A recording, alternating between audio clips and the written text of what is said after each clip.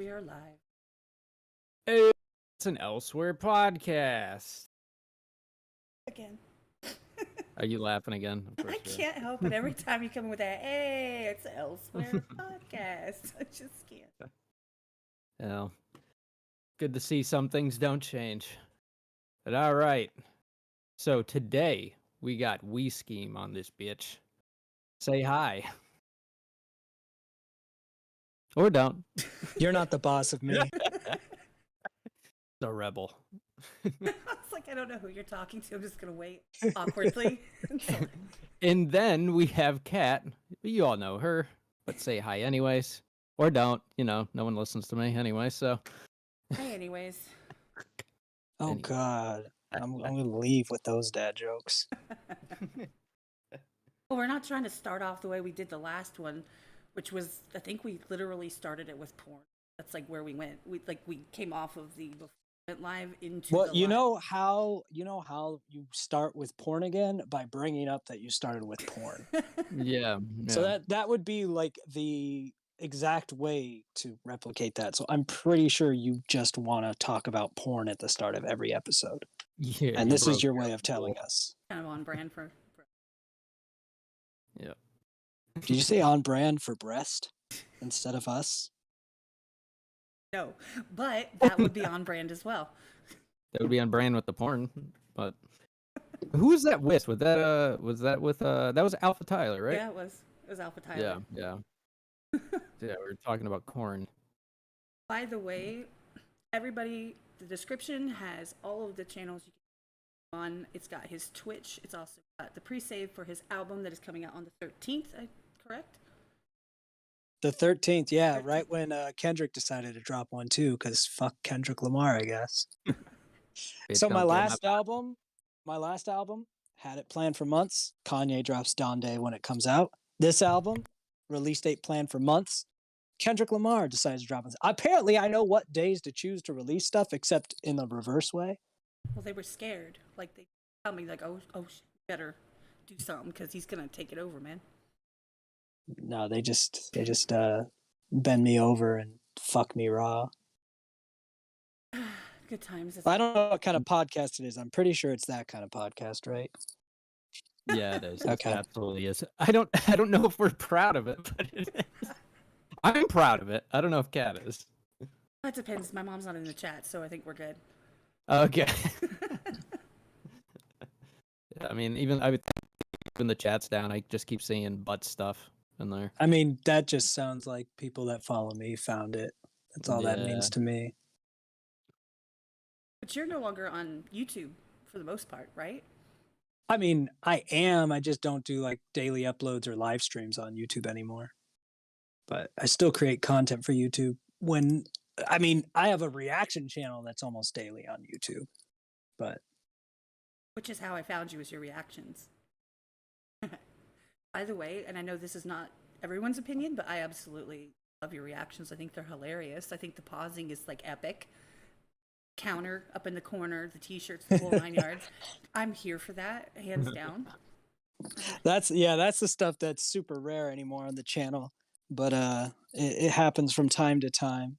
When something is actually interesting to me. What I stopped doing was just on the main channel, just reacting to whatever the fuck. That's on my other channel now, so I can just react to anything. But now if there's something like a particular interest to me, and I feel like wearing a whole outfit and doing a whole day worth of editing and trolling, sure.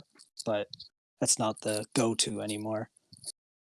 Yeah, well, I just think it's... I know people get all crazy about it. I think it's even funnier that you lean...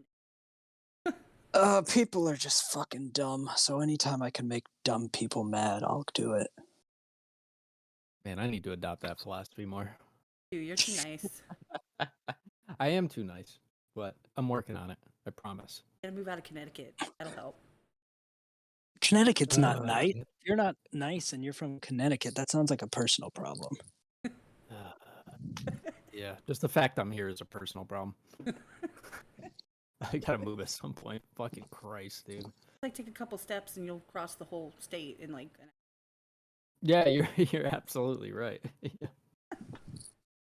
Literally like 2 steps wide. Oh, fuck this place. Speaking of sandy rectums, as you so elegantly put it. I can't even. I'm picturing it. That's not even like that's the worst place to get it too. Like stuff. Apparently, Alpha Tyler up in the chat is coming for like he wants those hot takes for people to clip. If you see what he just said, I do see that. What did he say? he said, "I heard Skeem was a huge country rap fan." Oh. He wants to get those clips to spread everywhere to get all the country rap cronies riled up. Teach me how to do it. Mrs. Scheme is she's going right along with it too. She wants that blood too, apparently. Dude, like honestly, I think that's probably the most cringiest music out there right now. No, nerdcore that's country not trying to rap. be funny is the cringiest popular music right now, and it's not even a close contest. I don't even know what that is. Pokemon ciphers, and you would Oh. think that'd be a joke, Thing? right? Like making jokes about Pokemon, but no, they're being dead fucking serious. That whole community is the corniest, cringiest shit I have ever seen. A lot of really talented musicians in it. Doesn't make it less cringe. Oh man, yeah. Just take the vocals out and it'll be better. The lyrics are what ruin it. Yeah. The lyrics just make me want to just cry. Because I I'm mean, gonna have to look this up. it's like I don't know. There's just a lot of clout for it right now. Because I mean, there's a lot of nerds. Nerd culture is always popular. But for me, that kind of music, because I listened to that growing up, but it was always comedy. Anytime we did stuff like that, it was comedy. I mean, fucking Weird Al's White and Nerdy would basically pass as a serious nerdcore song these days. Just change a couple of the lyrics, but comedy nerdcore has always been fine by me. It's always made sense. Make joke songs about your favorite TV show or whatever. But when you're just trying to be dead fucking serious with it, god damn, the lack of self-awareness in just the masses is impressive. Well, even just like in the word nerd, it sounds so juvenile. So the fact that you would take something so juvenile seriously just seems kind of Look, stupid. it is what it is. Again, there's a super talented musicians in it, so like, good on them. They're making good music and they're getting super popular for it. I just can't fucking listen to it.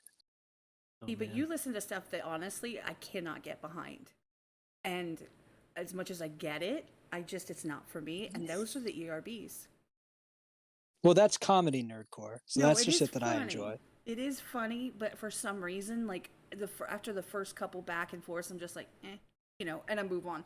It's not something that I'll ever go back to. And if I click on it by accident, I'll listen for a minute, but I generally don't stick around. But Well, and the thing with comedy nerdcore that kind of makes it your inevitable, like, that's not for me, is part of the branding. Like, there's no expectation that this should be something mainstream or everyone should like it, and it's very self-aware of its own cringe. That's what makes it work. Like, you're never taking yourself too seriously. You know you're marketing to a niche. You know it's just a goofy good time, and the people who get it and like it. The people who don't. That's totally what that should be. Nerdcore artists on the daily say nerdcore should be mainstream. This is better than what mainstream's doing. And I'm like, oh my god, there's a reason it's not mainstream. Shut the fuck up. I don't know. I mean, just something pictured a you could try, compilation of like Barney songs, like an ode to Barney and Captain Kangaroo. If somebody like threw that It's together. usually anime. Why does everybody's videos now have anime in them? Like their lyric videos? Because of how popular nerdcore is, so they're trying to get the nerdcore audience.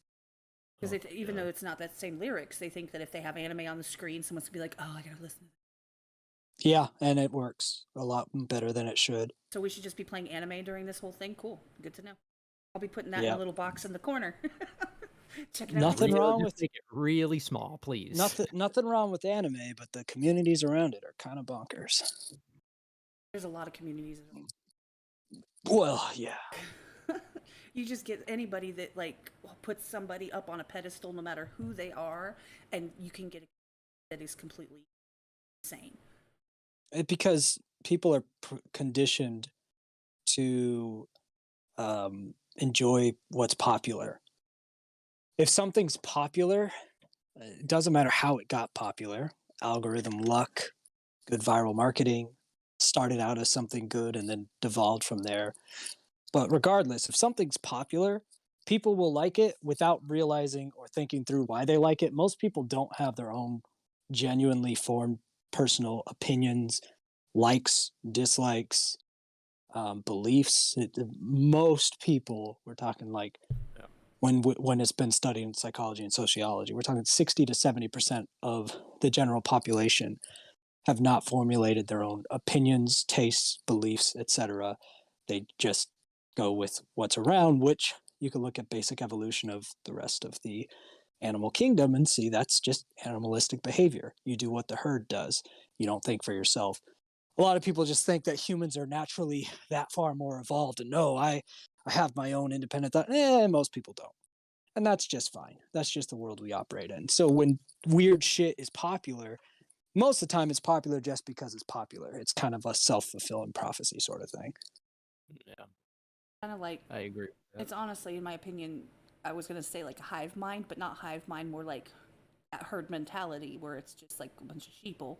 And it's like everybody else in the club is bobbing to it, so that must mean I do too. You know, everybody else is cheering when it, I must too. You Yeah, that's exactly what I'm talking about. Yeah. That's Well, I mean, what like it is. groups. I mean, groups. It used to just be like you would go. You'd pick whatever group had the most people out of survival. You know, Yeah. and that's basically we've just devolved into popularity. It's not survival anymore. It's popularity. Yeah, And because when survival is no longer necessary, the same instincts still exist and they have to come out somehow. exactly. Yep. Yep. And so if it's not in survival, it's going to be in that. Being cooperative with one another is extremely important for species survival and advancement. That's just one of the way we're cooperative with one another is liking the same things. Doesn't matter why. something I heard of recently, and it actually had specifically to do with it was a video and it was just kind of like crypto for dummies, like introducing some basic concepts. I actually was watching it to see if I could explain to my mom better. And it pretty much was like when basically you don't have any survival needs anymore, when you don't need basically have shelter and food, not everyone, but like as a whole, and people start getting into things that they don't need, like buying NFTs.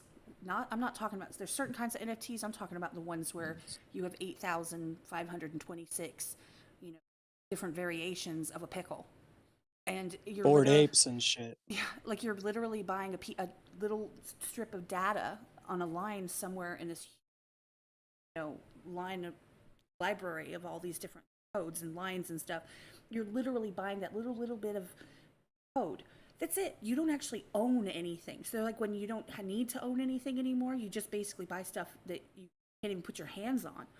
It's just weird how it Yeah, and that's always existed. I mean, uh, one of the more modern pre-NFTs was you could buy a star because there's basically infinite stars that have been mapped in the solar system, and there's companies that will let you buy one of those stars and name it after yourself. And most of the stars in the sky, well, not most, but a good portion of stars in the sky have technically official names that were sold to people, but you can't fucking touch a star or own it. But that was NFTs before NFTs, rich people buying shit that I don't even think those are that expensive. I guess there's just even random people buying shit that doesn't exist. yeah, I was gonna get one for my mom for Mother's Day a couple years ago, and I was like, but A star they're gonna rip me or an off. NFT? Star. It was. I was like, they're gonna rip me off. Somebody probably already bought it 16 times. Like, how would you know? I mean, really? You wouldn't. You would have no idea. Like It that doesn't one's matter. mine right there, and there's 85 other people at that moment across the world that are like, that one's mine. Yeah. I mean, the blockchain's not much different when you really break it down. I want to know exactly how people would like know which star's which too. Like, do people ever get like mixed up? Or like two I, people buy the same I mean, star? And unless then you got professional astrologists mapping it out, I'm sure they got mixed up plenty. yeah. Astrologists know these locations and coordinates, but I don't think the people running the name a star company do. To I think timeshare. they just, I think the Did it people just half a like to year. think they own one. Doesn't matter if Exactly. they actually own it or not. Let's They just think. want to feel like they own it. People want to own stuff that they, you know, and things are only worth what people are willing for them. I mean, it's that simple, and that's the bottom line when it comes to NFTs. People aren't worth it. So what you do is you build up, you get people interested, if you find some kind of way in, and you get them to be interested, and it builds up some hype. And because other people are hyped, people get hyped because, well, if they're hyped, I should be hyped, and that's going to drive the price up. They all know how it works. But then if I think nobody, you've overcomplicated NFTs. NFTs work because of money laundering. It's the same reason that modern abstract art works. It's not because it, which came first kind of thing. With NFTs, what came first wasn't the hype. It was the, hey, this technology can be used to launder money. So let's build hype so we can do that. With modern abstract art, it was the same thing. It was how do we make art exceedingly valuable without having to have someone who's an excellent artist?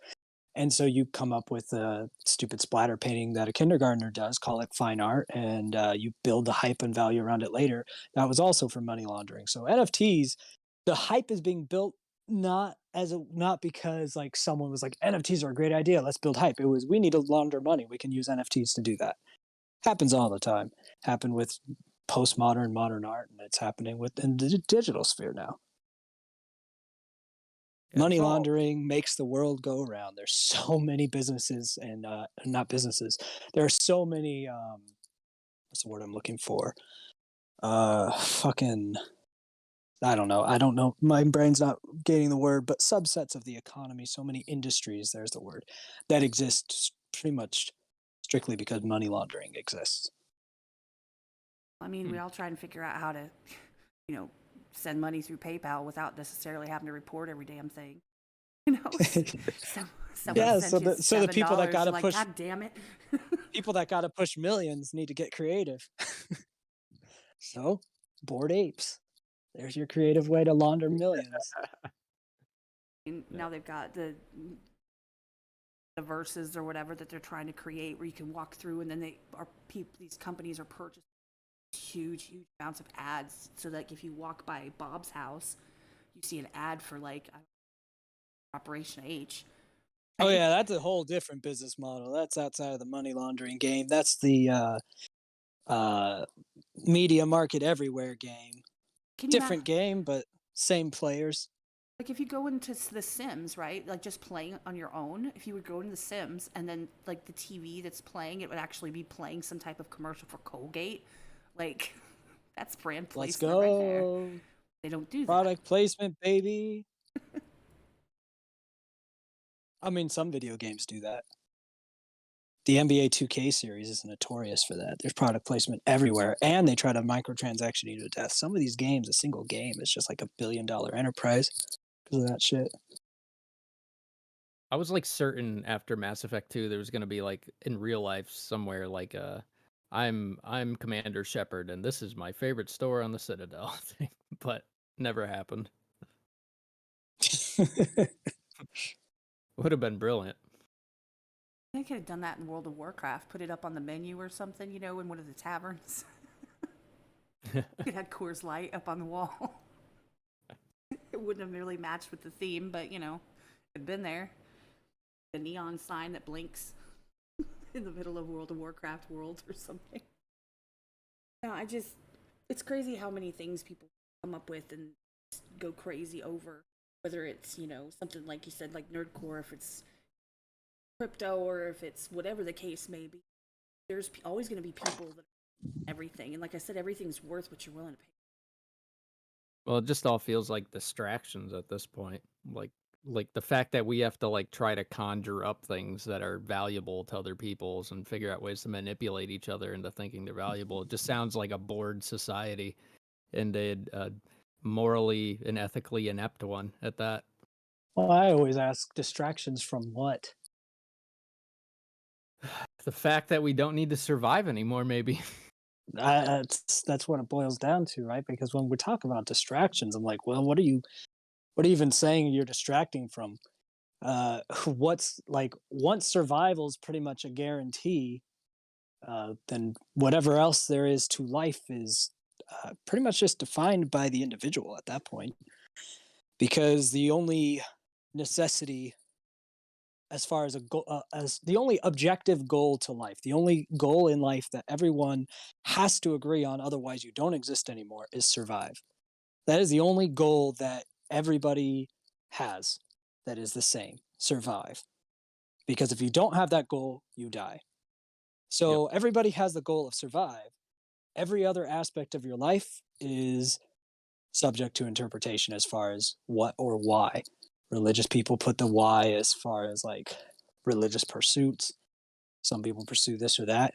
So oftentimes when people are like, oh, this is just a distraction, or, we're wasting time. I'm just like, well, what's your baseline? What's someone being distracted from? If they're surviving, what's their alternative? What else should they do? Because the only thing we can all agree they need to do is survive. They've already got that box checked. So what would you say is a better use? Truth said reproduction. Reproduction. Well, I guess it kind of fits in the same niche, right? Survive and then replicate yourself for when you're dead. Because eventually you'll lose the survival game. Narcissistic. I need to make another me before I go. That's right. We are a very arrogant species. I mean, pretty much nobody's free of that, but, All the other species procreate for the because yeah, but they don't, it's not because they're like, this is my child and I have to have them like carry on, it's a little bit different. Yeah, well, again, it's the only thing that's shared cross species too. The ultimate goal is survival and keeping the lineage survived. Like that is the only goal that exists, that everybody does and agrees on, is survive. And every animal, cell, bacteria, virus, every living creature we have ever witnessed follows that goal: survive and reproduce. That's it. So after that, you're into extra credit. So I kind of I'm usually very light-footed with saying anyone's extra credit is super wasteful or not. I'd say the only extra credit that gets bonus points is the ones that help in other people's pursuit of survival and basically species survival. That's the only thing that falls into the objective, and you could say is objectively a noble thing to do. So I guess the only replacement you could say for someone frivolously buying NFTs that is universally morally superior is doing something that enhances the survival of the species. White.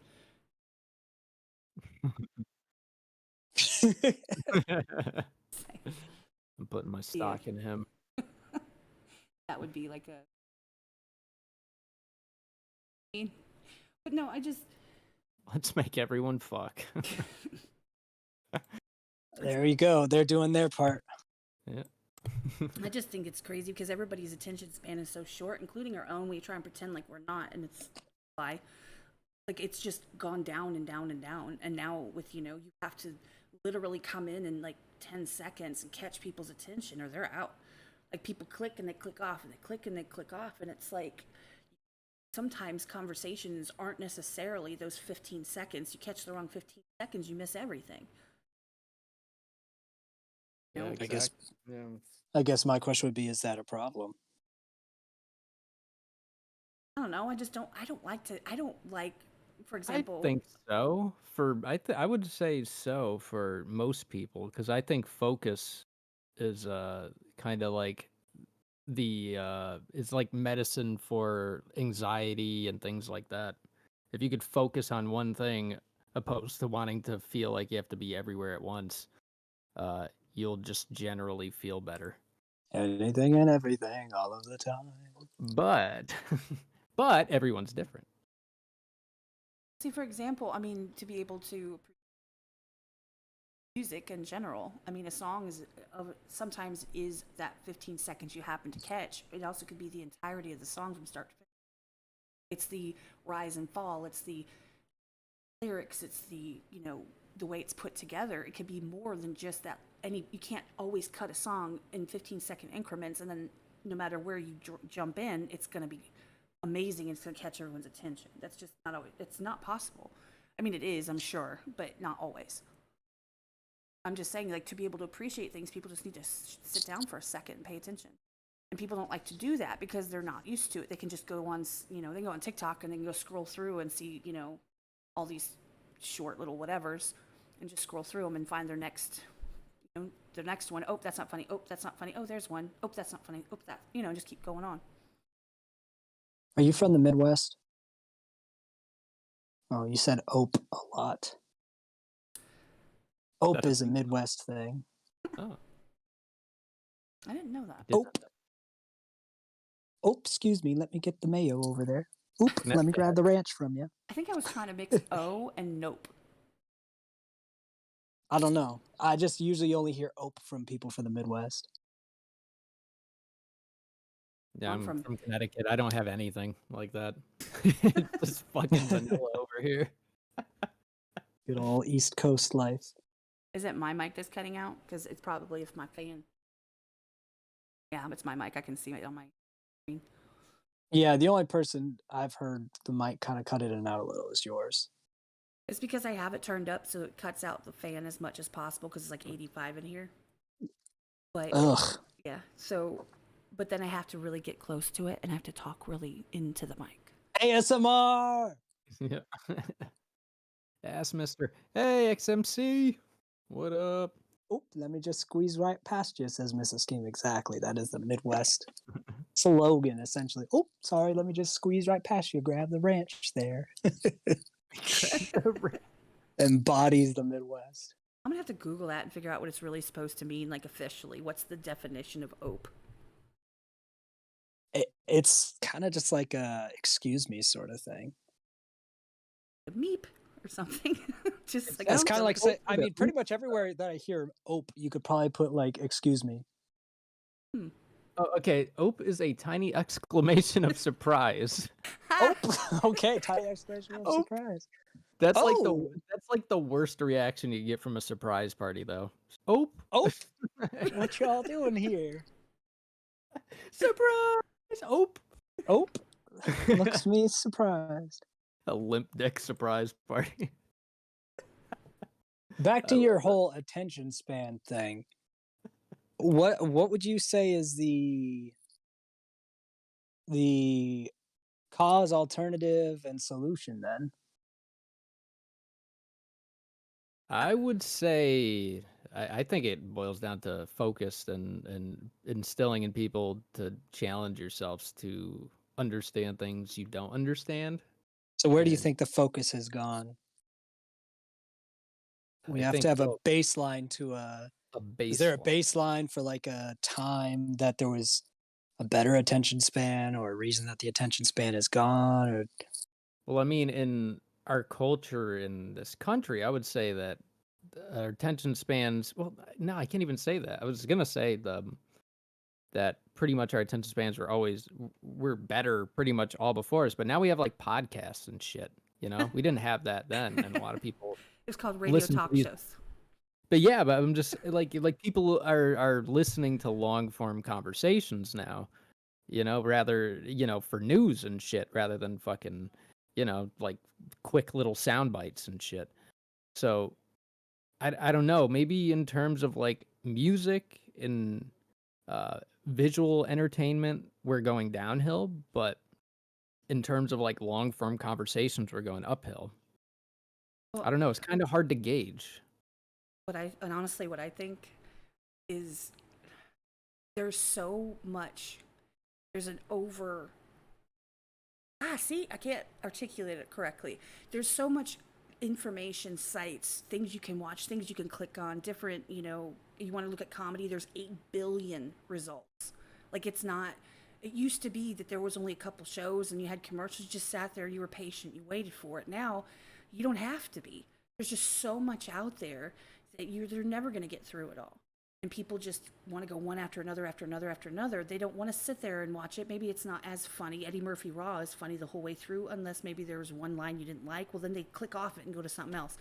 It's the availability of all of this content, which can be good on one hand, but on the other hand, it makes it so that people don't have the patience to just kind of sit and see what something's about. You've got to catch them right away or they're going to move on. Yeah, and that's the theme of Bo Burnham's song "Welcome to the Internet," if you've heard it. I did. A little bit of everything all of the time. When we're looking at it in psychology, the issue that's being pointed out, because there is a lowering of attention span that's measurable, and on its own, a short attention span is not necessarily problematic. The problem is the root of our low attention spans, and that has to do with accessibility to a little bit of everything and anything all of the time.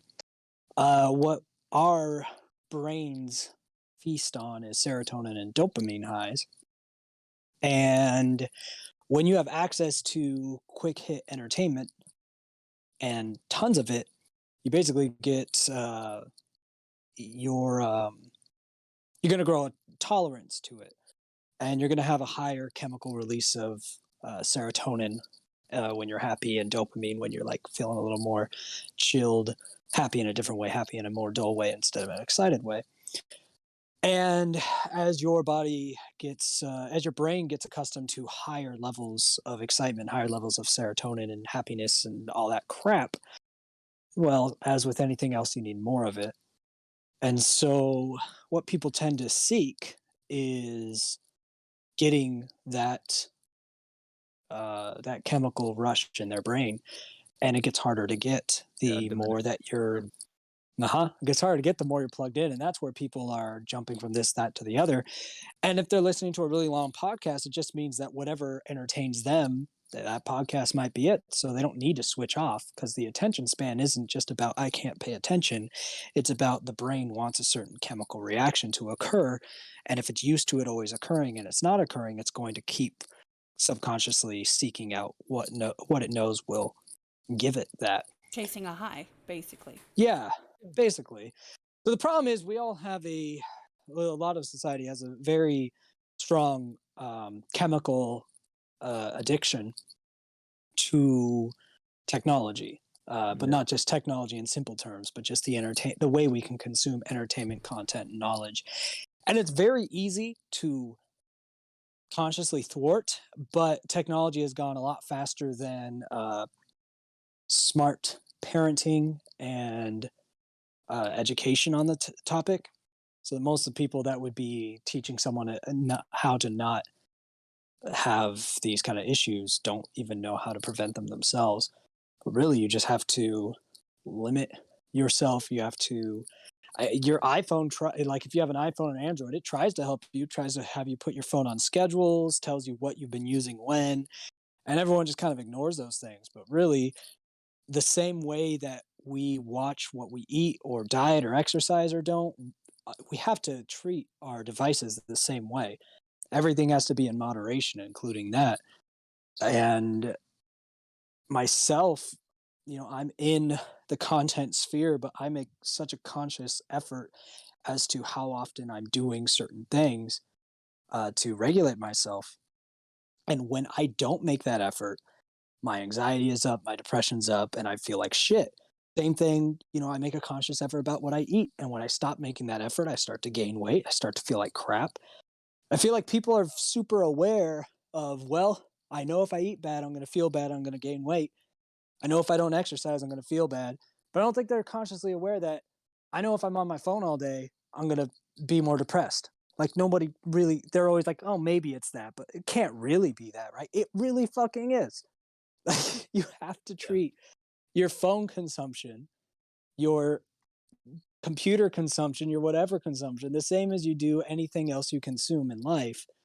And unfortunately, I'd say about 95% of our society doesn't. They don't see any they haven't been taught or educated or even thought to see that consumption the same as the other consumptions that they know to do in moderation. Doesn't mean they will. Like some people don't moderate what they eat, even though they know they should. But we don't even have a system in place where people know that that's an issue, aside from, slight hearsay or rumor. Well, my favorite thing is when people are trying to bring awareness to it, they do it in like TikTok. Yeah. To me, that's just the irony. Yeah. That's how you're going anywhere to get is it fine. across, but still. Anywhere is fine. I mean, the place that people do drug awareness, a lot of the most effective ads are where they know people are dealing drugs. You got to go to the source. But the ads are small things that get people to go have the bigger discussion, though. Exactly. Yeah. So I think targeting the place where the addiction occurs is a good idea. I think You're, we should start teaching psychology in school, like at a young age. We a should lot know of what high these schools are. do, which is good, but it's usually optional. I Yeah. Yeah, think it should be psychology should be mandatory. a mandatory class in high school to get some of the basics and replace, all the study on the like Freudian psychology and the history of psychology. Fuck that. Give a practical psychology in high school. There's a lot of practical application of psychology to help understand how your brain works.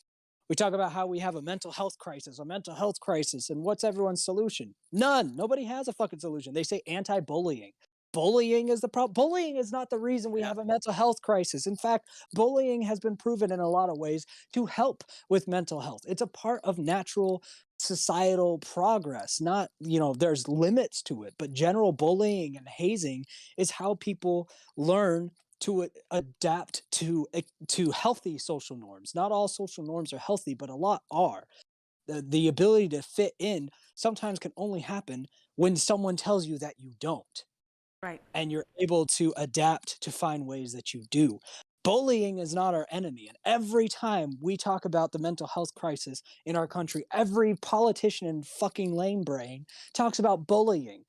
There's no support for that in studies of psychology.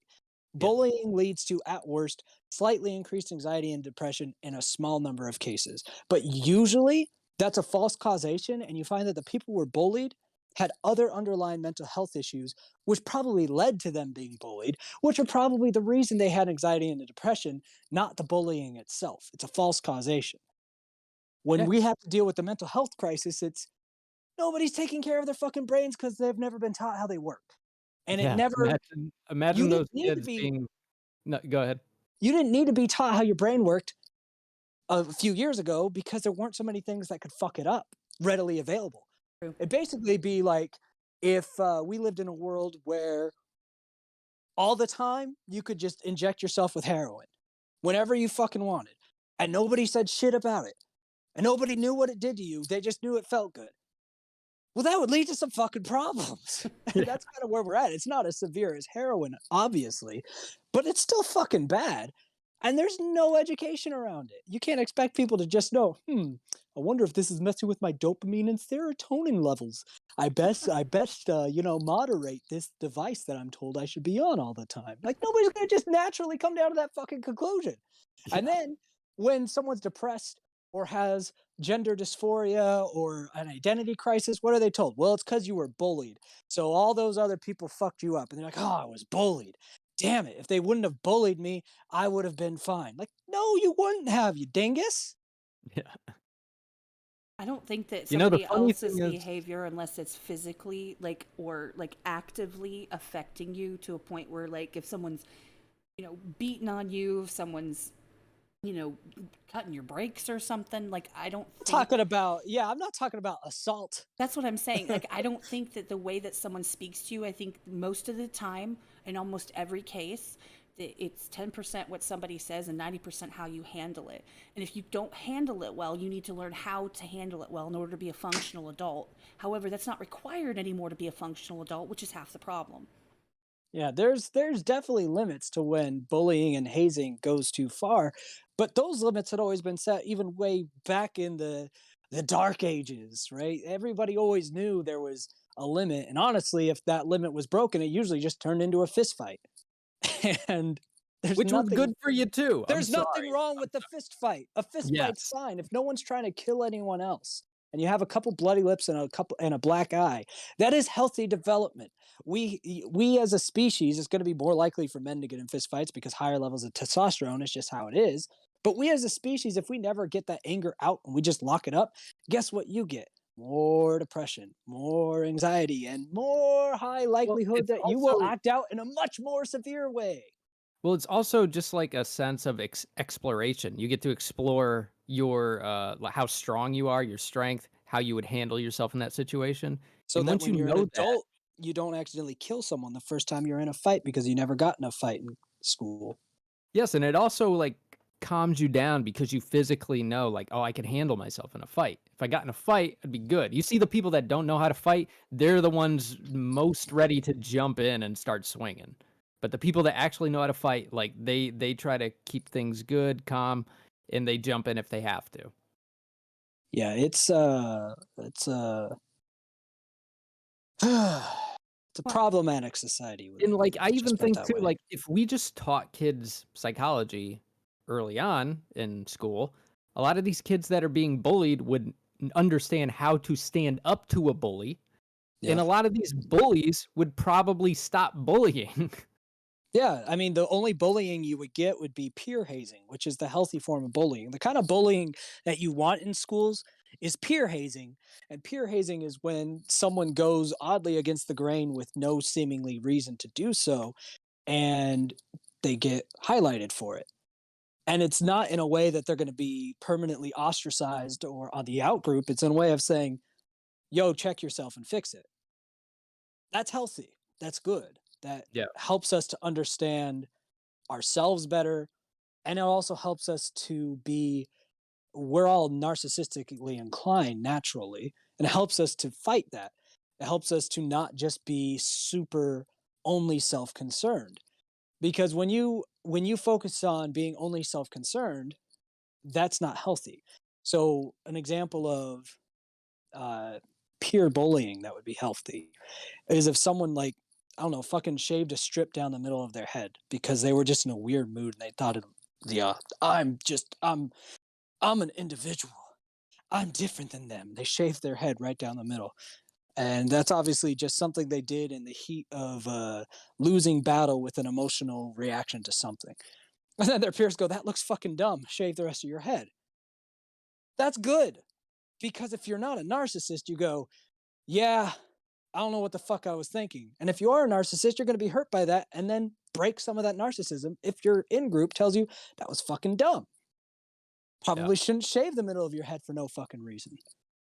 Like, that is not unhealthy. Being able to be yourself and do whatever you want is not mentally healthy, because we have raised two and now a third generation on the principle of the only thing that matters is be yourself and be happy. And we have the least happy people in those three generations that we've ever had in recorded society. And any point of society we've recorded people's happiness, we've never been less happy than when we started telling people to do whatever they wanted. Because part of being happy is having a social harmony with those around you. And that cannot exist if you only care about doing what makes yourself happy. You have to care about doing what makes the people around you happy and comfortable too. And if you don't, you will never actually self-actualize, because you'll just be a narcissist. And what people don't realize is narcissism is also very bad for the narcissist. Narcissists are far more likely to commit suicide.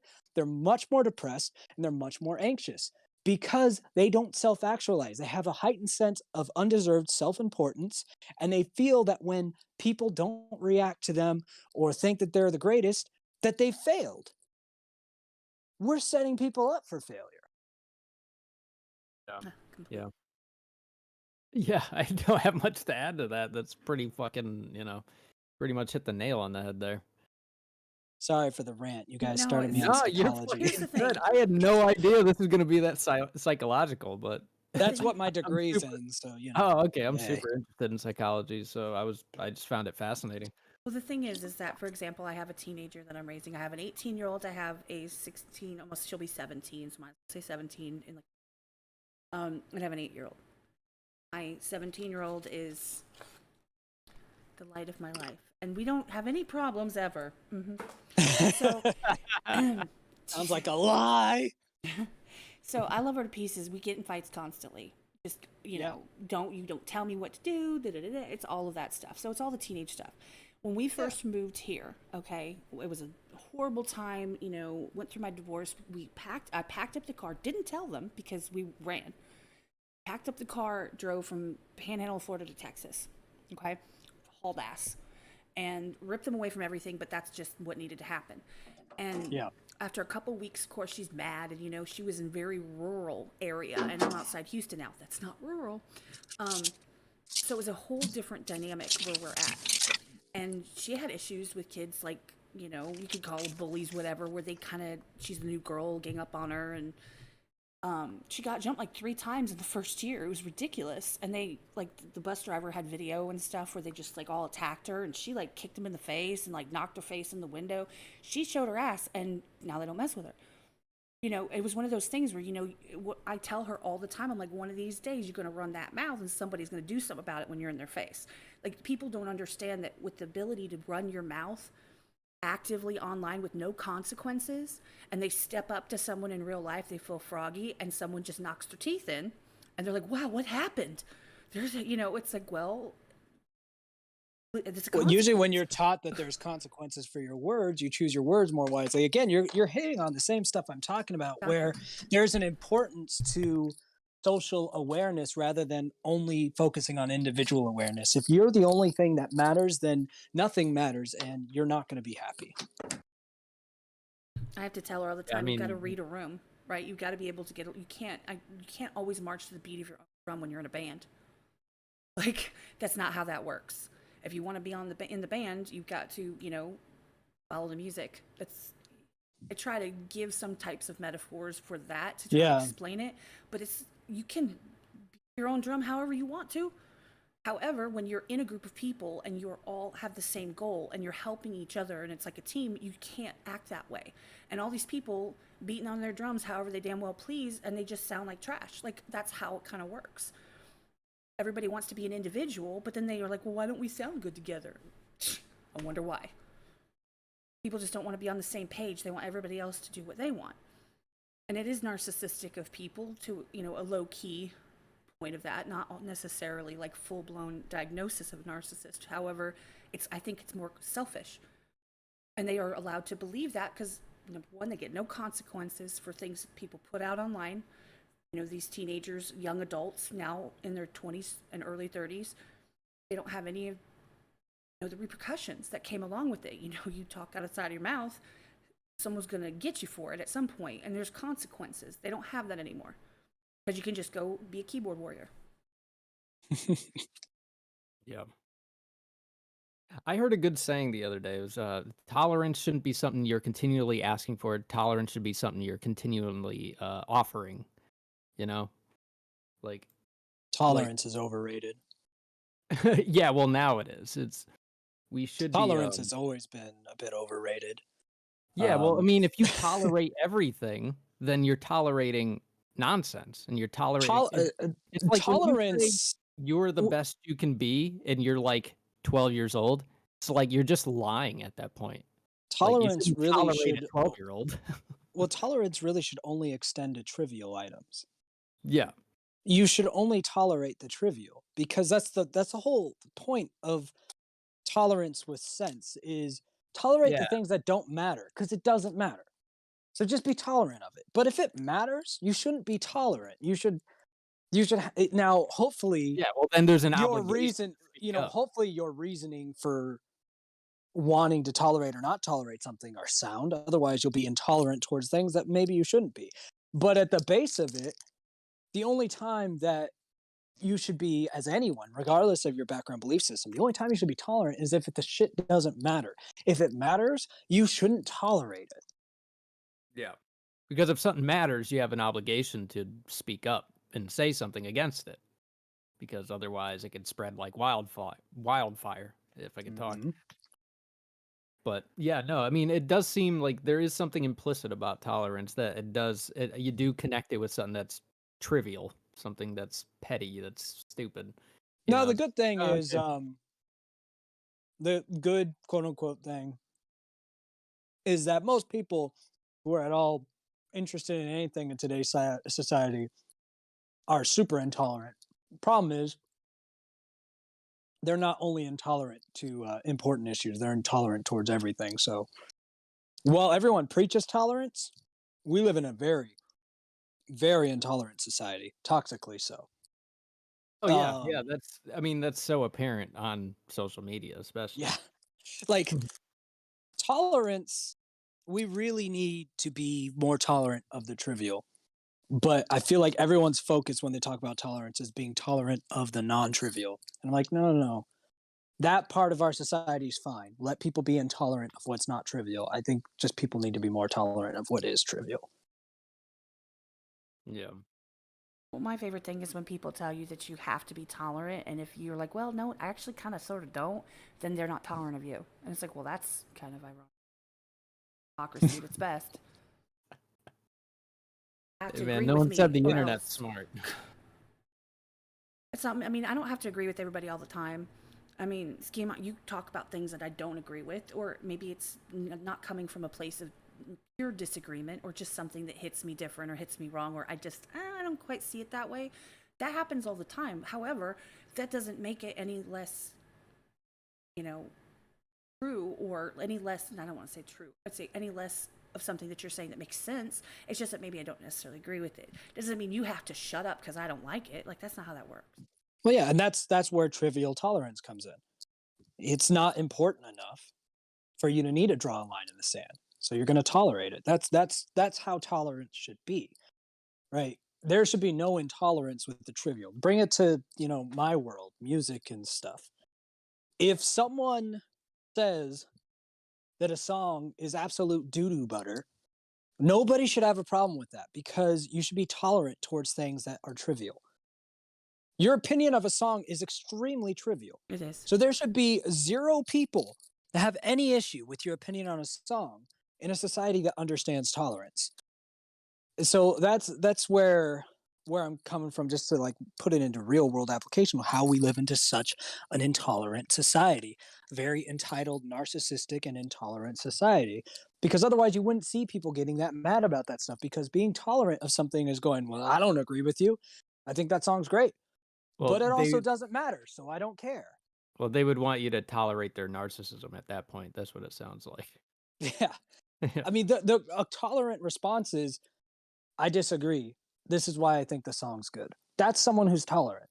An intolerant response is "fuck you, this song's awesome," or "you're just mad about this," like, so, or a non sequitur, right? Yep. That's the intolerance of our society, and it goes back in a lot of stuff we've said. People have never been punched in the mouth could be a factor, or people's own narcissism, blah blah blah. But all of these things have fueled a very intolerant society.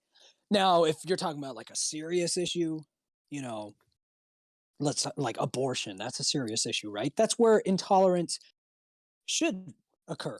Wherever you fall on that belief Exactly. system, I you should completely probably agree. be pretty intolerant towards someone who disagrees. It doesn't mean I'm saying who's right or wrong.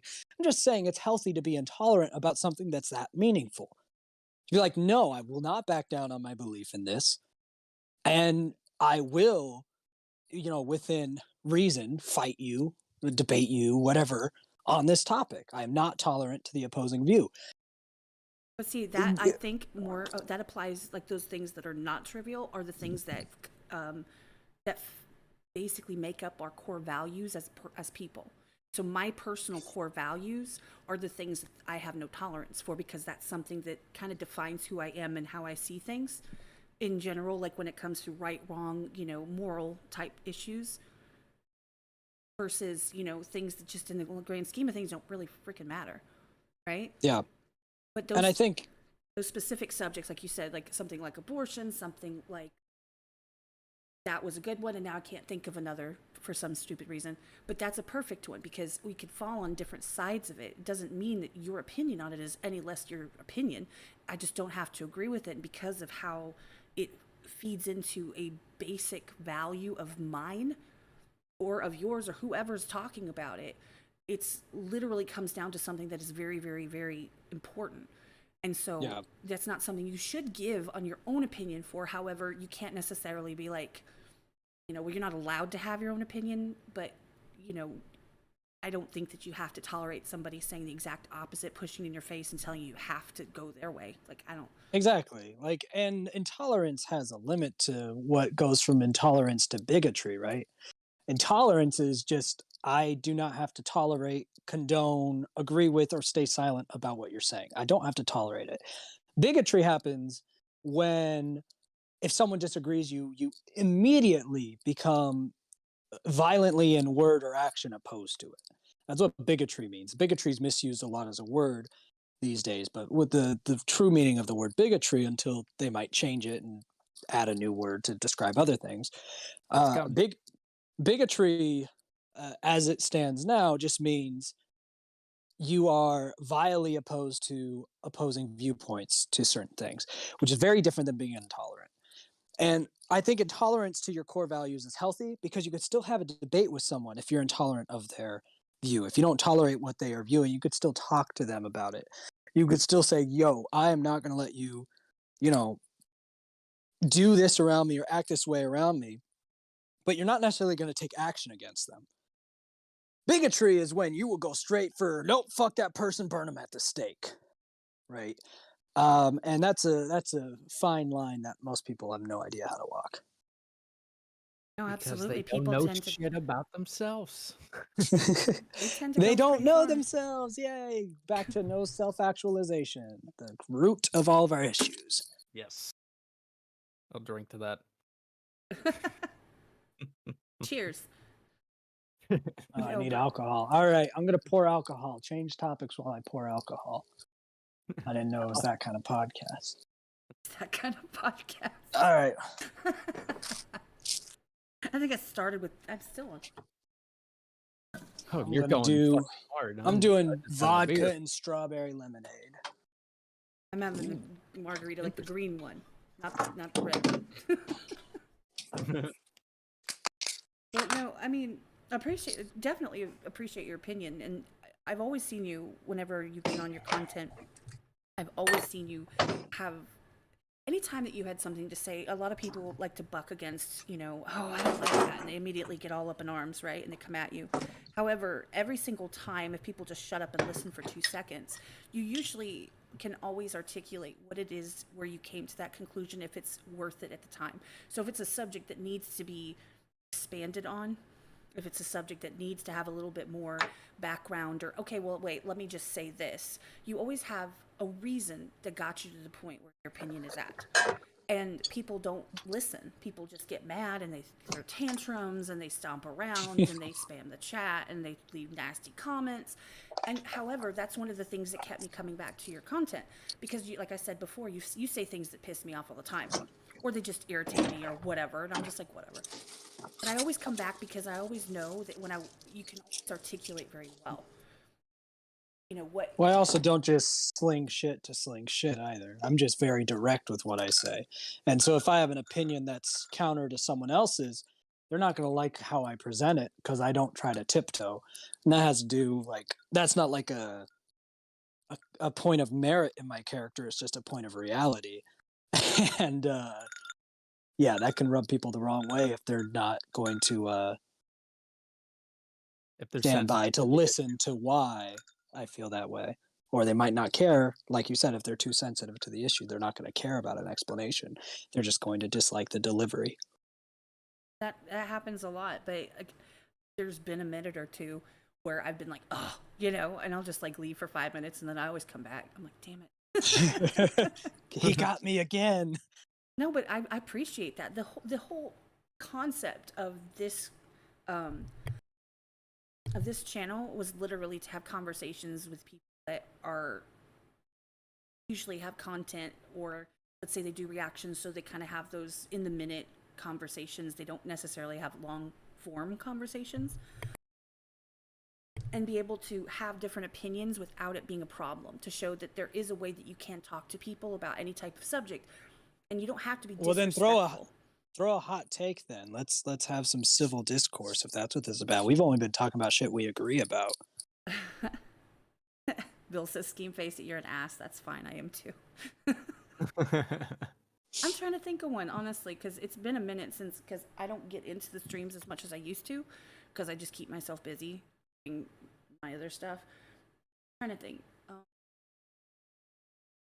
I mean, political issues usually seem to rub people the wrong Well, way. there's We start political there. hot takes, musical hot takes, Well, see, what's that's the something thing, that though, goes is, against the grain that you have. well, one thing, and see this in the grand scheme of all of the conversation, to say, for example, I get so much flack for this.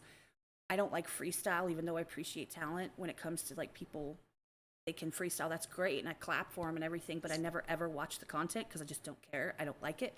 People, how could you not like it? Like they get at me Poor when I Harry Mack. now, I do not watch Harry Mack ever. Like, I Harry see Mack someone, crying. somebody would say it's a Harry Mack reaction. I'm like, ooh, nope. I go right past it. I'm like, skip. It's not for me. But, you know, people are like, well, how can you like rap? You like this and you talk about this and that, but you don't like freestyle. Well, because I just don't like it. I don't have to have expert opinions and reasoning behind it. Yeah, It's good not job, for me. Skulls. Skulls are like, all right, we got to get hot takes from the comments if Hell we yeah, can. man. Let's go. I see you trying to stoke that flame. I mean, I don't know how hot of a take that is. That's pretty reasonable No, take. that's what I'm saying. It's like, but people get really kind of salty about it. Like, I want a hot, spicy, something that I want something that I would disagree with. That's what you need, right? We want some jalapeno.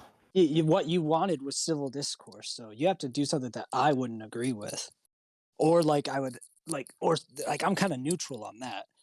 I don't agree or disagree with that. I'm just like, all right, that exists. well, I could say that I tend Jay to, saying gun rights. All right, what where do you are- guys fall on gun rights? I mean, I'm pretty fucking liberal with it. Like as long as you don't have mental disorders, fucking go for it. that's not What a about you, liberal Kat? opinion. He was saying liberal as in loose. Come on now, not Yeah, liberal yeah. as in political leaning. Yeah, we don't need the Context- political connotation. Context is important. I'm trying to stir it up, okay? No, I'm all for people owning guns. I mean, Yeah, me. I don't own a gun. I don't know how to shoot a gun. When Nick comes down to visit his family, he's going to teach me. So that'll work. But I mean, I don't know anything about it. However, I think that people have every right to carry them, and it doesn't bother me one little bit. My favorite thing is to walk into a UPS store when I was in the Panhandle of Florida, and the sign says, "We have guns. If you want to pull yours out, you know, I think that we also sell cemetery plots or something." I was like, shit, that's awesome. I mean, Yeah, I mean, I think we have a well, it's not I think. We have a clear gun issue in the US compared to other countries. The problem is most of the solutions offered are shit. that's that's really where I fall on this. There is a problem that needs solved, but there are not good solutions that have been presented, at least like officially. It seems like most people say that like it's a problem with assault weapons when it seems Yeah, to and be more assault of a problem weapons with, is completely off the mark of the problem, right? That's yeah, it's handguns. a pistol can kill someone just It's as a well. That's why people most people are problem. dying from guns. People are. It's a people problem. It's not a gun problem. It's a people Well, problem. it's still a gun problem. Other countries with people problems don't have the same issues we do because they don't have the same guns we do. It No, makes but- bad people able to do worse things, right? I You can give understand that, but I also think that it's, you know, I think a lot of things are choices that people tend to blame on an object. It's not the gun's fault you pulled the trigger. That's the person who pulled the trigger's fault. Whether it's in a I'm not blaming the gun, but it wouldn't be a kid's fault for drinking a fourth if we made it legal for them to. But probably be stupid to do that, right? I don't think that argument really stands logical testing. I see what you're saying, but it's just not really. It's not a lot. I don't follow the logic there. I think Objects can do terrible things because of people. It doesn't mean just because it's not the object's fault that we shouldn't restrict things. That doesn't make any sense. I think The that I'm responsibility saying it problem, maybe? I think it's a little bit different because I'm not necessarily talking about making it legal in any other context. I'm saying the fact that if you legally obtain a gun, somebody that is going to go legally obtain a gun, get it registered, you know, they know how to shoot, they know how to they know how to take care of it responsibly, then they're less likely to use it in a way that is going to be the problem, which is when people go out and they get a gun and they go shoot somebody, which is a criminal activity. I'm not saying that they don't and that that's not an issue in and of itself. I'm saying that there is a less likelihood when you have those certain types of restrictions where people are able to get them responsibly. I think that as long as those regulations are Well, the in place problem to a is we point- don't even have those regulations very well in place. You can go to a gun show without anything and just buy a fucking gun. And legislation that's been proposed to shut down what is commonly referred to as the gun show loophole are always rejected by conservative voters and politicians. And what you're talking about, I think everyone could agree on, that there should be responsibility in registering, knowing who has guns, and having them be responsible individuals. But we haven't even gotten that far. because of conservative pushback. You could still go to a gun show with little to no ID or registration, just buy what the fuck you want. You can't go to a gun shop and do that, but you can go to a gun show and do that. And I do get that. I also, like I said, I also do not own any guns and I've never shot one, so it's not like I have any kind of personal experience in that regard.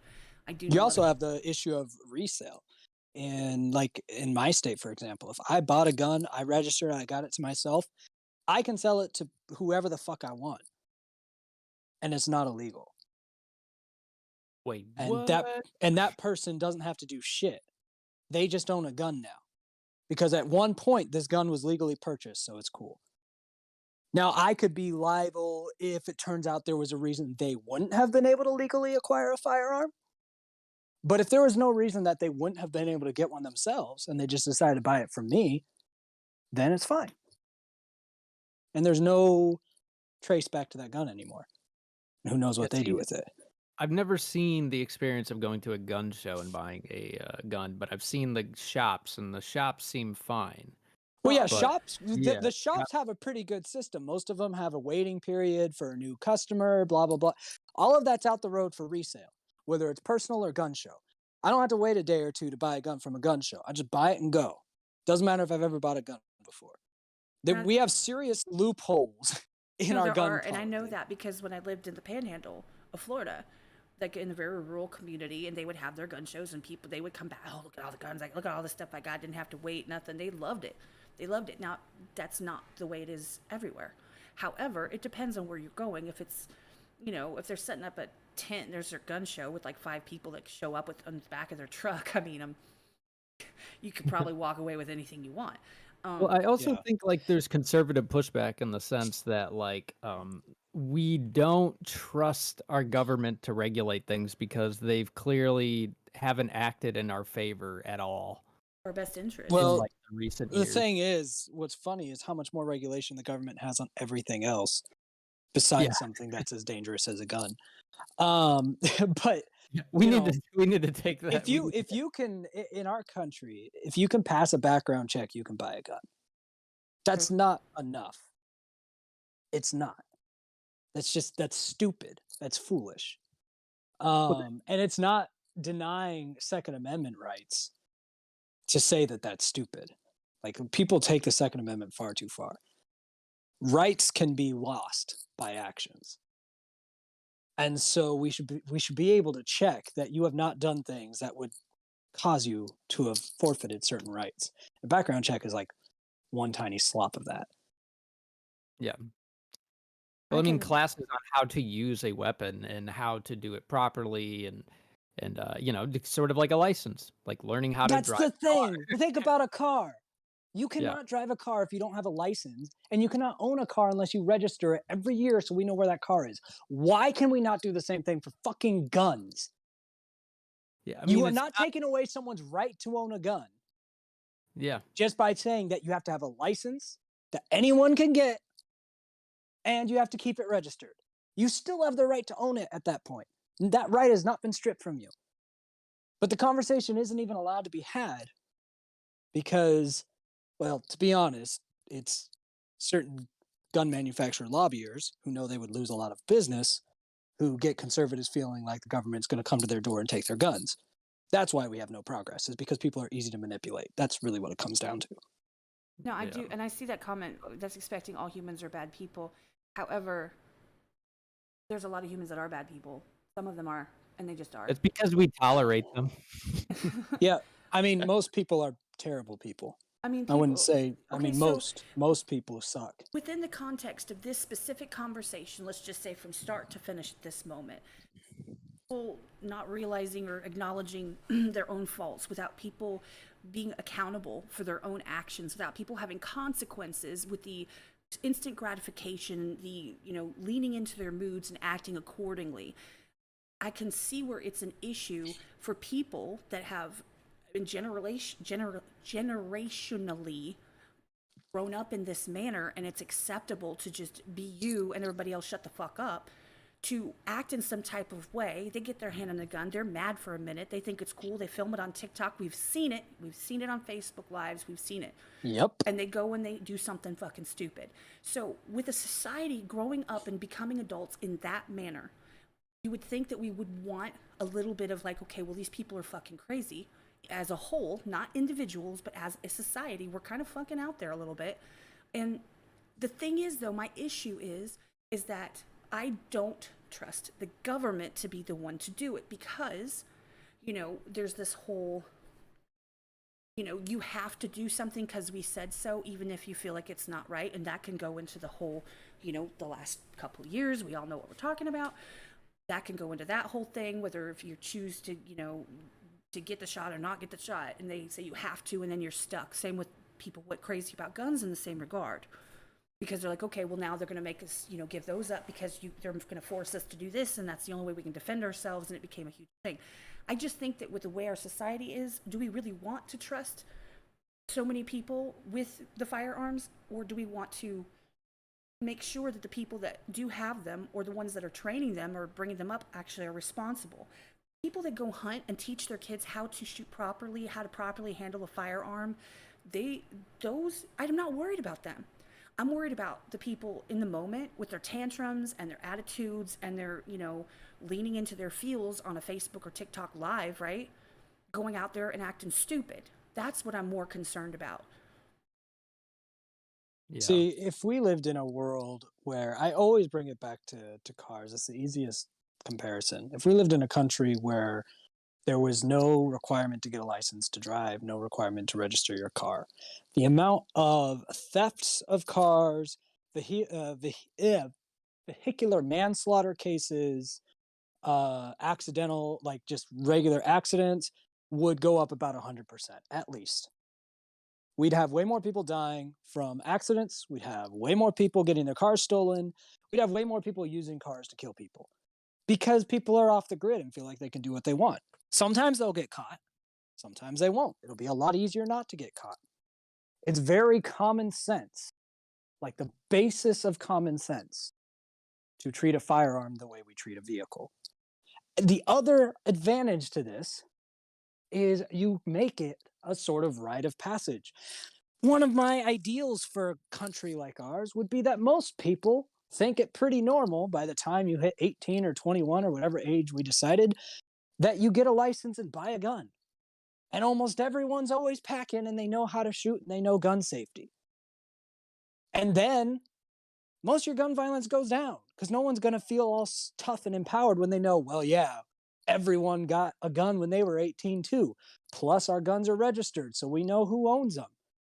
So it's not like I'm going to get away with shit. It's not going to help the people that are about to go on a shooting spree and then suicide. But if you took guns away from that person, they would just get in a van and run over a bunch of people, right? If people want to kill a bunch of people in a crowd, they're going to do it. The fact that gun issues are focused on that misses the point. The gun issues we have to solve is not the mass shooters. That's a societal issue that we need to solve, and the government can't do that. But what the government can and should do is fix the majority of gun violence that we have, which is either in gang crimes or accidental discharges and shit like that. That's fixed if you just treat a fucking gun the way you treat a goddamn car, which takes no one's freedoms away, and if anything will encourage normalizing of guns instead of people being afraid of them, and increase gun ownership, which is actually a healthy thing if your society knows how to use them, and also makes your society more equipped to not take shit from its own government. It's not rocket science, but liberals are afraid of guns and conservatives are too fucking retarded to have an actual conversation about them. And that's the crux of it, is that there's no meeting in the middle. There's no conversation. It's my way or else. That's the way that the far sides on both sides, hands down, they don't care. Like, but on the flip side, to those people, just as curiosity, is that a value issue? Is that something that is a core of who they are? Sometimes it is. I'm not here, there, or indifferent. That's a core of who they are. Can kind of stick it in that whole value side, that whole thing, something that is an intolerant thing. If a core of who you are is guns, you're fucking retarded. Well, if you're a hunter Like, No, you're fucking retarded. You have more Yeah, important no, I mean, things. There's no way around it. If that is your core belief, go get out more. Expand your fucking life. yeah, educate yourself, learn about No yourself. kidding. God damn. That'd be like the core, Really? one of my core values is Twitter. Like, shut the fuck up. No, it's not. Get a real life. and see, God damn. I do get the two ways to stop the government from disarming everyone, so that basically Yeah, the government could kill you if they want. We're far beyond that. That's what I'm Weaponry saying. back then, when the Second Amendment was made, you could actually defend yourself. You're not defending yourself from shit. The only thing that stops the government from taking you over is bad press.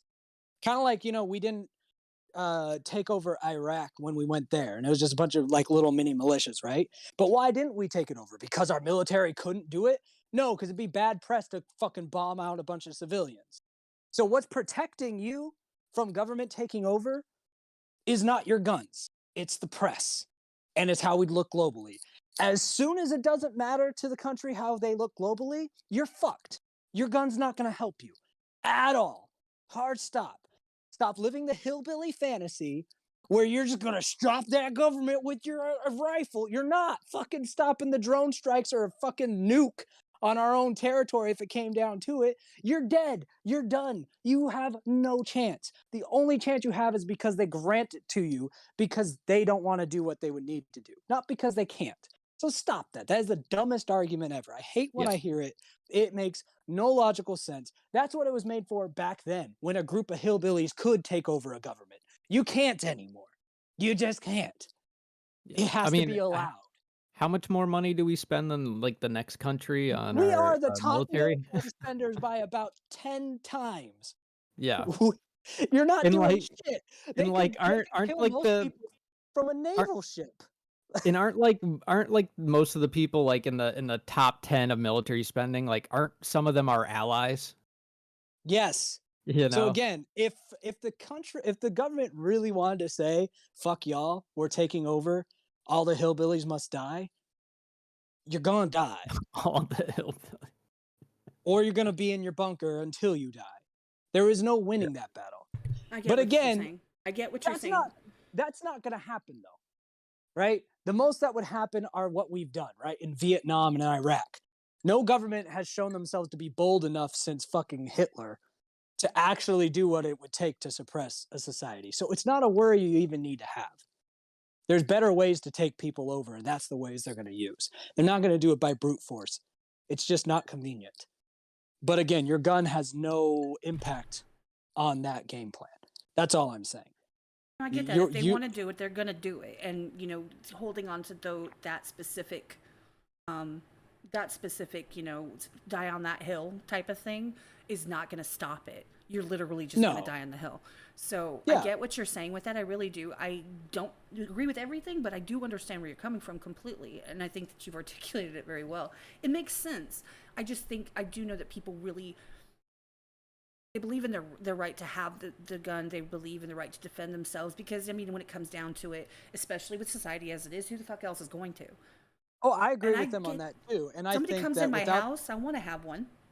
No, I think that the Constitution has to be followed as well, because otherwise we don't have a country that works. Right. We just become a regular democracy, and democracy sucks ass because people are too stupid for regular democracies to work. We need the building blocks. What I'm saying is your right to own a gun is not jeopardized or removed by having regulation around it. That's all I'm saying. Your right to have a gun is not impacted if we treat guns the same as cars, and you have to have a license and registration for it.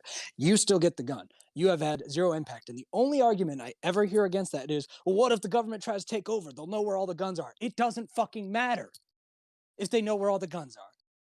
They know everything about you. The CIA has already been exploited, that they have tracked every site you have ever clicked for your whole life since the 90s. They already know if you own a gun, most fucking likely. You might think you have this gun safe of secret guns, and when gun registration becomes required, guess what you're going to get in the mail? Hey, those 7 guns you thought we didn't know about? Register those fucks. And if anybody doesn't believe that, by the way, just check your Facebook ads after you've talked completely away from your phone to your family about something random, and then go back and get an ad for it and tell me that that's not the case. Come on. Call me pessimistic, but they already won in that regard. So at the Just end of listen the to day, what Edward I'm Snowden. concerned with is my quality of life, not a hypothetical doomsday scenario. Yeah. I mean, just listen to Edward Snowden too, and everything that No happened there. kidding. Like, dude, I mean, he kind of shined a light on all that. It's like we're not like they're so up our asses, the government. So it's Yeah. like that ship's kind of sailed. I think the right to defend ourselves and own a firearm is extremely fucking valuable, but I think mixing that up with basic regulation is a complete non sequitur and nonsense. The conservative argument should be more like, how do we get more guns in the hands of responsible owners? And if there's no responsible owners, how do we create responsible gun owners? I know how. Make it a license and registration and a rite of passage like cars are. Everyone will fucking own a gun. It's pretty easy. I think there's some good points to that. I really do. And if anybody didn't catch that, literally that was people, that should be fine as long as you're registered and you do what you need to do in order to own one. Everyone should own one. That's fine. The thing that has me hitting my head against the shelf more than anything when it comes to talking guns, gun control with conservatives or liberals, conservatives and liberals both get pissed at me. Liberals are so afraid of fucking guns that they think the existence of a gun means everyone's going to die, and there's just no getting around that. Conservatives are so afraid of common sense regulation that they won't listen to me when I say I literally am advocating for more people to own more guns. You just don't like the way that happens. That's why I pointed it out, because that's exactly what you said. Yeah, the left is too scared and the right has too much of a boner to listen. Well, the right is too scared too. They're just too afraid to admit that they're scared, which is an ultimate irony. Yeah. They're gonna take my guns, then they're gonna come to my door. Stop being a little fucking pussy, Cletus, and let us get a license for your gun. God damn it! I mean, I don't think anything you've said is unreasonable. I really don't. And I mean, I used to be conservative. I think I'm more in the middle right now, but just because I think conservatives really showed themselves the last couple of years and how stupid and hypocritical they are. But the simple way that I put it is the liberal left is very intelligent and very delusional. The conservative right is very unintelligent, but not super delusional. See, and usually they're semi-open to conversation more than liberals are, in my experience. the thing is that I literally, like, my my children, and not so much my teenager anymore, but they used to think that I was like far right, just because of some of the core values that I had and things that I didn't have I wouldn't budge on. And then I get around people like in the last year or so, and I realize I am not that far. Like, that's not where I fall. And I even believed, because I figured, well, if you say, well, I voted for so and so, or if you say, oh, I believe that people should have the right to own a gun, all of a sudden, you're far right extremist. That's not true at all. And I actually didn't know any better until you get around people that are really far on either side, and then you get the extremists, and you're like, oh, I'm not one of you. Yeah, I'm like, it's like, your little, you're fucking crazy. The little thing that indicates where you are on the scale kind of like scoots over. I was like, okay, I'm gonna go over here real quick. Like, and I lean on the right side, but I'm very towards the middle. I'm more right leaning than some people that I talk to, and I'm a lot less right leaning than some people I talk to. So it's just kind of, and it makes for better conversation, because you can't be so stuck in your opinions that you can't hear others. Because there was a time when I was like a traditional liberal, but this scale moved so much that now I'm like a moderate conservative practically by how far liberal went. Oh, like the Elon Musk tweet he did? Yes, I retweeted that because I was like, bro, I feel that to my core. Yeah, I felt that too. I was like, I'm like, yo, my favorite president since I've been alive was Billy Clinton, bro. Not that he was good, but he's better than the Bushes and Obama and Biden and probably Trump too. And he was like, all right, at least he was just getting blowjobs, bro.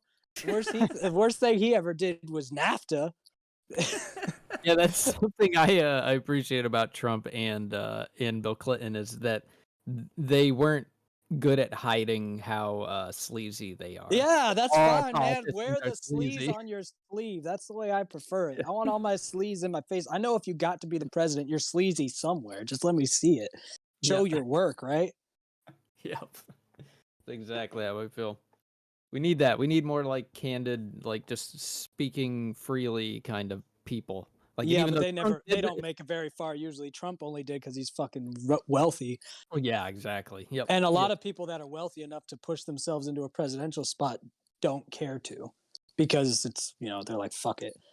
I And I don't know mean, there's why no Trump money did, in to that be either. honest, dude. There's no money Yeah. in that. It's because of narcissism. It's Yeah, I like, think you're right. I think he's yeah, narcissistic enough to want that power. yeah. I mean, why else would you want it? I mean, seriously, why else would you want to be president? There's You're no not going to money enact in it. any Well, real change because yeah, that's not how our politics work. Well, I really just think it's a status thing. if you thought it was how our politics work, then just look at the current one, and see that that position means nothing. It means Well, nothing. I mean, Biden's hardly Yeah. even alive, yet the country's still running. So He's- obviously, it's able to run without a president. Exactly. we might as well not Biden have a is just president. publicized elder abuse at this point. At least like the fucking Queen of England, they don't make her like fake like she's doing shit. We all know she just rests until she dies because she's gonna die soon. Biden, they're acting like he's like is actively Yeah. working deal. Like, bro, no, he's not. You ever Bro, hear? man needs a nap. You ever hear the national anthem by Radiohead? Don't know. I might have. Basically, that's Biden. Just the song falling apart while the singer yells out, "It's holding on." Poor fucking Biden, bro. I feel bad for the guy. Also, like, what sucks is if he was cognitive enough to know what was going on, he wouldn't be happy because his policies, I've been following this man for a long time because he was a major part of the 3-strike rule in the Clinton administration. So I've known about Biden for a hot minute. His policies are only based in safety. He is hyper concerned and always had been as a politician, hyper concerned with safety. He's afraid of the boogeyman. He's had bad family experiences with shit. So that's really directed him. His policies since he's been president have had nothing to do with his core values because no one cares. He's practically dead. It started like COVID was perfect for his platform because that's what he's like made for is safety. I could save you from the virus. Like that's perfect Biden shit. But usually safety at the heavy expense of minorities has been Biden's entire political career. And so you see all the shit all the like social agendas and shit that Biden would never buy into based on his track record. I'm like, man, Joe, if only you knew what was happening, you would be so disappointed. But at least you'll never know what your legacy was because the shit being done in your name goes so against you. He was a moderate liberal that if you're in a minority, you wouldn't want him in power because he likes putting you in jail. But he made policies overall for that. He's made comments publicly. Yeah. Specifically. Overall, he's like vice president. overall he's been like a pretty safe political figure. And now his policies are fucking insane because they're Miss Harris's policy and Pelosi's policies. Right? They're not his, and those two witches are fucking cunt insane. Yeah, Kamala's a fucking piece of work. Kamala, like I think she masturbates to nothing but porn that involves slavery. Yeah. She strikes me as that type. Well, She's honestly, really I think into slave Pelosi's the porn. devil, personally. I think the term limits for everyone under the sun needs to happen. I think they need to get people out, these career politicians. I think that you outlive your usefulness and they just like bask in You want to fix. You want to do the like people have asked me many times, what would you do to fix the country? Like if you can only do a couple things. All right, here we go. You make a new federal law, term limits on Congress of 8 years, nobody in any position of Congress or higher after the age of 65. You're welcome. We fixed everything. Because that's all. What's funny is It's that really simple. if you really look at their careers over the course of their career and you look at the policies that they stood behind and they were, advocates for, and they were out there, stomping around and waving signs for, and then you go literally 10 years later and all of a sudden it's nothing like that. And it's Well, think funny of the because chaos that we've had from Trump and Biden. That wouldn't exist. They're both over 60 fucking 5. but that's, Pelosi, she's been in power more than 8 years. All of our problems are solved with but they, those 2 simple rules. you think about it though, if you go back and you look at the stuff they've said, people get canceled for making a joke 25 years ago. So you tell Oh, me you don't made get a canceled if you're a policy, politician, bro. you make a policy that puts people in prison based on, you know, specific minority issues, right? And they're the ones that get hit the hardest. And yet 10, 15 years later, that comes up and it's like, oh, I don't know what you're talking about. I didn't see that. And suddenly it just disappears. I get that. Politicians are immune to all of that. They have too much money and power.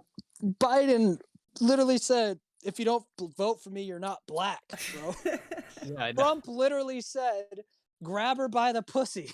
Like, just take a girl and grab her by the pussy. And those have been our last 2 presidents. If you're in fucking high political status, it don't matter. You're an untouchable. That's true. And Hillary Clinton's had many mysterious people die around her. Donald Trump had someone that was about to testify against him for some shit who just mysteriously died. He pulled a Clinton himself. Like, bro, if you're at that high level, it doesn't matter. You Well, good. That's what blew me away with everything that was happening with. good. That was Oh. perfectly on point. But with Trump and everything, like when they were saying he was gonna go to prison and all that, I'm like, no, he fucking isn't. No, politicians When have done is- prisonable offenses tons of times. They don't go there. They never go. And in the fact that people are getting like sucked up into this, it's like, dude, have you learned? Well, it's because you hope for like society to do the right thing. But there's a point where it's not hoping, it's just naivety at that point. The track record shows you what's going to happen, which is a whole lot of nothing. Yeah, and it's like, even if you just look at it in a hierarchy structure, it's like, if you're at the top, someone who are you below you is answering going to take the fall, for sure. exactly. Yeah. If someone's going to jail, it ain't you. Look at Eric Snowden. Blows the whistle on a bunch of illegal activity in the CIA. Guess who they go after? Him, not the fucking people that were doing the illegal shit. Yep. That's how It's this like- shit works. Also, I want to take this moment to say Eric Snowden is a goddamn American hero, and I will accept nothing else. And sorry that he has to live in fucking Russia and fuck every single political pig that has not brought him back with a medal of goddamn honor. Yeah, I actually agree with that. I think he's like, all he did was blow the whistle on our government doing something illegal. And the Yeah. fact that anyone would stand behind the government in that, it's just, you just look like a cuck at that point. They're like, oh, national security. Security of what? He literally exposed that we were spying illegally on our citizens. Yeah. That's not national security, you fucking dicks. Yeah, and that was passed by Bush, by a Republican, and fixed Oh, by yeah, Obama. the Patriot even though- Act.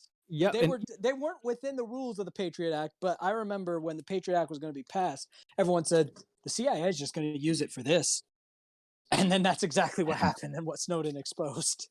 and and it's a shame. I mean, like, Obama like basically restructured it, and people like were like, oh well, he did a good job there. It was like, that was political pressure. That wasn't out of a sense of moral obligation. No, because and it's still just by as the bad media. now. They've gone right back to where it was. Yeah, George Bush Jr. Aside from Biden, but I find it hard to fault Biden since like he's not alive. But George Bush Jr. aside from Biden is the worst president I've lived through. I don't Dude remember got a it well second. enough. The dude got a second term because he fucking nailed his speech on 9/11. That's the only reason he got reelected. Dude, like, but for real though, he nailed that shit. He was standing on top of the rubble with an American flag and fire behind him, rallying everyone to come together. It was a fucking baller speech. Like, and this is the dude that can't give speeches. That dude got his reelection like a year or two ahead of time on the heels of that speech. The dude fucking, everyone loved him for a little bit after that. And then a second term, we're like, oh shit, it's still that guy. That's even like, that blows my mind too. Again, with the naivety, it's like, just because someone gave a good speech doesn't mean shit. It's Oh like, no, you don't watching your undersell it. actions? Don't undersell it. It was a fucking It's a amazing speech, speech. dude. But that's what politicians do. They Well, it tell was you also shit a that's that what they're sounds- speech in supposed to context do. after like, but it was also a speech in context after like the biggest American tragedy that ever struck. So people's emotions were high, Yeah. right? So it was and it wasn't So they got inauthentic either. manipulated. Like it was a very authentic speech. Like George Bush isn't just some sort of movie villain. Like it was a very no, I don't think genuine and good speech. It's just we all kind of forgot. Well, I wasn't voting at the time, but the voters kind of forgot that he was still a shitty president. And then he did the Patriot Act. The Patriot Act happened right after 9/11. He got reelected Yeah. after doing the Patriot Act, Do which you is know crazy. how long after 9/11 the Patriot I'm pretty Act? sure it was before reelection. It was. Okay. So I mean, it was a pretty he had quick already done that. response to everything, because this is what we need to do in this moment in order to, Yep. protect the country and protect everybody. Is we need to do this, and people. I were like, remember the first time I flew on a plane after 9/11, I saw on my ticket stub there was a 9/11 security tax, and I made the joke, "Uh-oh, the terrorists won," and the TSA did not like that statement. he got the special walk to the special room, Yeah, the because I special just see pat on down. my ticket it says 9/11 security tax. I was like, the terrorists won. We have a new tax. And yeah, TSA did not like the T word. I think that was probably like 2002 or 2003. So it was, Oh yeah, so Pretty high that wound was tensions. still open. oh yeah. Well, It was remember, still gaping. everybody went crazy when they were going to do the X-ray scans. They were it was such a violation of everyone. Is to see all the way through your clothes and see your inside pieces and stuff and your bits where they are. People were so offended and they were up in arms. They were so mad. And now it's just, that's no big deal. Like, it's amazing what people X-ray! will tolerate. Like, literally, it was such a big thing, and everybody was against it, right? They were in an uproar, and then all of a sudden, it's gonna happen. Like, if they want People to are implement something programmable. like that, they're going to implement something like that. But I think That's why I why said there won't be like a violent government takeover of us. They'll don't do it have in to. ways like that. It's not required. I mean, look how far, it's a stupid hyperbole to use, but it's still relevant. Look how far Hitler got without forcing anyone to do shit. True. People are easy to condition and program. It's not very hard. People are just, unfortunately, half of the people you'll meet in your life, unless you're in very selective areas, are below average intelligence. People are easy to manipulate. See, I know somebody that, in my life that's very, very intelligent, doing very well, like full ride scholarship, doing amazing things, loves their debate, and that was like the bane of my existence. But, there's debates, it's like you literally are there to like beat your opinion into someone until you win. Like, that's literally what it is now. It didn't used to be. What, Ben Shapiro? But no, I mean, this person in my life, we had a conversation regarding, I think it was just a comment about drag queens reading stories to kids, right? And being like, I just don't see the point. And there's some things that need to stay with the community and the family. And so when you introduce your children to them, because some people are very religious or they're very conservative, or not conservative, that just don't, that's not something you need to teach the kids in school, per se. And Wait, hold on. So what age students are we talking to I'm have talking drag like queens second reading? grade. I'm trying to eat Chinese food. You can't lay down the image of a bunch of second graders Yeah. getting read a story from a drag queen. Oh yeah, and the thing is like the story had gone on to basically the article had said that these particular drag queens were at a club that was very, like they were on the sleazy side of it. Let's just put it that way. Most drag clubs are. That's kind of part of the culture. My Right. wife and I's first date after we got engaged is I went to a drag club. Like, fuck yeah, it was fun. But I don't want my second grader getting read stories by a drag queen. Well, the thing was is to let them. It was to kind of promote the these are people too kind of situation. I'm like, in my opinion. Well, yeah. I mean, I get that people are people too. Like, I don't need anyone to tell me that, or my kids that. However, the thing is why do you feel as a school that you need to implement this when it's something that, has to do a lot with your community, your family, and your personal takes on how you're going to educate your children in this regard, okay? Because And the community and the family has failed, so the school's trying to pick it up. Well, the person that I was talking to, they were saying basically that, you know, that's what legislation is for. And if the school believes that it's something the child needs to know, that basically the family needs to shut the fuck up, give them food, give them shelter, send them to school to learn what they need. And I was like, that's, you know what that sounds like, right? You know exactly who did that with the children and the country, and teaching their children values based only on what the schools are going to do? That would be like the Hitler regime. That was what the Nazi Party was all about. Is, you know, you do not get to educate Control your thought children. and you control everything. Oop. And they're like, oh, I can't talk to you anymore. And, you know, you're a horrible person and you're this extremist right-leaning person. And I'm like, that's not it, but okay. If you think that, you know, the family means nothing, by the way, they're part of my family. If, if that means nothing, right, and the family has no right to teach the children anything, they're not allowed to implement values, family values, or core values, religious values, community values. It all has to come through the school and legislation and what people from above deem is correct for society.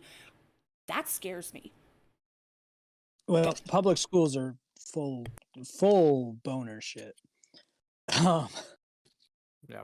I Even the ju- drag queen thing, it's like it's all downstream from psychology. If we just taught psychology and awareness you of wouldn't have to have ourselves. drag queens read you bedtime stories if you understood psychology, because then you'd understand that not everyone feels like the regular gender stereotypes, and gender exploration and cross-dressing is pretty much normal and healthy. Like, get over it.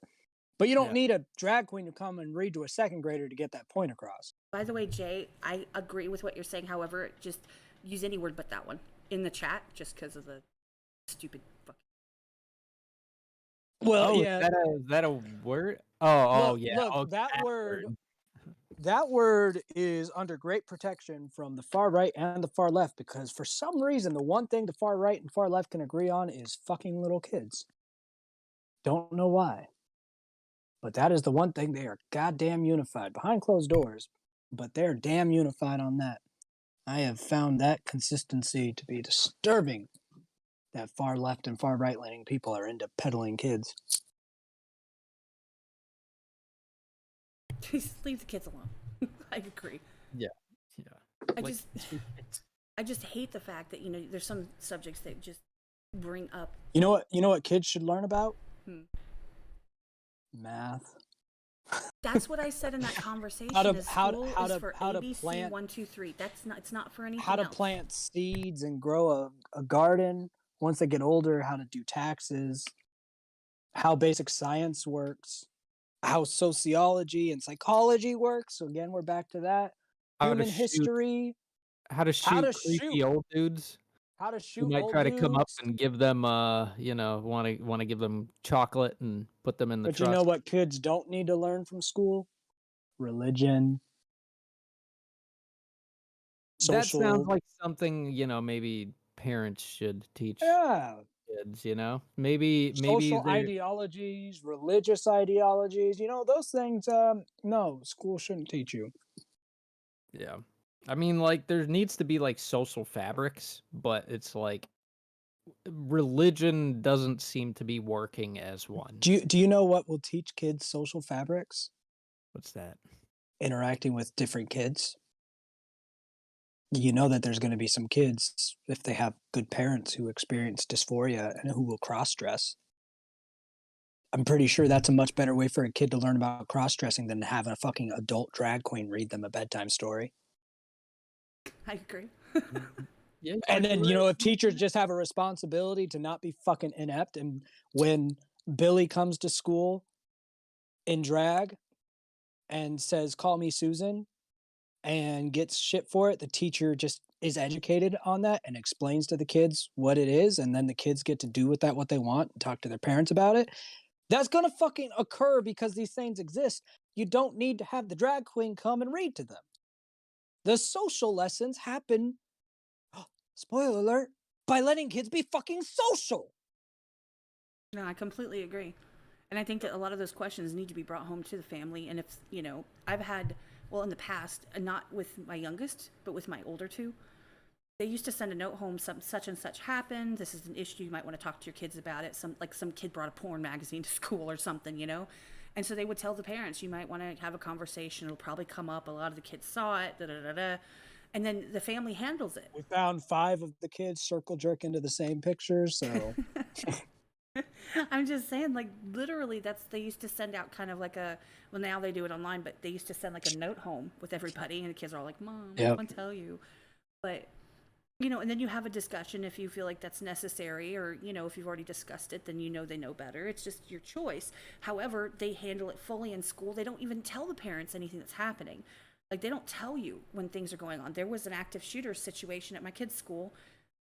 If I hadn't literally been home on the phone with somebody and smoking a cigarette and heard the shots, I wouldn't have known. And I drove up there, and they're like, "Don't come in here. There's an active shooter." He was outside the school. I'm like, "Oh, okay." So they didn't come out on the news. There's just a couple little articles later that day. And nobody was told. And then I was supposed to come get my kid early, but nobody said anything. They just let us come at the regular time. Like, do you not think that would have been a good way to have used the parent, like, phone tree shit? Like, come on now. in defense of the schools, the parents threw the first stones. Schools have had to adjust to the idea that the parent doesn't exist because Gen X proved to be the worst set of parents we have ever fucking known. Gen X always goes under the radar. Everyone talks about the boomers, the millennials, Gen Z. No one talks about Gen X. The shittiest parents to ever parent. And if you're Gen X, unless you're a super rare exception, you fucked it up. And you could blame your parents for it, but you fucked it up. Gen X fucking sucked as parents, much worse than boomers ever did. And hopefully the millennials do better. They're just starting their parenting journey. And Gen Z, who knows? But Gen X fucked as parents. So the schools, to be fair, the reason the administrators came to a lot of the rules that they have and a lot of the keeping parents out of it is because the parents either didn't exist or fucking sucked. They created all these latchkey kids. They were completely uninvolved. And if the school tried to get the parents involved, they just would either blame the school or do nothing about it or blame the kids. So they're like, okay, so we have to basically make all of our rules and regulations assuming the parents don't exist because these fucking parents don't exist. So in the defense of the shitty public school system, which is shitty, the first stone was absolutely cast by the parents, not the schools, because Gen X fucking worst parents ever. They invented participation trophies too. Good job, Gen X. You fucking suck. Did they do Madded? Madded? What's that? Yeah. Mothers Against Drunk Driving. Oh, yeah, that was probably Gen X too, yeah. Yeah, that would be sounds the like right a Gen timing. X thing. Gen Yeah, X fucking sucked, bro.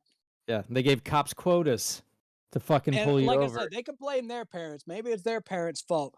But they turned out better than the kids they raised, so they probably should have just done what their parents did. Gen X parenting is F tier. In any way, shape, or form, an entire group, if you're mentioning an entire group, I don't think that it's a problem to mention an entire group as a generalized statement. I don't think it's saying you personally are part of that, therefore fuck you as a person, as a human sitting here right now, fuck you in your face. Like, I don't think that's the intention. I think the intention is actually more of just it as a rule, as a general. I mean, when it comes to statistically, that's, for example, he's saying Gen X, that's Gen X in general. That doesn't mean that this guy over here was a great parent and this person wasn't. That's besides the point, and that's nitpicking. I don't think that nitpicking necessarily needs to happen. Yeah, and you'll never fully escape. Like if you're Gen X or I'm millennial, I'll never fully escape the labels associated with millennial because to some degree they're going to be true of me. Otherwise, we wouldn't have come down to find them. I'd have to actively work against them. And for most of my life, those labels wouldn't exist because usually generational labels aren't created until it's retrospectively. So that's the thing with generational labels. When we find patterns in a generation, it's usually retrospect. Right. So the odds of you not falling into those behaviors are extremely low. And usually those behaviors only change once you realize what they are. Like millennials, almost all of them do have more entitlement than other generations before them. And until they actively work against that, that's going to be the baseline for most millennials you meet. Gen X, very uninvolved parents. Almost all of them.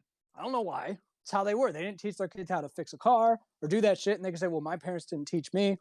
All right, well, but you found out how to do that shit because more Gen X people can do it than the generations they raised. So why do more of you know how to do it than your kids if you're claiming that it was just because you didn't know how to do it, right? lazy parenting, and it's being passed down. So it's not that, hey, you're Gen X, so you suck, but hey, you're part of this group and you were almost certainly part of that issue. And if you take personal offense to that, well, you shouldn't, because we're humans and we fuck up. So start to get used to that. With any generalization, there are exceptions, and Yeah. you're thinking But that would be everyone implicit. always goes to the fact that they're the exception as soon as there's a negative generalization. And that's an unhealthy trait. Yes, it is. You will talk to, if you talk to like 100 people and you tell them a generalization about a group that they fall into, maybe one of those people will accept that generalization true of themselves, but it'll apply to about 90 of them. So having a knee-jerk reaction against a negative generalization is less healthy than the idea of the negative generalization in itself. Sounds It doesn't like apply. politicians. It Doesn't want doesn't the apply PR. to everyone, but it's going to apply to most people to whom the In generalization general, is applied right? to. Most people in Yeah. general, because that's why it's a generalization. And everyone unhealthily thinks that they're the exception. You're probably not. And unless you could provide a really good track record from before this generalization was applied to you as why it wouldn't apply to you, it does apply to you. If, again, the generalization is based in something, not just someone saying shit, right? Generalization I'm talking about are based on lots of fucking surveys, studies, scientific research. I'm not just pulling a generalization out of the generalization bunny ass or some shit like that.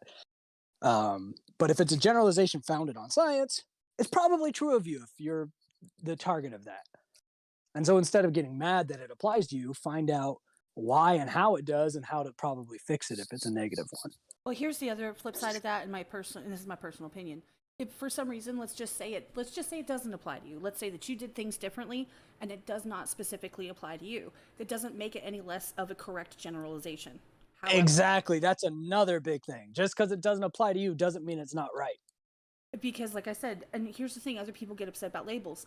I'm going to use a music thing as an example. So people tend to say, "Oh, this sounds like who does this sound like? Oh, this guy sounds like Eminem," right? They go and they say that, and people are like, "I don't sound like Eminem." It's like, no. We try to affiliate things that we are trying to pinpoint or describe or make an association with something in our minds that we understand. And those labels and putting people in these little, we all do it. And if we say we don't, you're lying. Everyone does it. You're lying because it's how the human species evolved and survived. Well, it's also just like creating those associations are stronger bonds of like creating a memory with someone. Right. It's So how if you create those you understand associations, something. then you exactly, and then you can remember it, and then it's easier to remember for you. So it's just a way of trying to understand the world and remember the things that you come across. And that's the And thing we is do that that by connecting things. the reason that people label things is so they're easier to find, right? So when you're talking about something, I get that what's happened is people have taken the English language and labels and they have just over-explained everything to the point where now everyone and their brother can be offended by the label because it's like, well, it doesn't include but does include. Like, they've just over-defined it. Sometimes you can just say a label and it is a generalization. It's just kind of a descriptive factor versus saying you are in this box and there you will stay. That's not what it's for. It's just a way to refer to something that everyone kind of understands as a whole without having to get into every single definition detail and explain everything with a million words. And sometimes it's helpful to understand, where these tendencies come from. Like labeling, for example, or generalization is basic survival for humans that's just evolved over time. You have to have some sort of an understanding of a situation you're walking into before you walk into it. Because if you walk into every situation without any sort of generalized applicable knowledge, you're going to suck in that situation. And when it comes to like survival, I grew up in LA County, and Blood and Crip are very big in LA County. And so if I saw people wearing a certain color of clothes in a certain way, I knew to steer clear of those people. Now, maybe one of those people wasn't a gang member, and I didn't need to steer clear of them, but I certainly knew from association and generalization that most of the time, if someone looked like that, I needed to stay away from them. It's survival. It's bringing in past experiences and generalizations and being able to do that quickly. Interestingly enough, the way that we measure practical intelligence and IQ, which a lot of people don't like in this day and age, but it doesn't make IQ any less good at measuring what it intends to measure. One of the big things that gives someone a higher IQ is quick ability to recognize patterns and categorize things into groups. So we have actually been able to scientifically prove that people are more likely to be successful in life and have higher capacity for intelligence if they are better at generalizing things that they see into patterns and groups. So as a species, we are more mentally evolved and capable of interacting and advancing if we're better at generalizing and stereotyping. It actually makes us more productive members of society because of how our evolution has, for lack of a better word, evolved. Hey, Skeem, there's one thing that I remember. It just hit me. I remember what it was that made me come back to your channel the first time. There was something that I remember you saying, and I guarantee it was on a Tom reaction. Thomas McDougalson. So it literally was, you explained the word offended. And you explained. Oh, yeah, because it's not a real emotion. Yes, thank you. That's exactly. And I've actually told people that since then. And I've used it in examples and things of that nature. But that was one of the most, that was the reason that I was like, damn, okay. You articulated that so well, and it made sense. And it was something that, of course, I was like, God, I'm so sick of people being offended and stuff, you know, and blah, blah, blah. And then when you articulated that in the way that you did, I was like, well, shit, okay. And if people could understand that and the way that you put it, it just makes all the sense in the world, which I'm probably going to screw it up. But you basically says that, you know, your emotion is not, offense is not an emotion. That is a choice. Basically, your emotions are anger, you know, something of that nature. And then you choose to be offended because something pissed you off. Yeah. The piece is righteous anger, right? That's what makes you offended. When you instantly in a moment say that I am mad or I am hurt, sad, or whatever, but I am justified in doing that. That's when offended comes in. Now, there's one more subset of offended when it's more of hurt feelings offended, which is slightly different. But I don't usually talk about that because people don't usually act about that. Really, we need two words for it, if I'm being honest, because there's a difference between offended and having your feelings hurt, but oftentimes we interchange the terms because we don't have better terms. But the type of offended people talk about now is the outrage, right? You're offended, so you're mad.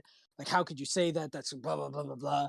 You have to justify your anger for that, right? It's like when religious moms back in the day would see a South Park episode that did Jesus bad, and they'd write angry letters, that's sacrilegious, blah, blah, blah. Or even way back when they would burn you at the stake for saying something sacrilegious.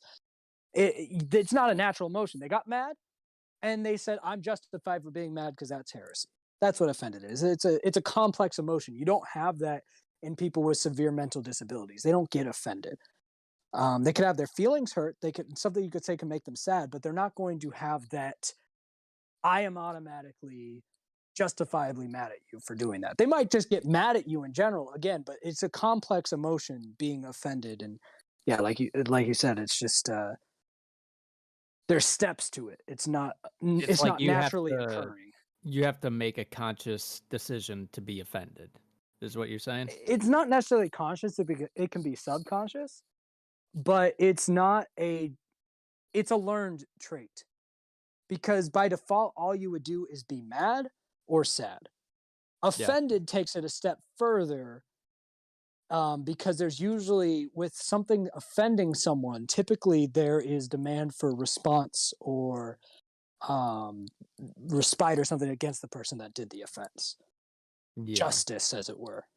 So it's an evolution and kind of a subcategory to anger, is what you're saying? It could be anger or sadness, depending. Anger is the one more likely to be acted on, but it's a complex emotion. It's but it's a learned trait. If no one sees it modeled, typically they'll just get mad and punch you.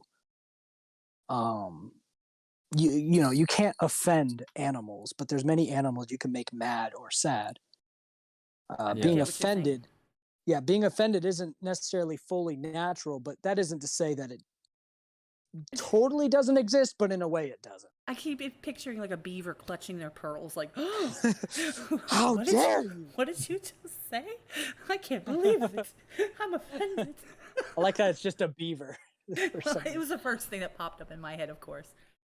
for no apparent reason. Like it A just, dolphin or a chimpanzee would be much more likely to be capable of that thought, but they're not typically that. I don't know that that's a thought that exists in their social construct. when you said But that, yeah, I remember because of course, I'm definitely a Tom McDonald fan.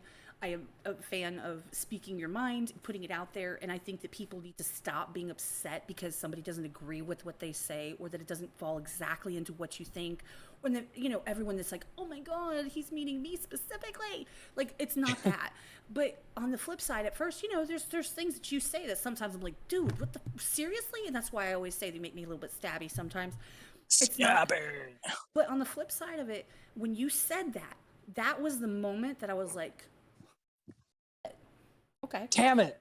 I'm No, doing a no, fake not in a emotion again. it was not a bad thing. I was literally at first I was just like, man, I don't agree. But then when you articulated that to a point where it made complete sense, and I was like, got a brain. He's got some intelligence, and that's something you don't find very often. A lot of times people like to say things, but they don't have the ability to be able to articulate what they want to say or where they came from, or they just don't bother. And so it just comes off as rude and hateful and trolly. It just does. Yeah, well, they don't have the mental capacity to do that because they are just being rude or hateful or trolly. And see, me personally, I actually have a saying. It's a sticker in my server, and it says, um, "I don't know what I'm saying, but I know what I mean." like, I Fair enough. I can't articulate it always, but I know exactly what I'm trying to get at, which is where my rants come in. The Um, only thing more valuable than intelligence towards general success, aside from external things like money, is wisdom. There are many people without high intellectual aptitude that can outsmart extremely intelligent people so long as they're wise. and see, Wisdom is ultimate of importance. my family member, the one in debate, who was like, "Oh, the schools should raise the children because parents are too stupid to know what to teach them."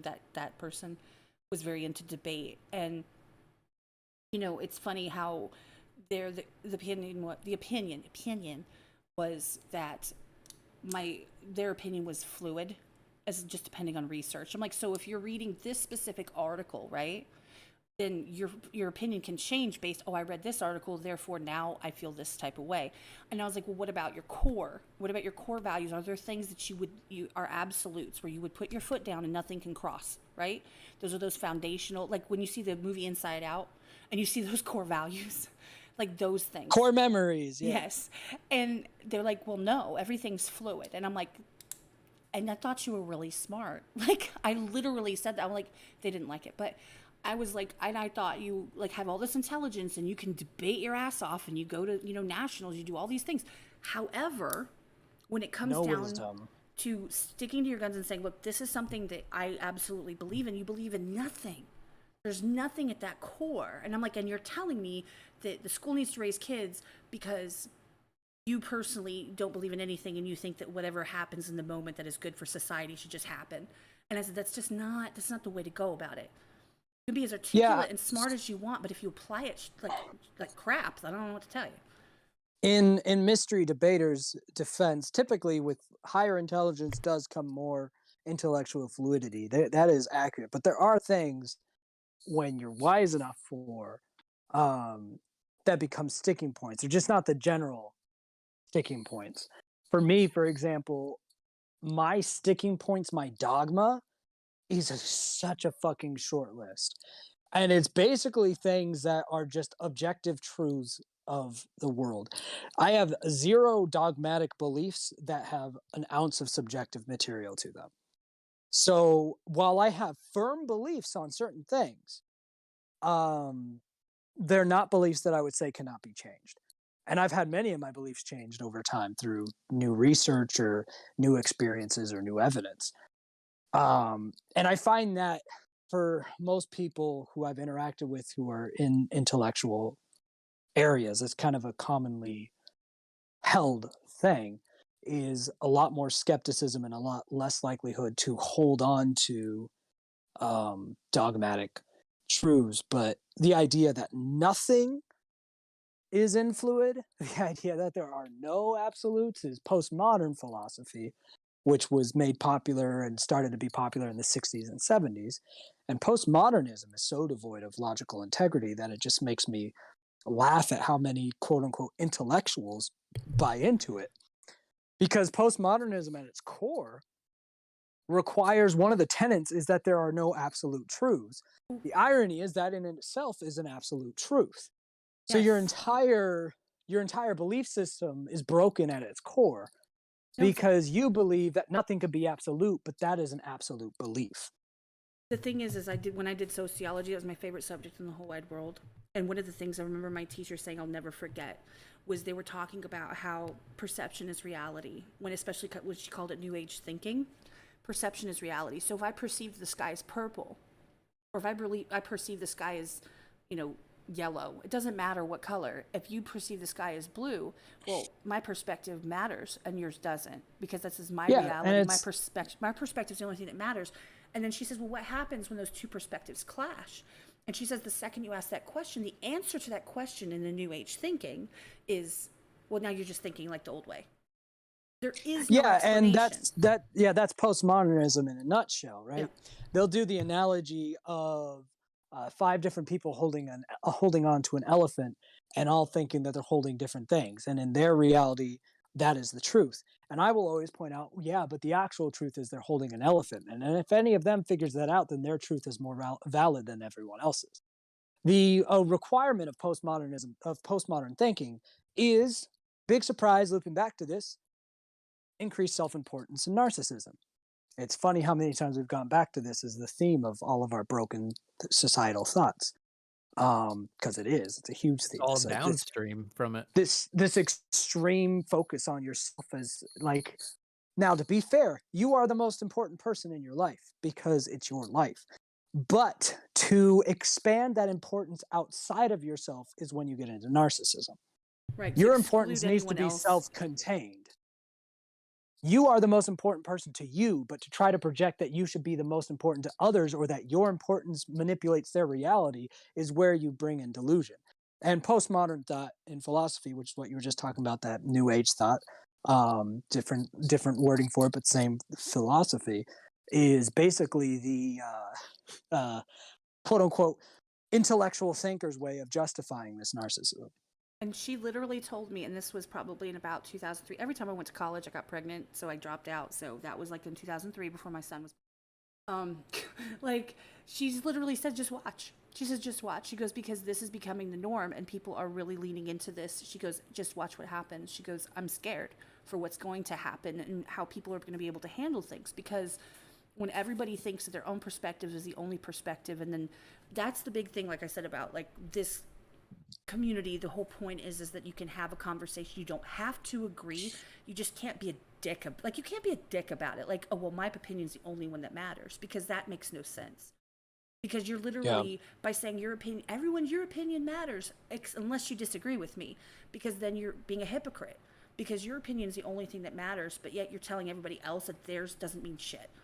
Like, that's not Your how that opinion works. I always try to like base, because postmodern thinking is what you're going to fight against. If there's anyone in this chat that's like actually interested in social fights, I don't give a fuck anymore. That's a college boy antics, and I'm well past that. The most I'll do is talk about it in these kind of settings. But for those of you who are still trying to save society's soul, the biggest battle you're going to have to try to win against this narcissistic mindset and all this other shit is to find ways to convince people that their perspective, their perception, their view of reality only carries validity to the extent that it matches actual reality. And the problem is, you're going to have to get them to believe in actual reality in the first place. And in those terms, they might be like, yeah, of course reality is real. But when you start to break down their logic and their philosophical mindset, you realize that it's not to them. And that's where the tricks come in. And the people that are actually a diagnosed narcissist, they actually are in that mindset where it's not like it's not as much a learned thing as it is just that's who they are. They don't see the reality is that, let me rephrase this. Their connection to actual reality is broken. They're not capable of understanding that what they're seeing and what they're thinking is not accurate. They Hmm. don't get it. Like they just do not get it. Now there are people that we have talked to on here in the past that they know they're self-aware narcissists. They understand that that's how they are, and they're able to stop and make some, make a few changes here, a few changes there in order to deal with that Well, you've and talked to you talk talked to differently. artists on here, right? Like musicians and crap like me. Yeah. Well, I mean, a But couple of yes, them so far, yeah. well, so every single one of those at least exhibits a lot of traits of narcissism and has struggled with narcissistic tendencies, myself included. You can't pursue a public facing career that focuses so much on notoriety without having strong leanings into narcissism. It's just how do you deal with those?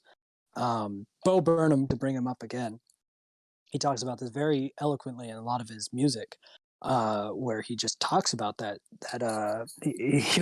one annoying kid that's always trying to be the center of attention.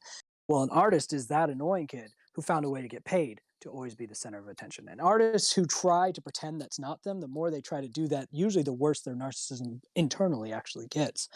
It's pretty healthy of an artist to acknowledge, or an actor or anyone else to acknowledge that, yeah, obviously I'm doing this because I like attention, and then to kind of level themselves out that way.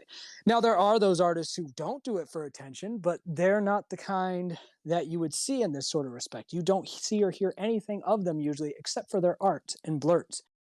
They're not going to be on a podcast with you guys right now. They're not going to market themselves on social media. They're going to keep quiet and release their art because they want to share it with the world as an expression. That's different. But everyone else, all your celebrity actors, all your YouTubers, your me's out there, we're all narcissistic unless we're actively aware of it and fight against it. Which is also why you have so much increased depression, suicide, and anxiety in artists and actors. Everyone always acts like, oh, it's the fame that leads them to suicide and death. No, it's not. Why would that be? Why would wealth and fame lead to that? Again, it's another false causation. What it is they're already a narcissistic person, and they think that their self-actualization and fulfillment will happen with fame and money because they're so concerned about themselves, and they think, once I'm that important and other people see how important I am, I'll feel better. The problem is they have an underlying mental disorder that is not going to be satisfied by reality because the disorder itself doesn't operate within reality. And once they realize they don't feel better with the fame and everything, depression sinks in, they become even more suicidal, etc. I think if artists were more aware of the fact that if you have a desire to be in the limelight, to have numbers push, millions of people viewing you, and you want to be rich and famous, if that's a desire, you're narcissistic to some degree. It's just how severe is it? And if you try to deny that's true of you, it's going to be worse. I can see that. I mean, honestly, it takes a certain type of person to be successful in that manner, and to be able to handle it. And handling it, you've got to lean into. I mean, I don't want to say lean into the narcissism, but you have to lean into that's what you're looking for. Because if you're like, oh well, no, I don't want all this attention. Well, then you're in the wrong spot. Like you're in the wrong career, because that's And plus, literally also, you're clearly seeking it, so you're lying to right. yourself or to Exactly. others or both. I'm just in it for the art. Okay, don't monetize anything then. Don't put it public. Just share it with your friends, Exactly. and they could share it with their friends if they like it. You're still getting the art out. Have these Stop. conversations privately instead of in a public Yeah. forum where people can watch and be a part of it and all this stuff. Like it doesn't have to be out in the public. However, Stop lying to yourself. Right? People are so afraid of being self-concerned that it actually destroys them. Yeah, that's a it's a strange phenomenon. Because I mean, I find that too. It's like with my music, it's like I do it more for the art, but it's like at the same time, I want people to know it. I want to be successful at it, and that takes people watching and all that. And there's this weird like, how do I reconcile those two things? Do you think You you're know? good at it? Yes, Do you want other people to see that you're good at it? yes, So that's important to know, right? yes. Because neither of those things has anything to do with the art, right? That Well, has to do with I yourself. I pursue the art to be good at it, but But I for mean, who? that's If it's that's a just for, need. That's a need for me to yeah, want to be exactly. good But if at it's it. just for you, because it's my interest. It's what I Yeah. like to do, so I'm pursuing it to be good at it. Yeah, but for And who? For you, yeah, right? yeah, for me, number But you one, also want other people to see that you're good at it. yes, because to be successful at it, you need other Uh-huh. people on board. Exactly. But So I'm it's just saying sort to of a always be aware of byproduct. it, right? It's sort of a byproduct for me, you know? Yeah. It's like, this is what I'm interested in, this is what I do, and then, like, the level of people who watch and interact with me, even though that's awesome and everything, it's sort of like the second thing I'm thinking of. It's not the first thing. Yeah. Well, all I I can think about is how much people like. That's all I know. I'm kidding. That's all I care about. No. Yep. If that's all I cared about, then I would do those things that it took, right, to knock up my sub count by going into different, types of content that would get me subs like that.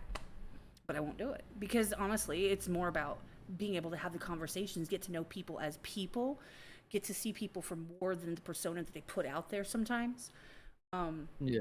Just like you would a friend that you would sit there and have a conversation and you end up talking about random things and having different opinions and being able to handle them as an adult and respectfully.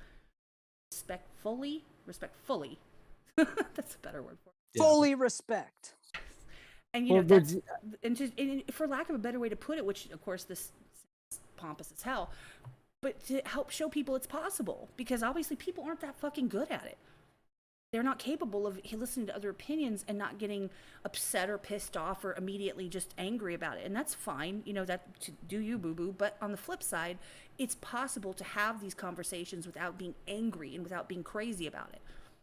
Yeah. And to see people as humans. Not everybody that is a content creator or an artist is the sum of only what you see online. Like, they are actual people. How dare they be actual people with intelligence or thoughts or, a trolley personality or... Speaking of intelligent and trolley personality, that new Tom song was insufferable. Just had to put that out there. So fucking bad that he made sure he put on Adam Calhoun's channel.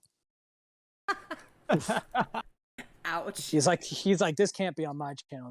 He knew it was a pile of dog shit. He wouldn't put anything that he actually thought was good on someone else's channel. That's not Tom's style. Dude, some people could try to say, oh, he was just trying to help, make sure Calhoun got clout from the album too. Bullshit. If I know one thing about Tom is this man is a money and marketing genius. He does everything as a business decision, and he has no interest or plans on working with Adam again in the future. And I don't even think Adam's going to be making music in the future. I'm pretty sure Adam's about to hang that shit up, from people who I know who are close to him have said. So he ain't doing it to try to foster a future relationship with Calhoun. They already got their bag. He did it because it would hurt his brand, and he knows the only people who will find it are people who already fuck with him so heavy they won't care what it is. It's people who would buy his CD anyway. But he knows he's got a lot of randomized that go onto his YouTube, but he wasn't having that shit anywhere near it. Man's a genius. That song was shit, but the man's a genius. Fucking love Tom. But you can't be real with Tom McDonald fans very often. They're ironically one of the most sensitive fan bases. Hey, I'm not sensitive. Being You're sensitive not, about it, by the way. but you have experienced the sensitivity around. Yeah, I have. I've been basically run over by the truck of sensitivity in that group. Yeah. And it's not anybody. They hypersensitive. It's fun because I'm like, oh, you big tough Tom fans are so easy to make mad, you cuties. Well, I mean, any fan base like Skulls knows with his Tool reactions. Oh my god, like. Oh yeah, some of them are like 99% of them are great, but there are some real pretentious douchebags in there. I think the worst fan base I've encountered is probably Nightwish. Close to them would be Easy Mill. Why was Nightwish so bad? Bro, I don't understand this fan base. They are like a religious cult. They really are. I actually don't. I'm not a fan of Nightwish, crazy. and I have been told that like I'm basically there's something wrong with me. Like I'm like, oh really? What's crazy is like what the new lead singer for them, some girl named Floor Jansen. Love that her name is fucking Floor. She's basically a very run-of-the-mill mid-range everything. She's a mid-range vocal talent, mid to lower range attractiveness. There's nothing like special about her. She's just like there. There are tons of metal singers and other singers that outshine her. She would be the person you put in the back of a choir, right? I don't know how or why, and I've asked so many people to try to help explain this to me, musicians and casual listeners alike. Not a single person has been able to explain why they obsess over her as like this goddess of music. Nobody. And none of her fans have ever put it into words either. But for some reason, Floor Jansen is a fucking music god, and Nightwish is like the second coming of Jesus Christ to these people. Well, And the band is a pretty much upper mid-tier metal band from an instrumentation point and lower mid-tier from a vocal point with Floor Jansen. So they're like a very average to above average metal band. So it's like, oh, this is fine. That's well, Nightwish. see, I do think that she's a better singer than you're giving her credit for, but at the same time, I see what you're saying about her, the whole like Well, it's not about goddess the thing. vocal range. It's her voice is boring. She's got a great range. There's just nothing unique about it. There's so many other singers with that range that bring something to it. Well, you know, the thing I think it's sort of like why like you played Resident Evil Village, right? Yeah. I think people like Floor for the same reason they like Lady whatever. What, big tits? Just she's tall. She's like I think she's like tall 6 and feet commanding. tall. She's a big she's Like like Xena? a big commanding lady. Like Yeah, Xena. I think people are just like into that, into hyping it up. And it's like because I see so many comments about that. She's this tall and she wears like 6-inch heels, and I'm like, okay, so you're hyping up her looks and her attire, and then her voice. It's like it's a mystery, man. The closest I've come to solving it is that it's a cultural thing. There's not a lot of bands of that style or any style similar from that country, and it's a pride of country thing. That's the closest to an explanation I've been able to find. Well, see, my thing is I think that one of the things about the toxic fans, or that I get that people want something that they go full out for, and okay, fine, but you know, when you shit on other people because they don't like it, that's the problem. Like, you don't have to like everything. I listened to Nightwish just because people were recommending it, told me it was the most amazing band in the whole wide world, and I'm like, I'm just okay. They're okay, I guess. It's just not for me. Yeah, they're mid. How They're dare like I? fine. Like, how dare I? I know. And people are sitting there, and I see it in the chat. People like, yes, the Juggalos. That's another one. Hardcore. My ex, when I was a teenager, was like The Icy, obsessed. They Juggalo. named their children different names from the different songs and stuff. Just ridiculousness. And you know, just you get the people. It's all comes down to people. The whole fan base as a whole isn't necessarily toxic, but you get the keyboard warriors that come in there and are just like, oh my god, it's like the ones who I just look at send the cliff notes that you have percentages, to right? Because every artist and band and everything has the toxic stands. I just look at what percentage is toxic, and Nightwish always stands out in my head. Voice Play, the acapella group, actually stands out in my head. They They've came got at a surprisingly, Truth, man. They've got a surprisingly toxic fan base. Dimash, kind of sometimes. I think their toxicity is more in their obsessiveness over Dimash more than how they come after creators.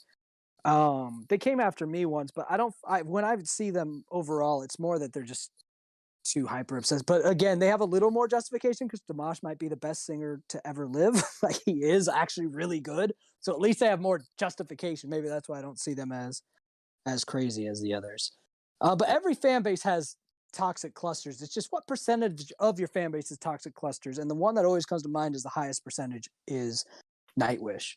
Because it's very rare that even when I see a reactor saying like nothing but good things, like even the positive quote unquote comments on those videos is like still critiquing how much they should have liked certain things and telling them what things to educate themselves on to like it more.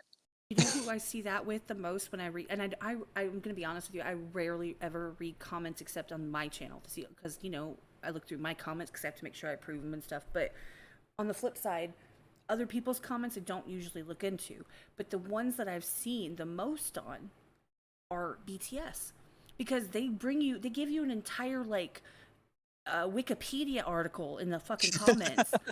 And it's like, you need to do this. And here's the thing. I have this big issue with a song needs to be in and of itself, stand on its own. I don't need to know what they ate that day before they wrote the song. They had heartburn and it encouraged them to write fiery lyrics. Like, I don't fucking care. And Now it sounds like you're talking about what the fuck? What's it? Starset. Sounds like you're talking about Starset. They always want to tell you the story of all the sci-fi lore around the band. I'm like, Well, that that's doesn't what I'm matter. saying. If the song's not good, I don't care. That's But what I'm how saying. dare you? Because BTS songs are fucking fire. I don't need any context. Their music fucking slaps. See, and I I don't need any haters around completely here. disagree. I don't agree with that. They are sonically perfect. Fucking love them. It's like, Sonically, yes, yeah, absolutely. well, that's what I'm saying. I They're- got a boner for the sonic sound. Now, if you don't like, safe music, pop music, fine. You don't like pop music. But if Yeah. you have any affinity towards pop music, which I do, I like some good pop music. That is like the epitome boner of pop music. That is pop music produced better than pop music should ever have any right being. And I'm all fucking for it. But I a think lot of people don't like pop. It's I generic. think that I actually got a little bit, turned off because at one point I actually was modding for someone who decided to go down that journey with BTS, and they turned everything into K-pop and J-pop and stuff. So I kind of we separated ways. But during the course of that, right, people were like, you need to react to this live and this performance in this order, like this way, and you need to know that this guy was doing this that day, and this guy had this dream the night before. Yeah, and then yeah, this, that could- and that I'm could like, Jesus totally fucking ruin an Christ, experience. stop! Like, let me just Bro, listen to it's- the fucking thing. Thank God I fucking never got celebrity. that. Oh my I don't know how I dodged that with them, but I haven't reacted to them much. But I never got any of that shit. But that definitely will turn you off to an artist. But And it was in the the live K- chat. Like, it was a live chat. And then they kept getting, the chat kept getting, or the stream kept getting, shut down because they only wanted these, you know how it goes, the award lives. You can't do those. They're going to get nailed. bro, I fucking hate people that are always like, watch the live shit. I'm like, no, I want to hear how it's produced in a studio, optimal, best conditions, because I'm not invested in this group. Live performances only matter to people already invested in the artist, and I don't know why fans cannot seem to understand that. You only want to see an artist live if either A, you're there experiencing it, or B, you already really like that artist, so you're curious about the emotion and the way they carry themselves live. If you don't know an artist and you're not at the show to be introduced to that artist, the way you want to listen to it is the way that the artist says their song sounds the best, which is recorded in a fucking studio. No, I come agree. on! 'Cause, That's what I even- was saying to Nightwish Army too. I was like, do Dude, you guys want me to Nightwish like? always tells you, watch it live. Shut the fuck up. If they can't record in a studio, then they could go suck their own dicks. I want to hear them live. I want to Well, hear yeah, them in the studio. But exactly. it sounds Well, better live. If it sounds better live, then they fucking suck as recording artists. Because recording artists in and of themselves should be Well, yeah, recorded. Exactly. Well, I have God the damn it. same, I have the same thought process as you. Exactly. It's like why would I go to a concert to an artist I don't know? I'd rather listen to their album. If I like the song, then I want to go see them live. But the people were like, no, listen to them live. Well, I'm like, I like it. okay. And I've never heard live, right? That's a good introduction to some bands. You never heard them before. You hear them live, you're like, oh, this fucking is awesome. Guess what? The first thing I want to do is hear them recorded. Yeah, Exactly. exactly. Come Yeah. on. I don't think they understand. Well, here's the thing. If they're so into the band, right? If they're such hardcore fans, you would think that they wouldn't care what version because all the versions are amazing, right? With Nightwish, my explanation is they don't actually sound that good. They're mid. And the reason they like these live performances is because they have the emotional attachment to the live performance. Sonically, it sounds worse. I actually can't I've stand live looked at it. performances. I don't watch them if I can help it. I generally don't ever watch them. It's just my opinion. I don't have to like it that way. Like, Live, guess when a live performance is good? When you're fucking there. Yeah. That's the point.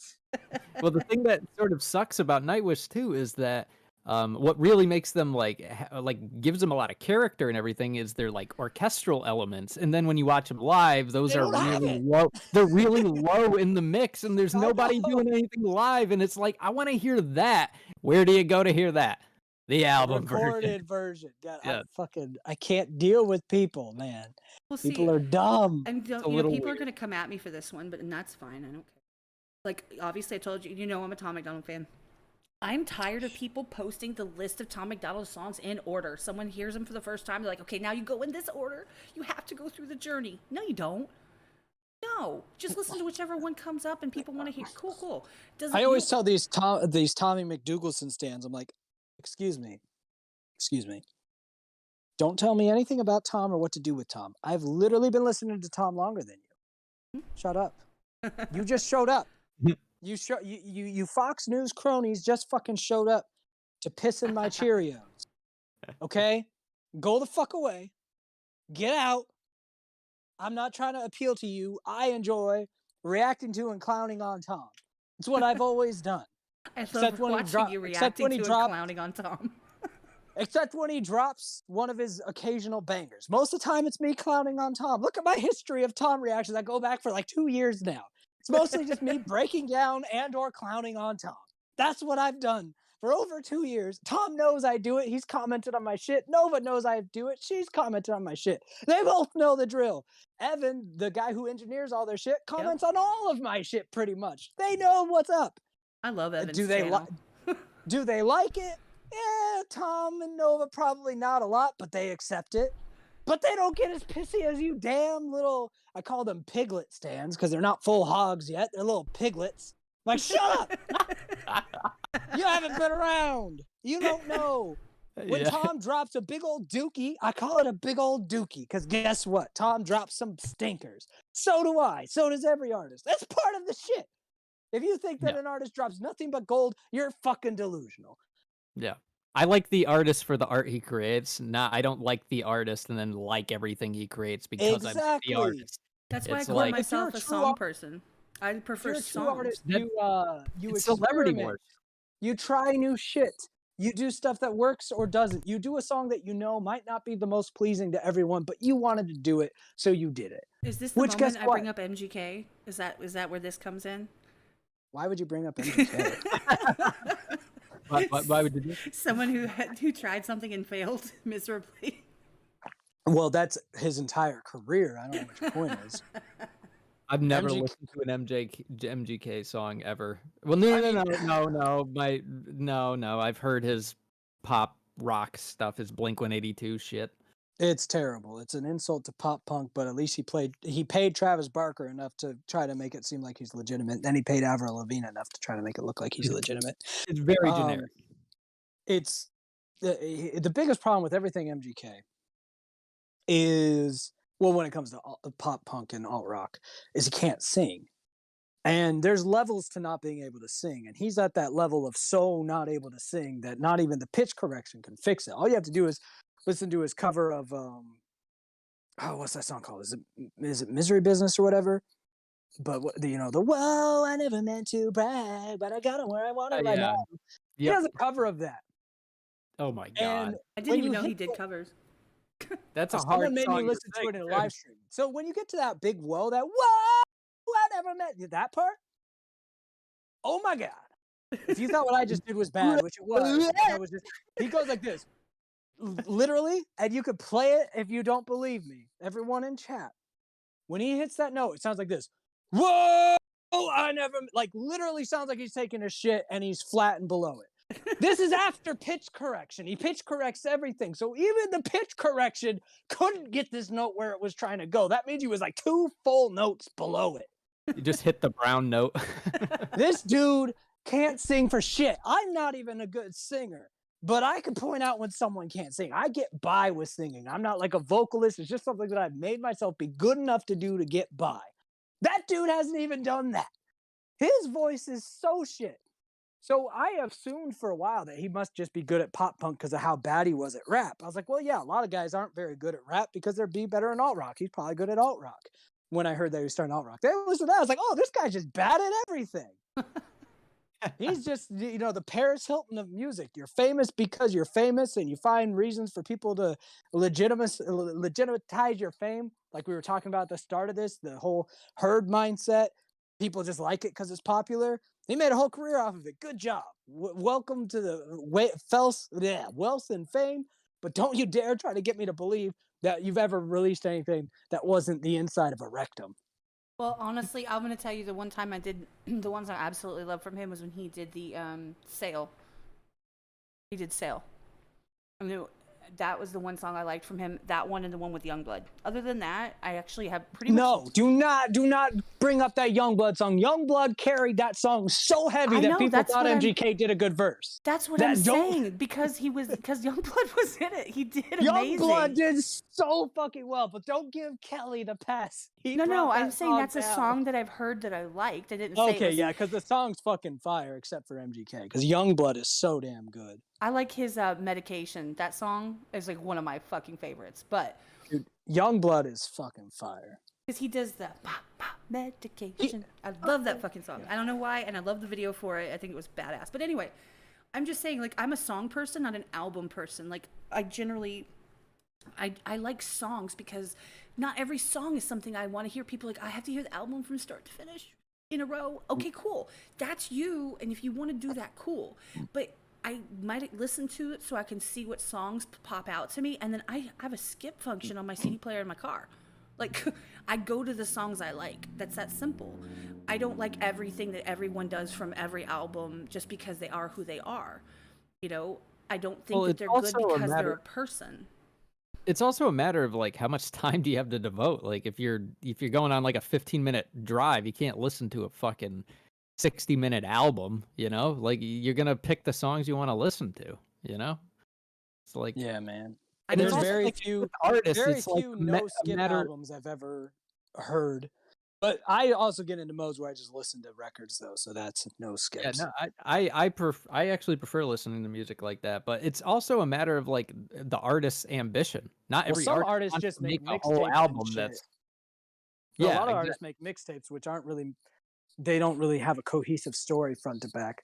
A lot of the things that I buy, like CDs or vinyls of, usually are cohesive projects that sound good, listen front to back. That's usually the kind of albums I try to make because it's what I've always enjoyed listening to, are albums that there's a purpose to listen from song one to the end. They tell a specific story that way, but Yep. you can still listen to tracks individually. It's just really hard to pull off. But It there's a is. few albums I listen to that pull that shit off, and I'll listen to it front to back gladly. Or just Yeah. albums that don't tell a story, but every fucking song is a banger. It's kind of nice too when you're like making songs and you start to see an overall narrative form, and then you're just like, oh, well, how do I structure the track list to tell the Yeah. story that I'm When I doing? make an album, usually my first step is conceptualizing. What is the story of the album? What's the name of the album? And then I start making songs for it. So, because otherwise I'll just release singles. But if I'm like, I'm going to make an album, I always start on what story do I want to tell? Which is why my albums, even though they might genre hop mid-album, each album has a very distinct, this is what this album's about. That's See, just me though. mine are the way I do it is I write to process. So like it's kind of as I write, the overall story kind of reveals itself to me. So it's kind of backwards. I just put the link in chat for the album coming May 13th. Yeah. FYI. All right, hold on. I'm gonna use the restroom real quick. You two talk without me. Oh. Can we do I that? don't want a cat. Oh, it's kind of awkward Need now. Oh, or a drink. Hey, cheers! Cheers to everybody in chat. Appreciate y'all for being here. Honestly, it has gone every which way that I figured it probably could or would go, and hoped it would. Anybody that doesn't know We Skeem, you need to check him out. He's usually on Twitch daily. Usually, he's on YouTube. You can search him. We Skeem. We space Skeem. It's on the screen right now. You can also exclamation point Skeem, but I think that we broke Streamlabs. I think Streamlabs got offended and took off somewhere about an hour ago. Offended's not an emotion. Well, I didn't say it was emotional. It's a bot, so I know. It's technically it doesn't have emotions anyway. You don't know that. I'm actually going to make sure I'm following Scheme. Oops. Let me do this. I'm rarely on Twitch. It's a thing. I'm not a big Twitch fan. The irony is that somebody went live on Twitch, which is fine because I didn't have any notice. I wonder who. I don't know. Oh. I have 12 unread pings, and that's how I found out. I'm like, well, Just on Twitch, right? I mean, no way in hell that's just everything. yeah, no, that's just on Discord trying to let me know, and I'm like, well, I'm busy. Like, you know, back off. I'm sure your tally's up to like 1,000 notifications at this point. I don't even know at this I point. just stressed you out bringing it up. I have to actually like turn it off, to be honest, because I just can't. Because people like to send me messages when I'm live. They love to do that. Like if they're, and this is not anybody in particular that I'm looking at the chat that's in chat right now, but there are people that will be in chat and then they will send me a message while I'm live to ask me a question because I didn't see it in chat. And I'm like I'm not gonna like go look at my DMs and then turn around and answer it for you if I didn't see it in chat. Like sometimes you get in conversation and you can't address everything. I do see everything. I don't address everything all the time. Well, even if you do like go and start answering, you know, like your notifications and everything, it's like it takes away from the conversation too, you know? Exactly. The only thing I Better to stopped be for is present. I muted myself because my daughter, she came out here in tears because she has a headache. So I got her ibuprofen and I got her something to drink and tucked her in and nobody noticed, which is cool. So that's the only thing. I cooked and ate my dinner during this stream. I know, I heard the microwave. Yeah. I was like, all right, I gotta eat. That was my breakfast. It was leftover Chinese food. Hell yeah, leftover Chinese. Let's go. No, but honestly, I mean, I believe that I already purchased the previous album, which I haven't received, and then I purchased a pre-order of the new album because I really want to hear what's on it. Yeah, if you pre-order anything in the same cart, it gets locked up until the pre-order sends out. Good to know, because I was kind of be a bitch about it, but then I was like, really in the grand scheme of things. It's gonna show up with the actual album. If it was in the same transaction, it automatically just gets locked up with the pre-order. I see what you did, Kat. The grand scheme of things. Yeah. Well, I've been using that all night. She has been, and I've been like tempted to save. I was like, nah, I'll leave it alone. I said it for you. Well, yeah, if you pre-order, I had to bring if up you MGK. pre-order the album, it just puts it all in the same. Yeah, well, MGK's a dumpster fire. Well, because I really did. I did send you a message, and I was like, I was going to put MGK's music on top of the promo, just because I thought that'd be hilarious, just to fuck with you. But then I was like, but I'm actually not that horrible. Yeah, I wouldn't have showed up. But you get it. I was just trying to be trolly. It would have been a joke. Yeah, I would be like, joke's not Bill, good. people are sending me DMs just to be assholes right now, by the way, now that I said that. So you wouldn't be the first. Just saying, literally my DMs are blowing up right now. Everybody blow up Kat's DMs with pictures of rectums. And MGK. God. MGK's rectum, if you can find it. I mean, you probably can at this point. I bet so. But see, here's the thing. They're a really bad ripoff of Angelina Jolie and Billy Bob Thornton, right? With the whole, creepy shit. Yeah. Like, that happened already. Like, you guys are recycling shit. Like, it doesn't need to happen again. Megan Fox has wanted to be Angelina Jolie her whole career, so. I don't know why. Jesus. Good thing everyone Angelina's a boss. Megan Fox is a fucking wreck. Skeem is a master there's troll. a little bit more class with Angelina, I think. Maybe. There is. She's also able to act. And is also hot. I don't like Angelina Jolie, but, I think Megan Fox is hotter. No, Megan Fox isn't hot for one simple reason. Her boobs are on two different planets. I'm Googling it. I don't think she's ever done actual full topless stuff because she knows how fucking whack it is. But if you see shots from Jennifer's body and stuff where there was trying to be implied nudity, her tits are literally just, you could fit a fucking watermelon between them. That's not a deal breaker for me. Nah, when it's comparing to someone like Angelina, who has shown her fine tatas on screen before she had to get rid of them, big sad for breast cancer and back issues. But yeah, I'm if we're trying to talk about true hotties, you gotta have good boobs too. That's just me.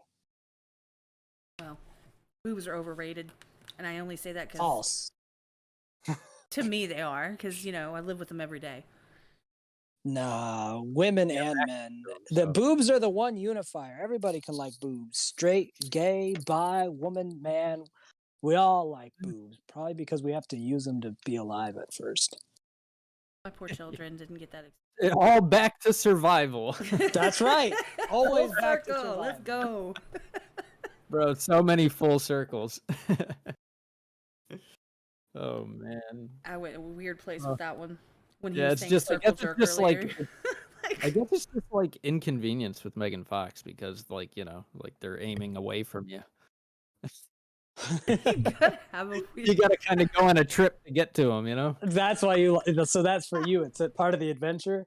Yeah, like We're I like explorers the around here. challenge. I like the challenge. They're all different directions. I'm the globetrotter. Different Oh, different wow. directions for different erections. Yeah. Hey. Let's go. Team, out of Grand scheme of curiosity, when it comes to like your content, what are your favorite things to actually do? Like if you had a choice and something that you like to do the most, is it the gaming? Is it the reactions? Is it just the live streams cutting it up? Like or is it your music? Which is it that Music. Music's my favorite. probably why you have album coming out? Probably. Yeah, music's Do my you favorite do thing you that I do. do you record and mix all your stuff? Yeah. Not Oh. always the instrumentals, it just depends. I've produced like some albums I produce every instrumental, some albums I hardly produce any, but I always do all the mixing, mastering, all that shit. Okay. But sometimes like for this project, for example, I worked with a producer named IOF and he produced everything. I got the stems and rearranged and fucked with shit as I needed to. But I had him give me all the stems to, basically have a framework.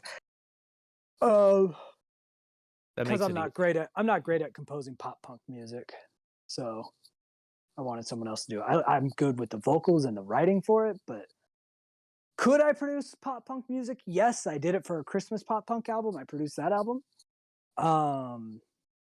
but it's just I'd rather someone else do it. Well, it's also like you can only do so many things before you don't have any time.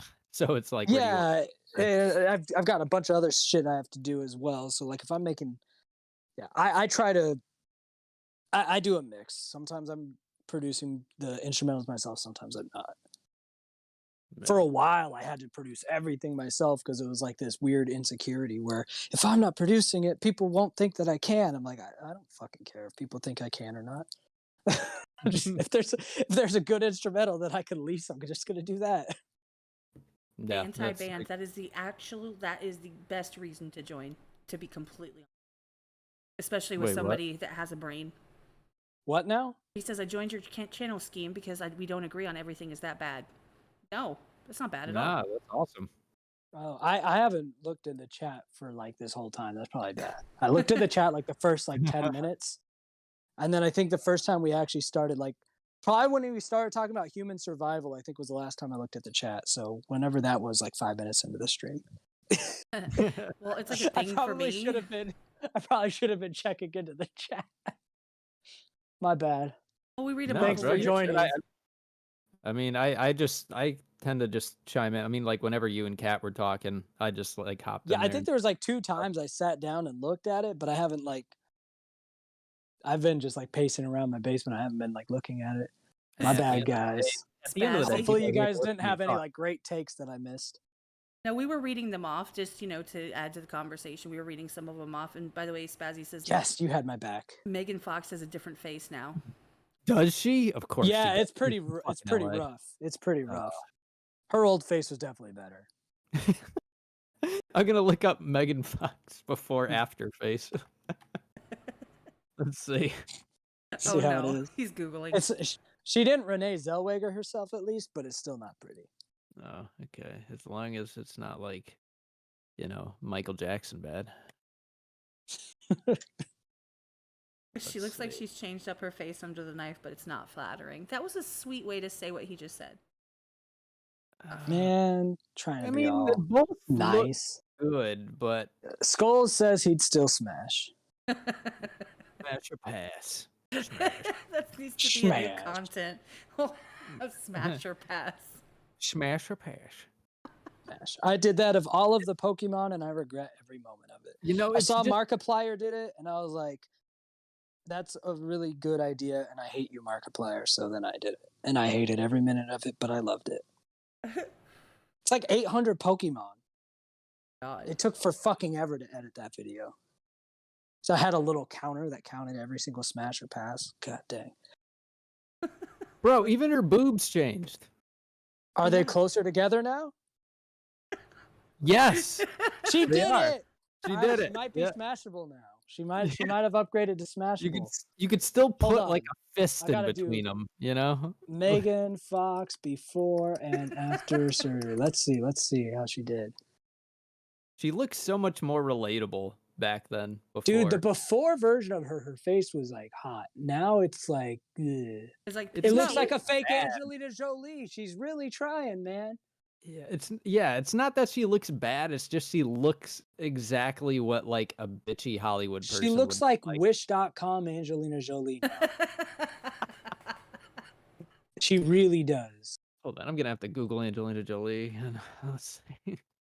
You could She's probably wished- put side by side. You could literally find people She that is have been Wish, compared. she is Wish.com Angelina Jolie. Hard stop. You'll see Megan Fox's Which face makes pop sense, up. 'cause she's been talking about Angelina Jolie her whole fucking career. That's like her idol.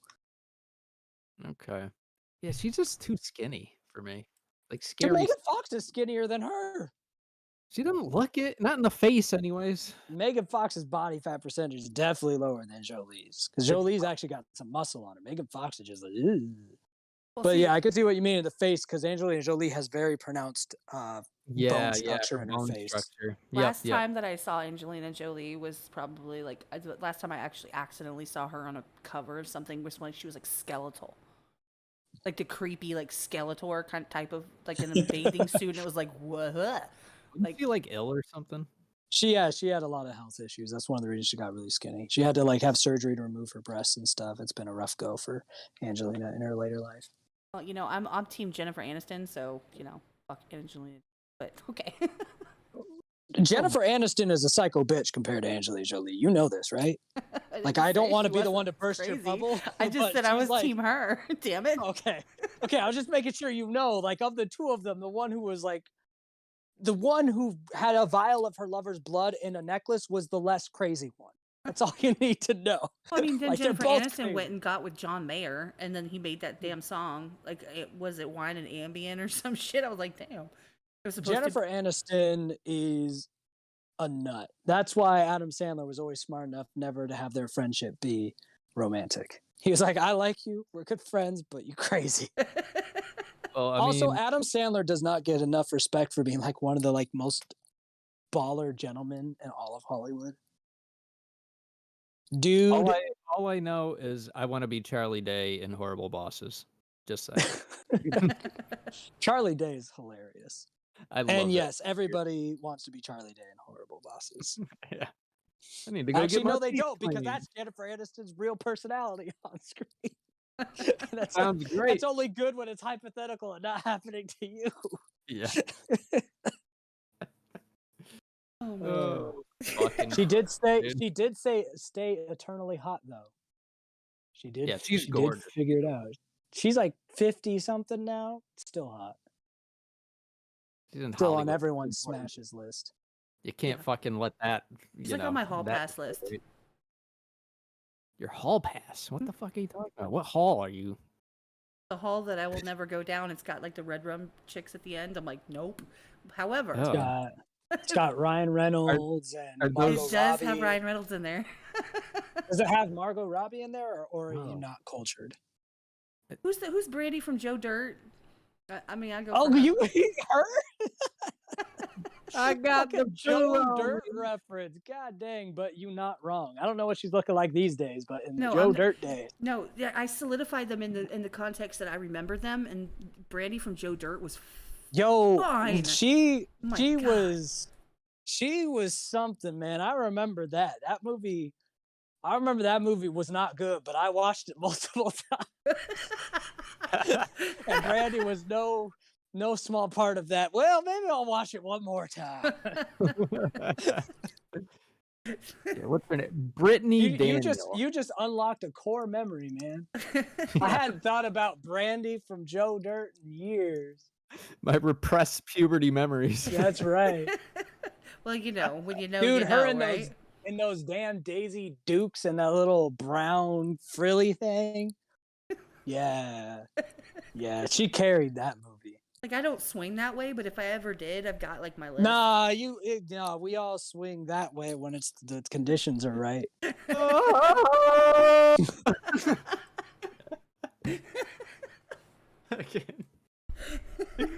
Tarzan with the rope in my butt cheeks. Oh my god. That meme was so bad. It was so bad, it was so good. Like, how is he really hanging on to the rope? With his butt cheeks, man, he's got that swole muscle in his butt. He can clench. He knows how to please his lover, so you better know he can hold on to a rope. Gotta do with those hip thrusts. Who was the comedian? Oh, it was Ronnie Carrington who talked about how like they were trying to video or something. He sees his feet going like like trying to Yo, when flex. Big Thick Tarzan says he doesn't want you to pull out, he wants you to come in his butt, and you decide not to, he just clenches them cheeks and says, "I wasn't asking." What the fuck? And you stuck in there till you finish. That's the Tarzan way. Let it go. It's like a Chinese finger Ultimate trap. alpha. A Chinese finger trap. Harder you pull, tighter it gets. Yeah. No. He's like, the only way out is getting deeper in, big boy. I'll never watch that with my kids again. This is my Chinese wiener trap. But it's made for all types, not just the Chinese. Oh my god. Tarzan's different than I remember. It's like Sounds more like George of the Jungle. That Brendan Fraser life. Oh yeah, only swings. that was a good fucking movie. I mean, That it movie was probably strange sucks as now, hell. but That was a horrible Don't movie. watch it now. Don't watch it now. Don't ruin it for yourself, you know? If you have those movies that you're like, I have fond memories of this, but it's a family movie, don't ever watch it again. Leave your fond memories intact. yeah, you're probably right. But Joe Dirt, I'll watch that again. That was some fun childhood memory. Joe Dirt is an insufferable movie, but Brandy. Brandy. But Brandy. What? Yeah. This would Oh be a my good time to play Blindside Derailed. What? Why? Oh, Does he talk about Tarzan clenching his dick with its ass cheeks? Did I miss that line? all about the Chinese ass trap. Maybe the conversation got derailed. I'm not sure. Oh my god. No, it finally got put on the right track to Tarzan clenching cheeks on cock. Well, like on brand, we did start with porn, so you know, Yeah. Full circle again. always. Still Aaron Gray from Buck Rogers in the 21st Century. What the fuck? Is that someone's fantasy? Wilma fuck? Darling from Buck Rogers. Okay, I'm reading the wrong part of chat. Wait, What? Wilma Darling from Buck Rogers? So someone just confessed their want to fuck. I gotta look this up. Put Wilma it in the Darling. hallway. That's a WTF Wilma of a Darling different from caliber. what again? Wilma Darling from what? Buck Wilma Rogers. Darling from Buck Rogers. Rogers. That's a Google. Oh, okay, I see. Right away. All right, they not wrong. She's probably a corpse by now, but Well, they not wrong. She that old timey hotness. Yeah, That R.I.P. like 60s or Betty 70s hot. Skulls, did you same- see? Yeah, the same people that would like her probably had a thing for Jamie Lee Curtis too. oh no. Not my thing, but she's attractive. She was a screamer, so you know. Dun, dun, dun, dun. Dude, has anybody watched the original Halloween lately? It's actually hilarious now. They all were always hilarious. When were they not hilarious? Well, the first one was like supposed to be like scary, you know? No, it wasn't. It was a slasher movie. The slasher genre has never been that serious. It's always been a bunch of teenagers having sex and then getting stabbed. How serious can you take it? Well, I mean, the stabbing part. I guess. The They got a stabbing little part. serious, you know? I think one of the few slashers that tried to be like legitimate horror and not just a B movie horror movie. Because slashers were birthed from the B movie horror genre, you know, the gore fest shit that was never actually in theaters because it was too NC-17 for theaters back in the day. I feel like the only one that was trying to be legitimately scary was the Texas Chainsaw Massacre, and that movie's still kind of disturbing if you watch the original one in its own right. But most of the slashers, I thought they were pretty well self-aware that they're like teenager spooky, like scares the Yeah. kids when they go on a date in high school, but not like I don't feel like those were ever trying to be genuinely horrifying for like an adult audience. They were always like a uh young adult, like Yeah. And see that 16 to 22 horror. and that might be why I thought because I watched those more when I was like, you know, middle school to high school. Okay, yeah. So they'd be more. But then Yeah, just like but him if you're a grown ass absurd- man, you could have some fun with those. But bro, I was dying when he was just standing like behind that hedge, that bush hedge. And you just see him, and then he just goes away. I was like, "What the fuck?" is Why? That's why Scream was made. Scream was a parody of how ridiculous all these slasher films were. this? Yeah. The original mean- Scream was great. No, I mean, the it was original understandable awesome. in the 70s, you know, with like Halloween, that would be a little bit more silly. But yeah, like when like the Jason movies, the older Jason movies, it was like, oh, The older Jason movies was those are interesting because the first two he doesn't even have the hockey mask. The first one it's his mom killing everyone. Second one he wears a burlap sack on his head, and the third one he finally gets the hockey mask. and then he ends up in space somehow. Yes, Jason in space because of course Jason in space and in hell, and Jason's been around, man. Well, my favorite was when it was Freddy vs. Jason and there was the camper and he was like beating him against the tree. It was just like, wow, okay.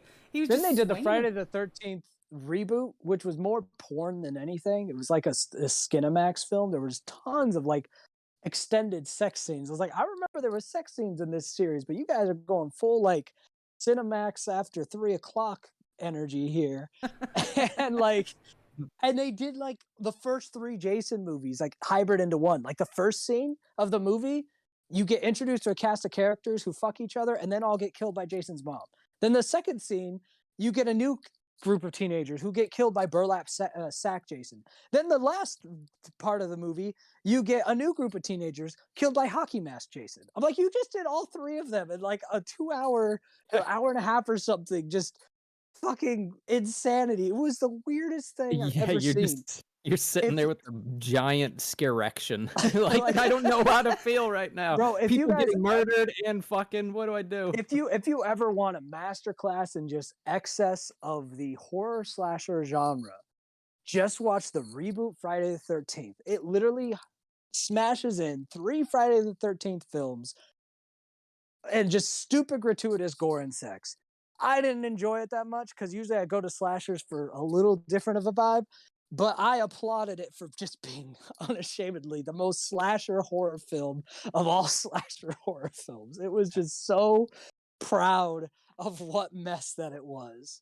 See, I was a fan of. I imagine you're more of a psychological horror guy. When I watch horror, I like it to be,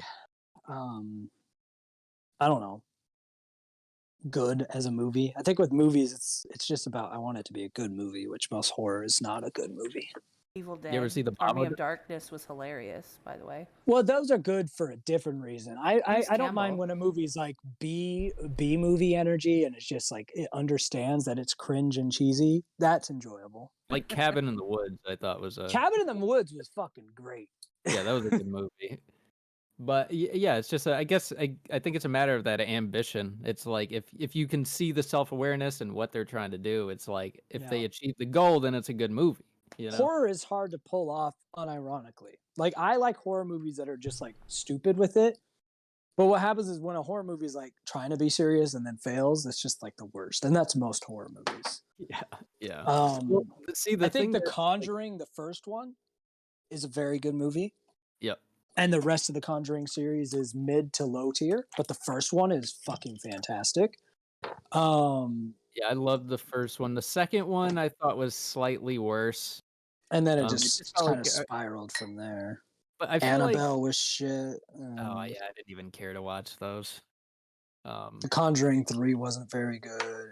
It No. went down. I keep watching them because I keep wondering if they'll get back to the first one, and I should stop doing that. They're not going to. Well, here's a question: do you guys like absolutely horrible movies, like ones that are just bad?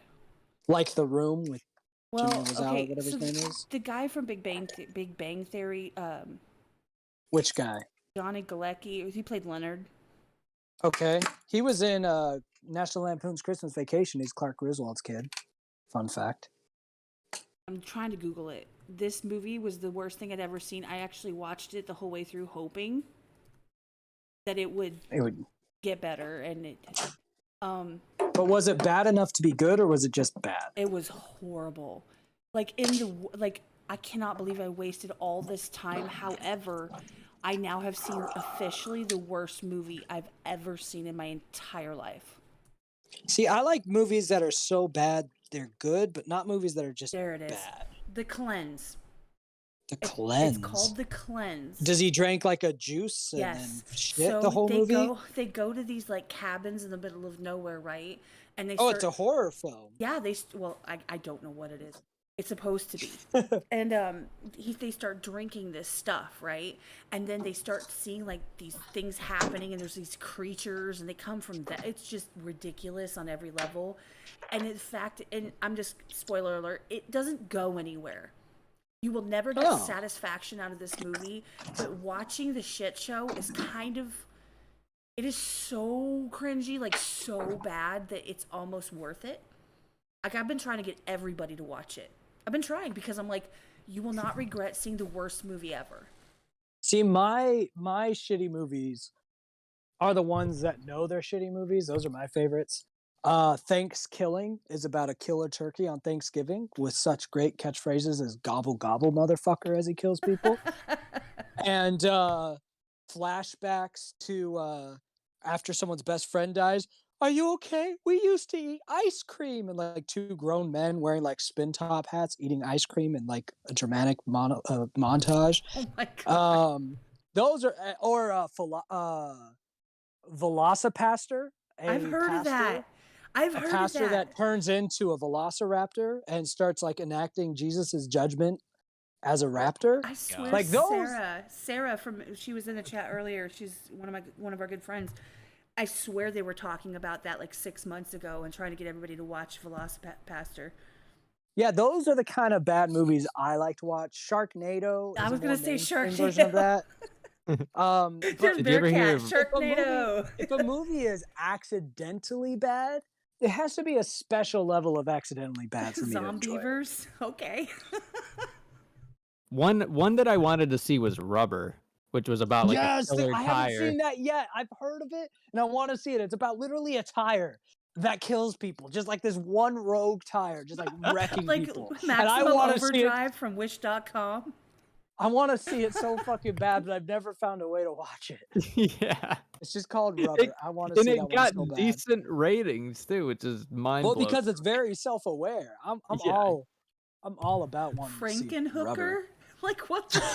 What the hell? Shout out to the chat for all of these wonderful movie recommendations. Appreciate y'all. Like the fucking sequel to Jennifer's Body. Idle Hands was one of my favorite movies, though. I will be honest with you. I loved that movie. I thought it was great. Which one? Idle Hands. It was a Devin Sawa, whatever, in his hand. He was like, his hand was like trying to get him and stuff because he was lazy. And then idle hands are the devil's plaything, and so his hand got like possessed. It was fucking great. Oh my god, it was great. Ridiculous. Bearcat says, I've been here since the start. I had to chime in on the worst movie I've ever wasted my time on. He says Sharknado. Sharknado is brilliant. And they made like 6 sequels. I know, I've heard of it. I felt like Evil Dead doesn't hold up anymore, but I thought the reboot wasn't too bad. It was just really good. Army of Darkness is just where it's at. Have you ever seen They Live with Roddy Piper? No. Where everybody's an alien and they have these sunglasses where you can see them, and then suddenly everybody can see who all the aliens are, and they're on TV. I remember my parents, I will never forget this. They're the newscasters, and the guy looks over and the chick's like a creepy ass alien, and he's like, God, Mary, you look like shit. And my parents like, ah, you know, so they try to like fast forward and then they paused it and they had boobs and it was bad. It was great. It was epic. They just had these cool sunglasses so you could see the aliens. It was horrible. But it had Rowdy Roddy Piper, so, you know, we thought it was great. So how spicy do you guys get these podcasts? It depends on the alcohol content and just our mood. Well, I'm not like what level of not culture canceled, but like community canceled do you try to get? Well, I mean, the disclaimer is literally that we are unscripted and we know we're gonna offend people and we're fucking here for it. So let's go. Oh. That literally is the disclaimer on the description. When did you guys get into like the YouTube? Like, I feel like from what I've heard of Skulls and from what I've seen from you, Kat, you guys are somewhere in the outskirts or inner worlds of the YouTube rap community at large and reactor community, which has many subsets and variants, but you seem to be generally in that niche, which is probably how you found me in the first place. So that's always a topic that's fun to discuss because, the level of bullshittery in that group. Well, to be honest, we've only been around since January. This podcast has. Like I said, I built my community, the Elsewhere community. It's all a big FU to people in general of a certain. I'm not going to get into that. However, anybody that knows, they know. Because I used to which community, which FU community? Screw? It's probably Screw. It's always Screw. Oh man. But not this time. There were so many FU discords made because of Screw. Well, I had my like Discord 2 years ago since June, right? And it was like me and like 2 other people, and then a bunch of VIPs and mods would come in because we couldn't really like talk the way we wanted to in other servers because we were like mods and stuff, so you had to be careful. So anyway, it was kind of the where to let all that out, and then I kind of get ostracized from a community for a point. I was told I was the most negative person that they'd ever met. Okay, cool, fine. So I just poured everything into my community, and I used to be modding for like everybody and their brother, like everyone. What community? What community? I want the spice. Which community ostracized you for your toxic negativity, forcing you to make your own Discord with blackjack and hookers? I don't have blackjack. And hookers. However, that's actually a really good idea. I'd like to have a blackjack.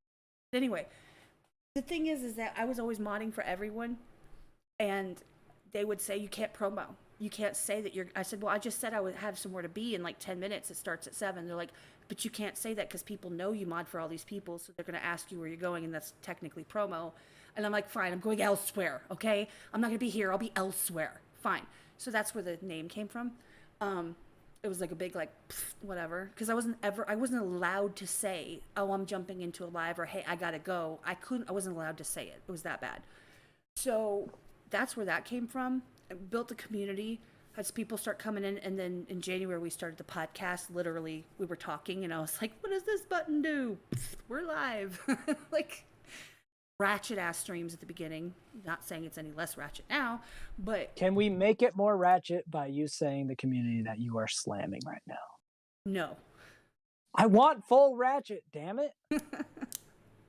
Because to be honest, here's the thing, and I'm going to be completely, and most people in the community kind of are aware. However, the thing is, it's not the community as a whole. It was specific people who were no longer involved, and so that's why I don't want to say it, because they've been pushed out since for being trolly ass now bastards. That you've made that disclaimer, we can know what community they were part of. Because now it's not slamming the community; it's just the little fucktwats. But my curiosity for which community the fucktwats were a part of still reigns high. Well, I'm very involved with the community the fucktwats were a part of, so we'll just leave it there. I just can't. God damn it. There's no spice at all. People will conflate. You make the generalization, and then everyone thinks they're part of it. They can, and here's what's fun, is that there's been multiple communities that I don't mess with anymore, and there's still people that put my name in their mouth and like to talk shit, and I love it. I'm like, bring it. I get mad for like 2 seconds, I vent about it, and I get the fuck over it, because I'm living rent-free in their heads. I don't give a crap. I don't give a shit. They can think whatever they want. I have a long list of individual creator communities and other communities at large that Skeem is on the naughty boy list. Well, that's the thing is it's like, if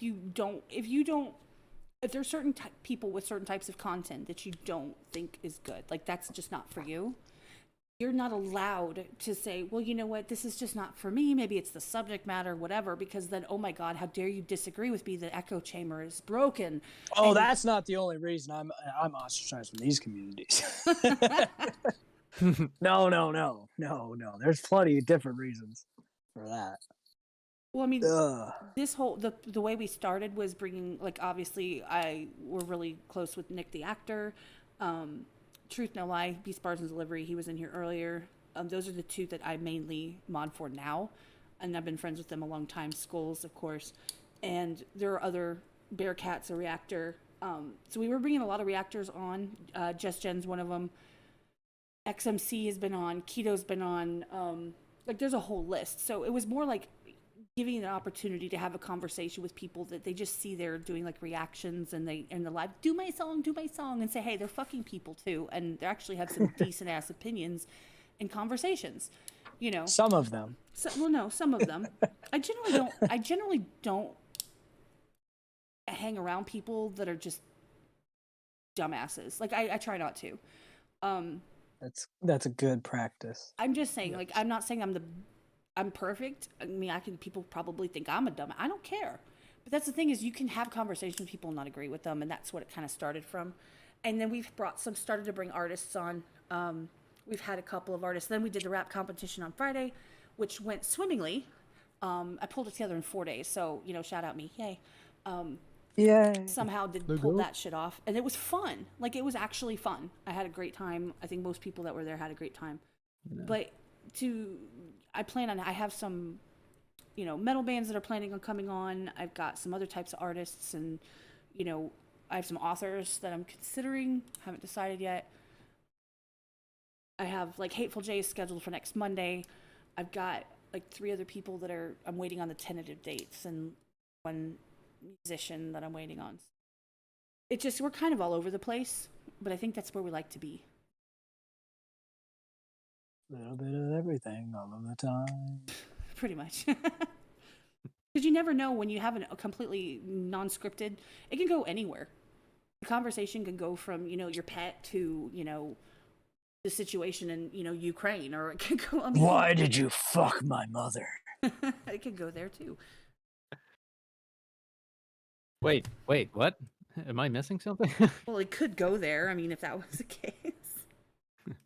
I'm just saying, we're not necessarily affiliated with any specific community, but yeah, we have actually been around. I have gathered the information I need for the threshold of spicy that is allowed on the podcast. It's kind of an anything. My goal has been accomplished. Was that an overshare on my part? Probably. No, we didn't get as spicy as I wanted, but I know the limits to the spice. I mean, there's a lot of people that I affiliate with that, I don't do disses. I don't do, beefs with people. I don't do any of that shit because I don't see the point. Well, I think the podcast was more about building bridges than burning them or, going after people or using the platform to, What about, hear me out, I build a bridge with trap doors so I can murk people that I don't fuck with crossing the bridge. That's a good idea. Some Wile E. Coyote stuff. So it's like, I want to build bridges, but to be honest, there's some people I don't want to make it to the other side. So, work with me here. Give me some, like, a little button to press. The nuclear button. To be fair, no, I'm not the building bridges type. I'm isolated in a bunker type. Yeah, I just think that end of the world type. There's so much competition between a lot of the community in general, whether it be artists or it be, content creators or something.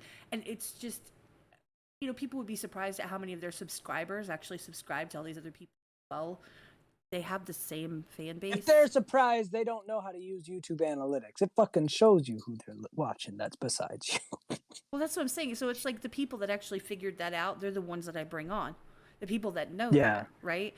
And so, like, you have people like reactors that are in the chat or that are lurking. Like, there's been quite a few that have come through tonight. They're here to support because they support kind of what we're doing. And We're really not doing anything. We're just having fun. To be honest. I mean, we don't I'm have an always agenda. looking. I'm always looking for chaos and destruction, though. Well, you know, Everyone is like the hero of their story. I'm the villain of my story. let me just make this very clear. If the people that are still making comments about me and ever want to grow some balls and say something There's to the me, person I want to hear from. then we can do that. But since they obviously don't have those in order to say me out loud, they just do it like sneaky like, and they like to post. And then people are stupid and they share the posts with people, and then I find out because people are like, oh my God, and they send it to me. Like, in all honesty, if they ever had the balls to like come at me, feel free. But they don't. So it's like they're not really worth my time. You know? Yeah. Don't listen to my advice, though. I'm on my 5th vodka. I'm on my 4th drink. I'm not on my 5th, but yours are probably smaller than mine. I don't know. Each vodka was 2 shots of vodka in a little 8-ounce glass.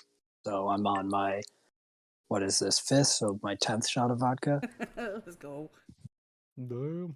What are you drinking? How far down Souls? that? How far down that gallon are you, Kat? Gone. It's gone. It went bye-bye. R.I.P. gallon of Fireball on Saturday. I actually read the chat. Someone said, why that's a choice. Was that in regards, okay, Skeem is the final boss? That would have been when I said I was a villain. Because you guys have this delay heavy. So I guess they're asking why I'm the villain of my story. Because why? That's a choice. Look at me. I read the chat. I'm a big kid now. And we're ratchet. That's why we have such a delay. We're also not that cool on YouTube, so like we Hit don't get any ultra low perks. latency.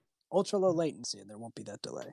It'll be like, don't do this. The quality will be crap. No, it won't. They're lying to you. I'm literally at that point where it's like the settings work. I don't want to touch them. I'm scared. I'm like, I don't want It's to like touch right anything. before you hit go live on YouTube, you could just literally change YouTube. It'll be on normal. There's normal, low, and ultra low. Blap that ultra low. The only reason you Yeah. need anything higher is if you're streaming in 4K. Yeah, try it on one of the Friday streams, maybe. Yeah, because then You know, your chat delay goes from like 45 seconds to a minute down to like 5 seconds. It's so beautiful. Well, I wanted your picture to be like extra high definition. Yeah, You're welcome. that's a terrible idea. But we recreated your elbow. Shout out to Wolf for that. I could have given you one with the elbow. There's literally we have no patience. So I know, because I literally offered you that. I was like, hey, I have one with the elbow if you want it. You're like, never replied. Okay. I was like, now we got it. We're good. Photoshop the elbow. It looks pretty much the same, so congrats. Good job. I could have saved you the time, though. No, but people are a little bit crazy on this platform. Not this specific one, but in general. I just think it's funny to see people. We don't get it very much here. Maybe because we're not as big of a channel as other channels, but we don't get as much of the hate because people generally just click off like, I'm not gonna fucking listen to that. Okay, bye. Don't let the door hit you or do whatever. Yeah, I didn't really get hate till my channel got bigger, so I think that does have a lot to do with it. it's also the fact I think that we're not being confrontational just to be confrontational. I mean, Like, I that's was gonna always hurt us as well. confrontational for the sake of confrontation, and the hate didn't come till I got bigger. I see a lot of channels that are super chill, super nice, don't want any beef with anyone, and they get the haters as soon as they get bigger. Look at fucking Crypt, bro. Crypt doesn't try to do shit to anybody anymore. He got that out of his system before he blew up, and everyone's all on his ass with hate all the fucking time. Depraved Slasher, they're not that huge, but they don't say anything negative. Half their reactions get slammed with hate comments if they say they just, say something the wrong way, and they get people coming after them. I feel like some people like waste so much energy on being people pleasers. I'm like, bro, once you get to a certain size, it doesn't fucking matter. Like, you'll get hate no matter what. Well, see, that's the thing is, I know that people act that way. I just don't think it's necessary. However, I know for a fact it's coming. It will come, and there are things that I have said I'm shocked that I haven't gotten any flack from. There's a fine line though between being the type of personality I am of a no nonsense, no bullshit, and being just a hater by trade, like the Michelle Show. I don't know if you guys know the Michelle Show. He's like, his brand is being a hater. I find it fucking hilarious, even when I don't agree with him. But that's his whole brand. And Yeah, no, there's there's other people I variants know of that are that, like like that Anthony I like. Fantano is a pretty heavy hater, but he tries to make it seem more professional. Whereas the Michelle show is the opposite. He's trying to be as unprofessional as possible. So there are channels with that as their brand, and you would expect them to get hate. But then you got the people that play nice, and they get like the same amount of fucking hate. Well, So what's the point? I've seen channels where I don't know whose thought process this was, that if I put up my opinion means it's my opinion, and fuck you if you don't like it, kiss my ass, I'm gonna talk shit if I want to, and then they just proceed to be a raging dickhole, like with no intelligence behind it. They just like shit on things, and it's like, just because you slapped a disclaimer doesn't mean you're not a dumbass. You know, I mean, you can still be stupid and like say things and that have no context and no meaning behind them, and you're just like, well, that was whack. Okay, cool. And then they're like, well, fuck you if you don't know what you're talking about. Don't you fucking come at me. And they like go on rants like, don't come at me, everybody. Don't fucking at me about my opinion. It's my opinion. Like, why do you need to say that 55,000 times? Like, nobody fucking cares that much. oh, you can come at me, bro. I don't care. No, that's not what I'm saying. I'm saying they literally No, their, no, I know. their I'm content saying is like they when put I'm a being disclaimer. when I'm being an ass, I'm like, I don't care if you come for me because I don't care what your opinion is. It's a very different mentality. It's go ahead and come at me, bro. Don't expect me to give a shit. But that's the difference, because with people like I'm talking about, they care so much that they rant Oh yeah, about it I before know anyone says exactly. shit. I know exactly the types you're talking about. Send me your crappiest This Yeah, they're a stream. bunch of fucking mouth breathers. Skeem, send me your crappiest streams. Jay says he's always enjoyed those. I have no idea what that means. Send me your crappiest. Like, what do you mean by my crappiest streams? Are you talking about like the No. streams that went the worst? Are you talking No. about my worst songs? We'll know in 45 seconds when it catches up. Yeah, exactly. I need more context to that question. Crappiest what? I do a lot of crappy It things. says, I've always enjoyed Skeem. Send me your crappiest video streams. Oh, like when I stream and say, like, send me the worst shit that you've ever seen, and I just rage about it. Yeah. I stopped doing those streams because I realized people will just send me the worst shit I've ever heard, no matter what the reaction title is, because people have no fucking taste. It's just gonna happen by goddamn default. Just a normal reaction stream at that. Yeah, at normal reaction streams, you're gonna send me shit. Thanks for my new account, Raging Dickhole Reacts. Well, at least you're being sincere. Let's go. I just picture it being like, never mind. In my opinion, we need more asshole reactors in the community. Too many fucking yes men. Well, yeah, I think there's just too many people hunting for, clout comes quickest when you suck the dick of the artist you're reacting to. Well, that's the thing, is if you're reacting to something, people that react to something for views, right? They're not going to want to react to it and post it and talk shit on it, because if they're reacting to it for views, the point is they want that fan base. So of course they're going to fucking love it, which is why some of the main, people go down the rabbit holes of specific art. They go down BTS, they go down Dimash, they go down Ann Jordan or whatever her name is. Like, they go down these quote rabbit holes, and I never trust their opinions. I don't care who they are, because once they start doing, oh, this is the best ever, I'm like, but is it? Yo, that's tough though. I mean, you kind of want, I get that they want the views and they want to, and they might actually like it, but then there's so many that they just do it because those fans now suddenly they're flooded with all these requests for the same exact artist, and they have to either keep doing it or they lose half their viewers. Yeah. Well, I mean, you see my page. I've been doing a lot of Tool. Tool doesn't exactly get me a crazy amount of views. I do it because I genuinely enjoy doing it. Nightwish was getting me fucking views, but that kind of but unfortunately they don't give you any CPM if you're monetized. Yeah, if the country's not Canada, US, or Australia, the CPM is shit. So you can get 1 million views, but you're not getting fucking paid. Voice play has been good for me though. Voice play, if is, when they don't copyright claim it, their CPM's good. Yep. The problem is you're listening to voice play. That's the only struggle you're gonna have. See, I don't mind them so much. I enjoy the acapella. I like acapella and I like some of what they do, but god damn, so much of it is so cringy, especially if they do like a big cover performance and try to put acting into it. I'm like, fuck me, bro. Yeah, I guess it depends. They have talent. I like when there's a lot of stuff they do that I like. Don't get me wrong.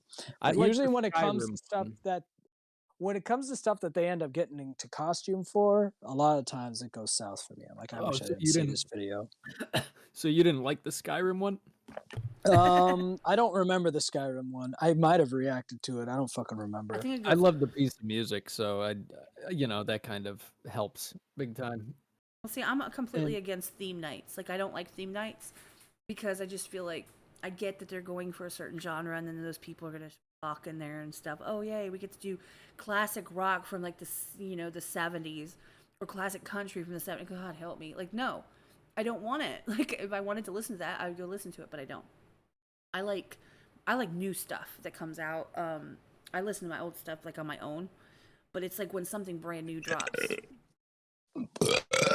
Excuse me, I'm about to finish number 5, so shot number 10. Bless you. Ooh, yeah. People will hear that in about 45 seconds. There we go. That's 10 shots down in what, 2 hours? Feels good. They're not ready. They're I'm not waiting ready to see for the that. remarks. But see, like, I just don't like the themes. Like, so people, and that's the problem with the fan base is like, okay, Really? watch this now, watch this now, watch this now, watch this now, watch this. Like, you have to, or else, I don't think it's necessary. I think you can go through all different genres or anything that kind of tickles your fancy. Yeah, But I don't do think reactions though, so who the fuck am I to say, right? Like, Hey, speaking of reactions and money, I got monetized on TikTok today. Fucking let's go. congrats. I didn't Nice. think that would happen. I was like, yo, the TikTok, the kids like me. They really like me. I Of feel all like the things to get me fucking, my most popular thing I've ever uploaded is on TikTok now. And it's the dumbest goddamn thing I've ever uploaded. I was in the middle of moving and I found a folder of notes from college. And in this folder was this basically phonetic English hieroglyphic I made. Because I was so fucking bored in my class, I needed to pay attention. So I started taking notes in a version of phonetic English that I came up with that was written in like these hieroglyphics. And so I found that I was like, this is mildly almost interesting. So I posted on TikTok. I was like, well, you know what college is like if you have undiagnosed ADHD and autism? Because I wasn't diagnosed with that until mid to after college. So I didn't know good coping mechanisms. And I was like, so you know what it's like in college if you have like undiagnosed ADHD and high genius level IQ and you're trying to stay focused, you do this shit. And I was like, this is mildly interesting. Probably not, but I want a quick a quick break from moving. It took me all of like a minute to post and upload. 1.1 million views later. Oh my god, that's awesome. and 10,000 followers. I'm like, why, god damn it? Like, why of all the shit I upload? This is what the algorithm goes, yes, it's time. this is it. This is the one. Your stupid hieroglyphic phonetic English. This is what the people crave. I was like, god damn, people are dumb. I already knew that. But you know what? Fuck it. I'm converting enough of them to my actual community, and now I'm monetized on TikTok. So, thanks, algorithm. I'm not monetized anywhere, so I don't even know how all that shit works yet. Well, I'm gonna get more vodka. That's how it works. It doesn't work great in your favor, Kat. That's for sure on YouTube. It I does know not on work for you. It's not much of a TikTok, it's partnership. like, More of a bend you over and ass Chinese finger trap you. Tarzan. TikTok is more of a what is their requirements? They're stricter than YouTube. It's a lot easier to get monetized on YouTube than it is TikTok. But TikTok is replacing YouTube anyway, slowly but surely. They're even starting to allow 10-minute videos and shit. Oh no, I fucking hate TikTok. Nah, TikTok's better than YouTube anyway, from a user experience. YouTube's algorithm is far too politically biased to be usable and serviceable. YouTube's only good if you're searching for specific content you want to watch. Its suggestions are pretty much Yeah, I would have thought devoid. TikTok was just as bad in terms of No, them TikTok's manipulating algorithm is a lot smarter. TikTok's algorithm is basically you say what you like or don't like, and TikTok will show you that because TikTok has one concern, the concern YouTube used to have: keep people on our platform. Yeah. YouTube has that concern, but added a bunch of political concerns. TikTok just says, nah, fuck that. If you like it, we'll show it to you. We don't care what it is. Now, their bots are worse about false flagging content, so they got to get that shit fixed. But if you're not doing anything that's going to get flagged anyway, like me, just posting benign memes as a creator, it's fine. And as a viewer, you'll actually watch shit you want to watch. Like, if I'm on YouTube, I'll watch maybe one video or two before I'm like, okay, there's nothing I want to watch in these recommended. But TikTok, I could be lost on for fucking hours and not have a single video that I want to skip. And a lot of them will be from no-name creators with like 2 followers. But the algorithm goes, you'll probably like this video. And I'll be like the 3rd person to have ever liked it. And it's a video that was uploaded like 3 months ago. And I fucking love it. TikTok's algorithm is miles ahead of YouTube. That's what I've heard.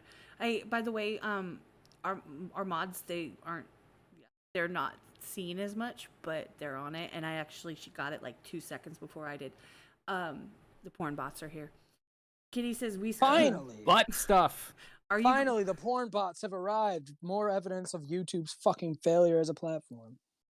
Kitty says, We Skeem, are you going to make a translation video of the hieroglyphics so you can just build a little army of schemes with their own language? Already did. There's like 4 videos with different translations. My website has like a shitty version of what each symbol represents. Unfortunately, I was too lazy to even like look up the actual phonetic English characters to put next to the symbols. So you kind of got to figure it out yourself, what I mean by the sounds I'm trying to spell out. But the people interested enough have, and I might eventually put the actual proper phonetic English symbols. Not that anyone would know what they are, but at least you could look them up. But yeah, so like there's on my website a transcript of the alphabet, the phonetic alphabet, and how to write the letters. There's a few videos that explain this shit, and there's an entire Skeemglish is what we've called it, channel in my Discord for anyone who wants to discuss it. So way ahead of you. I joined your Discord once, left, and then joined it again, and I'm still in there. I need to go look. Skeemglish. There's a Skeemglish channel. Like I said, if the algorithm was gonna get a fucking boner over the dumbest thing I did, I was gonna capitalize on trying to convert people into the community. You start a cult. I already have a cult. We're called the Weirdo Cult. This has been a cult from the day one. Fucking cult needs a language. That's true. Sad that bots are a sign of success. We've been going on almost 3.5 hours. Really? I thought it was 2 hours. I guess my thing's broken. Yeah, we're about 3 hours, 41 minutes, 15 seconds. And I'm on vodka shot 12. About that specifically? About that specific to the second time. Well, 26. I'm at about 11.2 shots of vodka. God damn, bro. Going in. I'm Latino. It's what we do. Weirdo cult for life. Who said that? Jay. I don't know which Jay, but thanks, Jay. Jay from the Redneck Riviera. Oh, that Jay. That's an Alpha Tyler Jay. Most of the Jays I know are Alpha Tyler Jays. Jason JV is an Alpha Tyler J too. He was in here earlier. He's a fellow pale Spanish boy. He's a pale Mexican. I'm a pale Spaniard, Cuban, and Puerto Rican. Bro, I'm mad people call me Skills. And you like, bro, it's clearly a you. Skills? They could do call him Skills. I've heard. Are they mental? I don't know. Sometimes I think their first language is not English, but I'm not sure. It's a little butchered. Could be that. But I'm at my 12 shots of vodka. I want to trash talk some shit. What do we got? Come up with anything. Feel free. No, you guys are having me. You got to come up with the spicy topics. Ugh.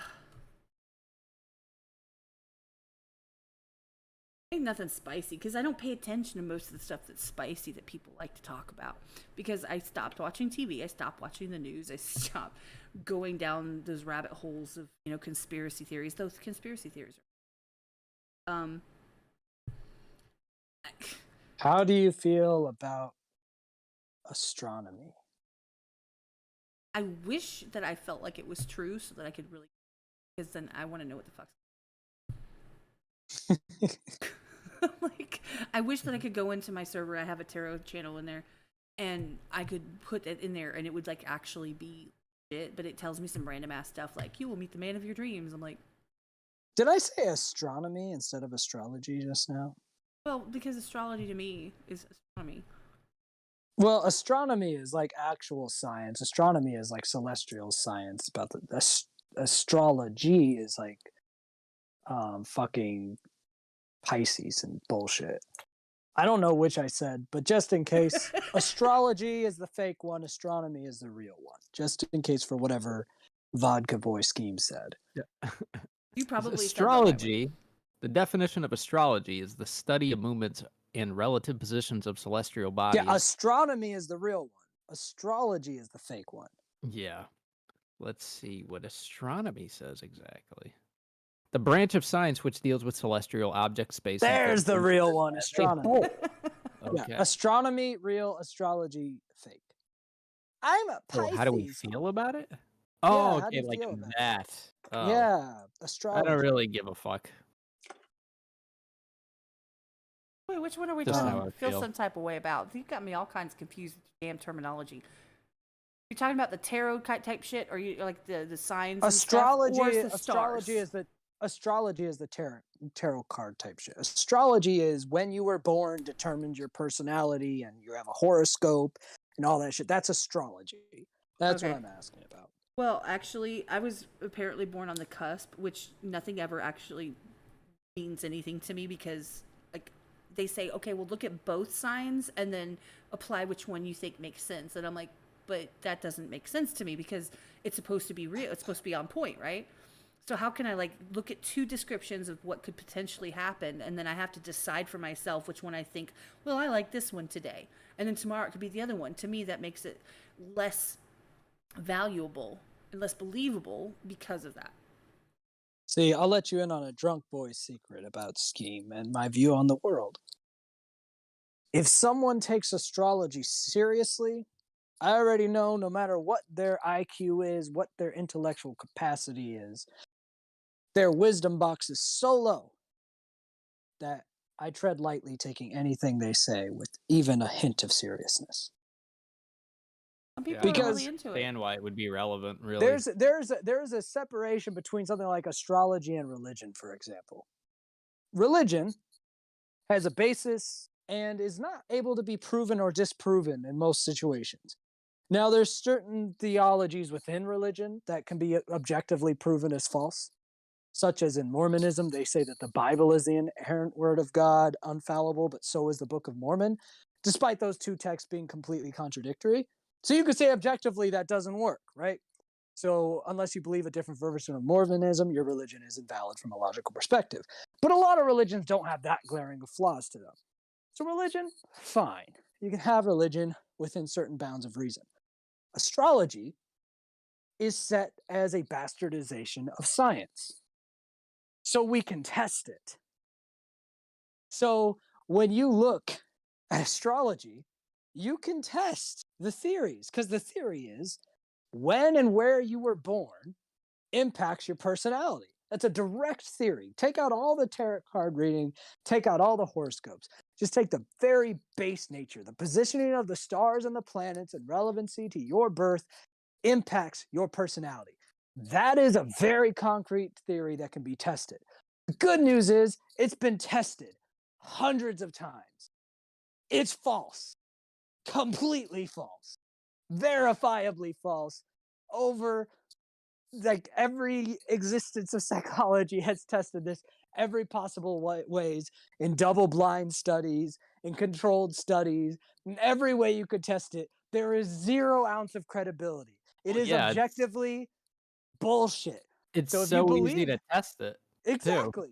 So if you believe something that's objectively, provably wrong, not even a gray area like religion is, I already know that your ability to have sound judgment is based on either one, being ignorant to what you're talking about because you had no idea that it was objectively incorrect, or two, living in an existence in which logical continuity is irrelevant because you know that it's been proven objectively wrong, but you choose to believe otherwise. So someone's belief in astrology for me is an immediate, I don't care what you have to say. Instant dismissal. Well, I that honestly person. see somebody that believes in astrology as a belief, and that falls to me more in the category of a type of belief or religious system versus believing in it as a science per se. I don't believe in it as a science. I believe that people believe in it for the content. Like, No, they believe that their personality is influenced by it, which is scientifically testable and false. well, I do know that people do that. I'm saying that I do know people that they like. It's more of a belief system versus. But a belief system based in falseness is fucking bullshit.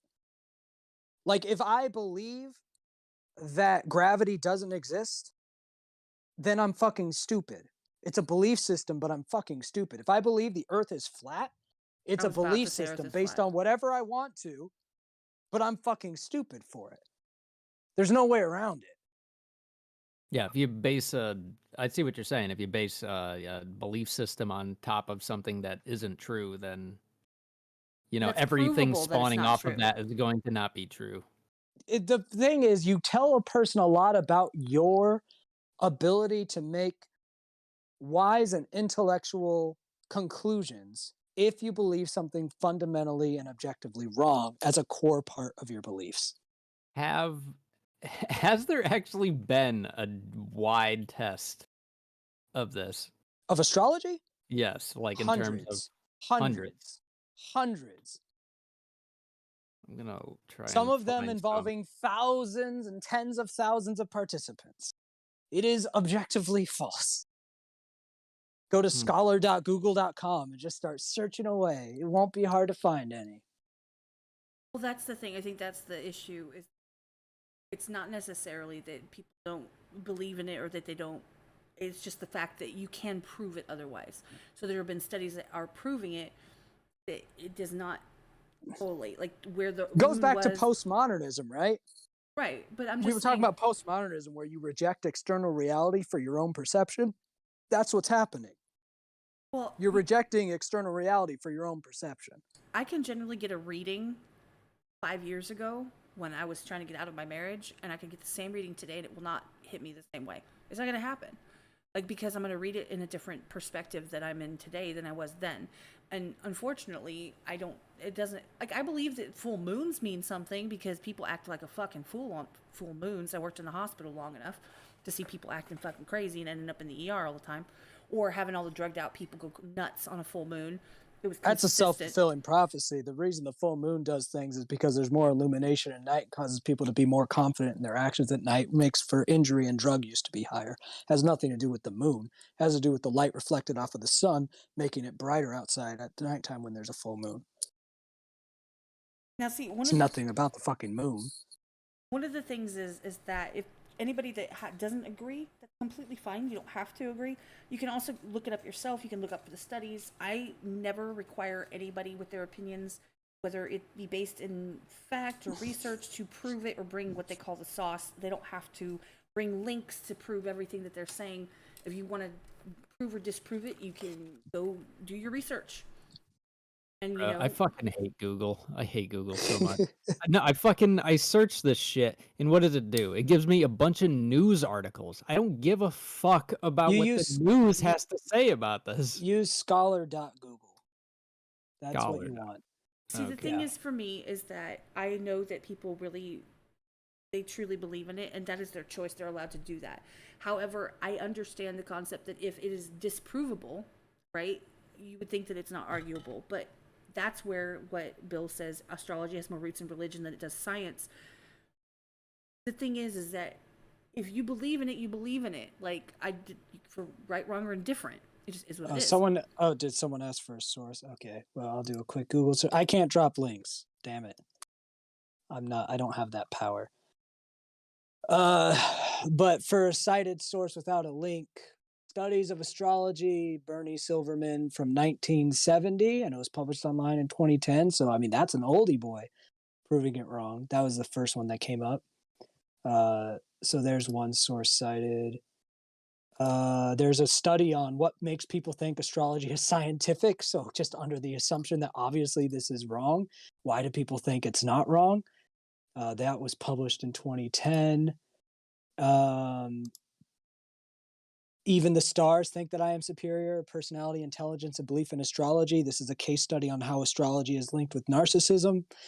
This is from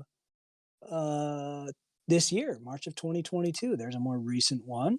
Empirical testing of the fundamental principles of astrology, concluding that they are fucking faked, done by 5 different doctors, peer-reviewed and accepted in 2021. Do I need to keep going? This is No, common you didn't have sense. to go at all, to be honest. Well, someone told me to cite my sources. No, but that's what I'm saying. saying. That's the thing is that the thing is that nobody has to bring any receipts to the table, to be honest. I don't know. Sometimes receipts are warranted. I made pretty big scientific claims that this is researched. I can show my work. I'm not afraid to do that. I don't make bullshit claims.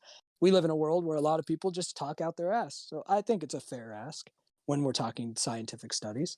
Well, and that's the thing is that, like I said, people can do their research. They're completely able to I don't trust that if people they to do want. their research. But that's the thing. People have done their research and concluded the earth is flat. That's the thing, though, is that it's not your responsibility to make other people do their research. If they don't believe it, they can go look it up themselves. They can actually use the terminology that you've used. They can type that into Google, and they can find all the pro and con, or for or against, on both sides of that. They can make their own conclusions. If they can't do that, I don't know how else to help the people in general. I mean, that's that's a basic thing. If you are that curious, or you're that against it or for it, go look it up yourself. If you don't want to look it up yourself because you believe what you believe, then that is what it is, right? I guess going to my original point of bringing up astrology, you would actually be bringing to attention the entire point I was making. It wouldn't matter how many sources you showed a person who was disillusioned like that, or how many things they researched. They will always find a way to come down to the wrong conclusion again, because they don't have the intellectual fortitude to make a rational decision. They've proven that by believing a false system.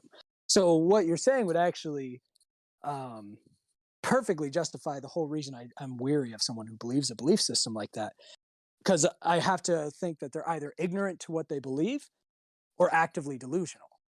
There's no third option. You either are unaware that what you believe is false, or you're delusional towards falseness. Again, flat Earth is the easiest example. It's very, very obvious that the Earth is not flat. So you either are ignorant to the facts or delusional when presented with them. So the other reason that I usually will cite sources is, personally, when I'll cite sources, is usually if I'm faced with a situation where I expect the response to those sources to be, well, yeah, that source doesn't count because this, that source doesn't count because this. And it just kind of helps someone self-express their own delusion real time. Not that it will do anything for that person, but it'll usually be helpful to the observer to be like, wait a minute, this person just said, cite your source. The source was cited, and that person declined the validity of that source on no basis. So then the people around them could say, okay, I see what you mean by this delusion. I will be wary of these people from now on. Most of the time, the lessons or the social wisdom I try to enact on people have to do with the viewers as a whole rather than the direct principal person, because I usually find the direct principal person in these situations to, again, either be so ignorant that they're lost or so delusional that they can't cure their ignorance. And see, that's not prejudice. It's not prejudice at all. It's literally, he's citing sources for it, citing where he came up with it. You don't agree with the sources, therefore prejudice. That's not how that works. I like that he's read every Well, study. Well, see, And like I'm not that's trying the to. thing. I'm not That's trying to Straight argue. line. I'm not. That's the Well, point. The whole point is we're well- not trying to argue. It's he's stating his opinion. He's allowed to have his opinion just like yours. However, Hold Well, I on, think- hold on. I'm not stating an opinion in this matter. My opinion is how I deal with folks. When it comes to astrology, I'm not stating an opinion. well, like Don't mix opinions and facts. like I said, I'm not stating an opinion regarding astrology. Scientifically Well- speaking, astrology is false. Well, I That's think not that, an opinion. I think that's a gap in like our conversation too. Is that when it comes to information, so many of us go and cite different things, and it's like, wouldn't it be more constructive to like find a source that both can agree that is the source, and then discuss that source? Well, I think we're missing the point there. We're talking about logic versus delusion. We're not talking about a debate of gun control or a debate of, because I was bringing up an extreme situation, right. like Yeah, no, flat earth or astrology. So what you're talking about works when you're having civil discourse on an issue that is debatable. What I'm talking about is an issue that is not debatable, but people hold an incorrect view on. There which are is a matter of educating. which I find there to be the rules that you're talking about, I don't find apply. I find that it's a losing battle in every way. If you're trying to disillusion the delusioned, you're not going to. That can only come from themselves. Nothing external will happen. So typically, the only winning battle you have is for anyone in the witnessing sphere of it, is just to direct them to, this is what it is. And people literally live life of delusion like this. Be wary of it and don't just listen to people unless they can tell you why what they're saying is accurate. But I completely agree with you in the context of things that are debatable, which is most things. But there are things that are not debatable because it's Because they're closed true. book. It's just what it is. Unless you go into postmodern thinking where nothing is true. There are no absolutes, which we've already talked about why that logically is a headache and a paradox. But I would not have this approach. I think you said it pretty good with religion. It's like religion. Yeah, you can't I would really not have this disprove or approach with prove. religion, right? Yeah. This is not how I would approach religion. I'm not going to come and just like slam on someone for believing something differently than me that cannot be proven or disproven. I'm talking about when it's just something black and white, right? We see light because it's the way that, photons or rays are interpreted by our brain. If you try to argue against that, I'm not going to have it unless you're bringing some new scientific breakthrough that no one else had found and you could prove it, that you figured out the actual way this works. Then we'll have a conversation. But aside from that, you're just delusional. And that's not the same conversation, the same etiquette, the same respects and things like that. I personally don't apply. I understand other people who apply it to be more civil, to be more sociable. I don't care. Right. At that point, I've found in my experience, there is no disillusioning the delusional from an external perspective. So I don't take that responsibility. I don't try to cater towards that person. I just say no. And for anyone watching who is of sound mind, here's the resources. And by the way, for clarification's sake, what he's explaining is that it's specifically not an opinion. It is based in scientific fact. So if you have a belief system that's based in something that is scientifically provable or disprovable, he's saying that you can't really that's not how that works, because you can prove that it's not correct. So if you still believe in it after being given proof that it is not correct, it's not factual, it's not based in science, then that's kind of where this is coming from. It's not based on whether you believe in it, you like it, you want it to work or whatever. And that's where the kind of argument comes in with that, is because people are seeing it in that context versus it being factual. They're seeing it as, well, I believe in it. Those are two completely different and separate things. If you believe in something, but you can prove that it's not correct, that it doesn't have any basis, that's your choice. However, you have to acknowledge the fact that it can be disproved. I will also put a huge caveat to this. This does not at all apply to proven, quote unquote, proven emerging sciences. Emerging sciences are new discoveries, things that we have, quote unquote, proven through science or think we've proven, but it's new. Those things will still be debated because a lot of the stuff we figure out new ends up being wrong, even though it looks really clearly that we got it right. I'm talking about things that have a long track record or an obviously observable without a lab truth to them. So a good example is, our nice friend, the boomer doomer, all the misinformation, that all the changes to what it was or wasn't as we went through this wonderful pandemic. That's emerging science. And they tried to treat emerging science the way that I'm treating common sense law and or decades proven science. That's dangerous. And I just want to throw that little caveat out there because I think the misinformation minions would probably get too much of a boner over what I was saying and try to apply that to emerging science. And if you do that, you're just as delusional as the people that I was just talking about. Yeah. Emerging science is called emerging for a fucking reason. It's emerging. And yes, we might think we know something this week, but that could change next week. Look at the last couple years. Well, I mean, that's Amazing how that's that works. science for you. That's science for you. I mean, science for the most part is just trying to be less wrong over time. Yep. And it's never about being right, absolutely right. It's about discovery.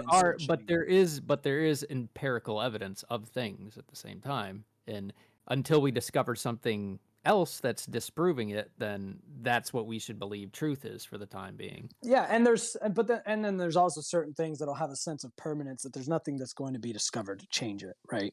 The Earth's never going to stop being round. People's personalities are never going to suddenly start being impacted by the stars.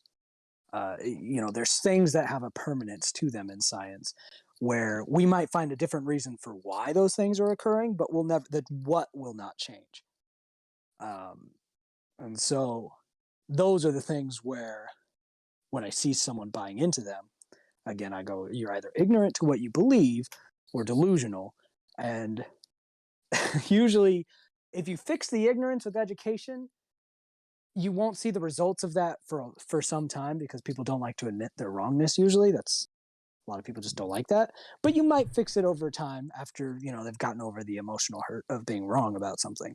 But ignorance can sometimes be fixed. Delusion cannot. I can't stand being proven wrong, like especially in a conversation where it's like, well, no, I think this, and then someone brings a logical argument and they make sense, and I'm like, God fucking damn it! I don't get mad. I'm just like, man, really? That doesn't really bother me. I enjoyed listening to other people's perspectives, and then I just kind of take it, and then I absorb it, and I think about it, and I add it to what I already have it going on in my head, and and get rid of what I don't believe, but it's like I try to keep the ego out of it altogether and just pursue what's truth, and regardless of what I think or not. Yeah, I'm not that cool.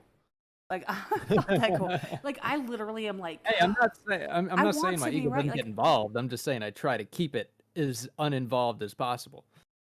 I literally like to be right. I want to be correct. I want to come off intelligent. I want to come off like I know what the hell I'm talking about. I try to bring a perspective that stems from an intelligent place versus, just randomly spouting shit because it sounds cool. Like, I really do try to, hear their opinions. I don't agree with everything all the time. However, when someone says something that I'm like, fuck, I'm still going to say, fuck, okay. But it doesn't mean I have to like it. However, I can acknowledge it and I can do my research at another time. That's not a problem. Or if I'm just don't honestly give two shits in the long run, I won't research it, and I'll just be like, well, shit, that was fun. Like, that's just how I am. However, I love to hear about it because, there are a lot more people out there that are either more intelligent than myself or they know about stuff that I have never actually taken the time to look into. And so to hear that and basically save me the fucking time, I have no problem with that whatsoever. I have personally had experiences, for example, with astrology where it was completely off base. It made no sense whatsoever. I never called Miss Cleo. I always wanted to, though. Miss Cleo was fun. I wanted to so bad, but it was like $9 a minute. What the fuck? Stay on hold for 17 hours. Oh my God. Like, I wanted to just to see if maybe there was some kind of truth to it, or maybe I could get some. It's the hope that it instills, that the fact that somebody might give you the hope or the positivity or an answer to that stuff that you just can't seem to get any answers to. To me, that's what it's more about. And when I do dive into it, I tend to be looking for answers. And some, it's not very often, but every once in a while I'll do it. I'm pretty apathetic to being right or wrong about things. Usually if I'm proven wrong, my response is, huh. And then I move on. People usually expect a much bigger show. I'm often very disappointed. I leave people disappointed when they prove me wrong. And it definitely happens plenty because, that's how life works. I just don't tend to care. I care more about discovering truths. Yeah. So You I'm seem like, goal oriented, like you have an yeah. objective in the So conversation it's- rather than an yeah, so if appeal to your ego. yeah, so if someone proves me I'm wrong, I'll have a slight like, damn it, I wish I would have known better or I should have known better, and I'm kind of disappointed in myself. But I'm not like super upset about the situation. Like, all right, sounds like that's your facts are better, so replacing mine now. But I definitely have I have no difficulty understanding other people's reactions to being wrong, especially since I used to be a lot more insecure about my wrongness. I used to get really uptight and upset about being wrong. So over time, it's not like I did anything. I just kind of grew an apathy towards wrongness. Maybe because I was just wrong so often. Um, and but I get the aversion to that. That's not something that we enjoy naturally. Hell no. You don't want to be wrong. Now, I will say, tarot card reading, speaking with dead relatives, all that stuff is a fucking art. Which is it's psychological mind games. It's I wouldn't say easy to learn. You have to be very good at it, but it is a skill to be learned. I did it in college once for fun to see if I could pull it off with strangers. And I told a bunch of strangers what their dead loved ones were thinking. I read their palms. I did tarot card reading because I studied the psychology behind how to make it work, which all of the best people that do that on TV or otherwise have also done. They're very much well versed in what they're doing. They don't believe what they're doing is exactly what they're doing, not if they're good at it anyway. Because if you're going to be good at it, you have to be in on what you're doing. You can't be good at it and think it's just actually the stars are telling you or the cards are telling you or the creases in the palm are telling you. If you think that's the beginning and end of it, you're going to be pretty shitty at it. You have to know the psychology. That's why you won't have any of those readings happen where the only person talking is the person doing the reading. Because if the reading was relevant or valid, it would be reasonable to believe that the person that's being read wouldn't have to say shit. They could just hear all the stuff. They have that in books and stuff where the oracle calls them and tells them, oh, this is what's going to happen. And they're like, wait, what? And then something happens. You're like, holy shit, they were right. Like, that's how they write it. But that doesn't have, whenever you see it, like, no, they TV, have to have a two-way conversation because you're getting a read on the person to get the right clues to lead them to the right directions that you need them to go. It's a very, very interesting skill to learn. It took me a while to master, but there was a time in my life where I was pretty damn good at it. And I had, I find that to be a indirectly useful form of therapy for some people. Like I definitely got some extreme authentic emotional responses that led to positive results for some people. But my biggest issue with it is there are healthier and less delusional ways to get the same results. And so that's why as I've gotten older, I've been much more, I guess, against trickery, because that's what it is. It's a form of tricking people to get positive results. And then usually the justification for it in those circles of the people who do it is, well, yeah, even if I know that it's manipulation, it helps people. It does, but these people would be much more helped without having the wool put over their eyes. But, I guess if someone's delusional and can't be helped, meet them where they're at, maybe. So there could be some validity to that. By the way, Yeah, it just feels awful because it is trickery. Yeah, that's why I personally don't get into it. But yeah, it is what it is. Literally manipulation because they. But I'm also manipulated of the belief themselves. that delusional people can't be helped by anyone but by themselves, and they usually won't help themselves. Yeah. So if that's the only way to help a delusional person, maybe that's what some you help do. is better than no help. Yep. Well, just to I be honest hear you. about some of these like tests that they're talking about IQ tests. Oh, you make an IQ test to make Forrest Gump a genius. I get that. However, my favorite thing in the world was when I was in a group home when I was a kid, because I was a runaway when I was young in my teens, and I ended up in a group home, and they did this test, with a psychologist, and of course I knew better than everybody, right? I knew better than them. Like I could fool everybody because I was really fucking You're a good at it. teenager. I was the good at. I genius. still am good at it. However, they had this thing, right, where they ask all these questions, and they're very obvious questions, like are you, in danger of this? Are we going to do this? Are you going to do that? Like all these different questions. And then it was really funny because the psychologist looked at me. Okay, now he took the little bubble answer sheet or whatever, and he's like, oh, okay, well, it looks like you're doing good, blah blah blah. He's like, then let me show you something. He's like, and I can tell this because I know this test. He's like, let me show you. He takes the second bubble sheet thing, where it lines up with your answers. He's like, if you're the person who is answering everything because you know what I want to hear, he's like, this test, boom. He puts it on there. I'm like, fuck, I scored 100. So got him. That's the whole point. Like, you can answer things in a way that's going to, what people want to hear. Like, I went to court once when it was my ex-husband and stuff, and there was like a lot of stuff on the line. My kids were on the line. It was all kinds of shit. And I was scared of my lawyer because I didn't trust them because I was told never to trust anybody, right? And the lawyer's like, I just want to help you and all this stuff. And I never really would be honest, because then what you do is you answer however they want to hear, right? Oh, no, I don't know what the hell. I don't know what they're talking about, whatever. Even though my ex-husband was a piece of shit. So that being able to answer in a way that is knowing what people want to hear or what's going to make you score a certain way is absolutely, the manipulation of that is absolutely possible. I fucking did it and I apparently aced it. So it is a thing. So yes, you can manipulate testing, but when it's an actual test, when it's an actual IQ test, when it's an actual scientific process, right? That's not the same thing. That's not going online and finding an IQ test and being told that you're a fucking genius. And my ex-husband used to say, oh, I have 170 IQ, you lying sack of shit. Fuck off. Yeah, you'd be on the news. Yeah, exactly. That's what I'm saying. No, you IQ can is, manipulate shit, but that doesn't mean IQ that the is tests very- are not correct. IQ is very interesting in today's society.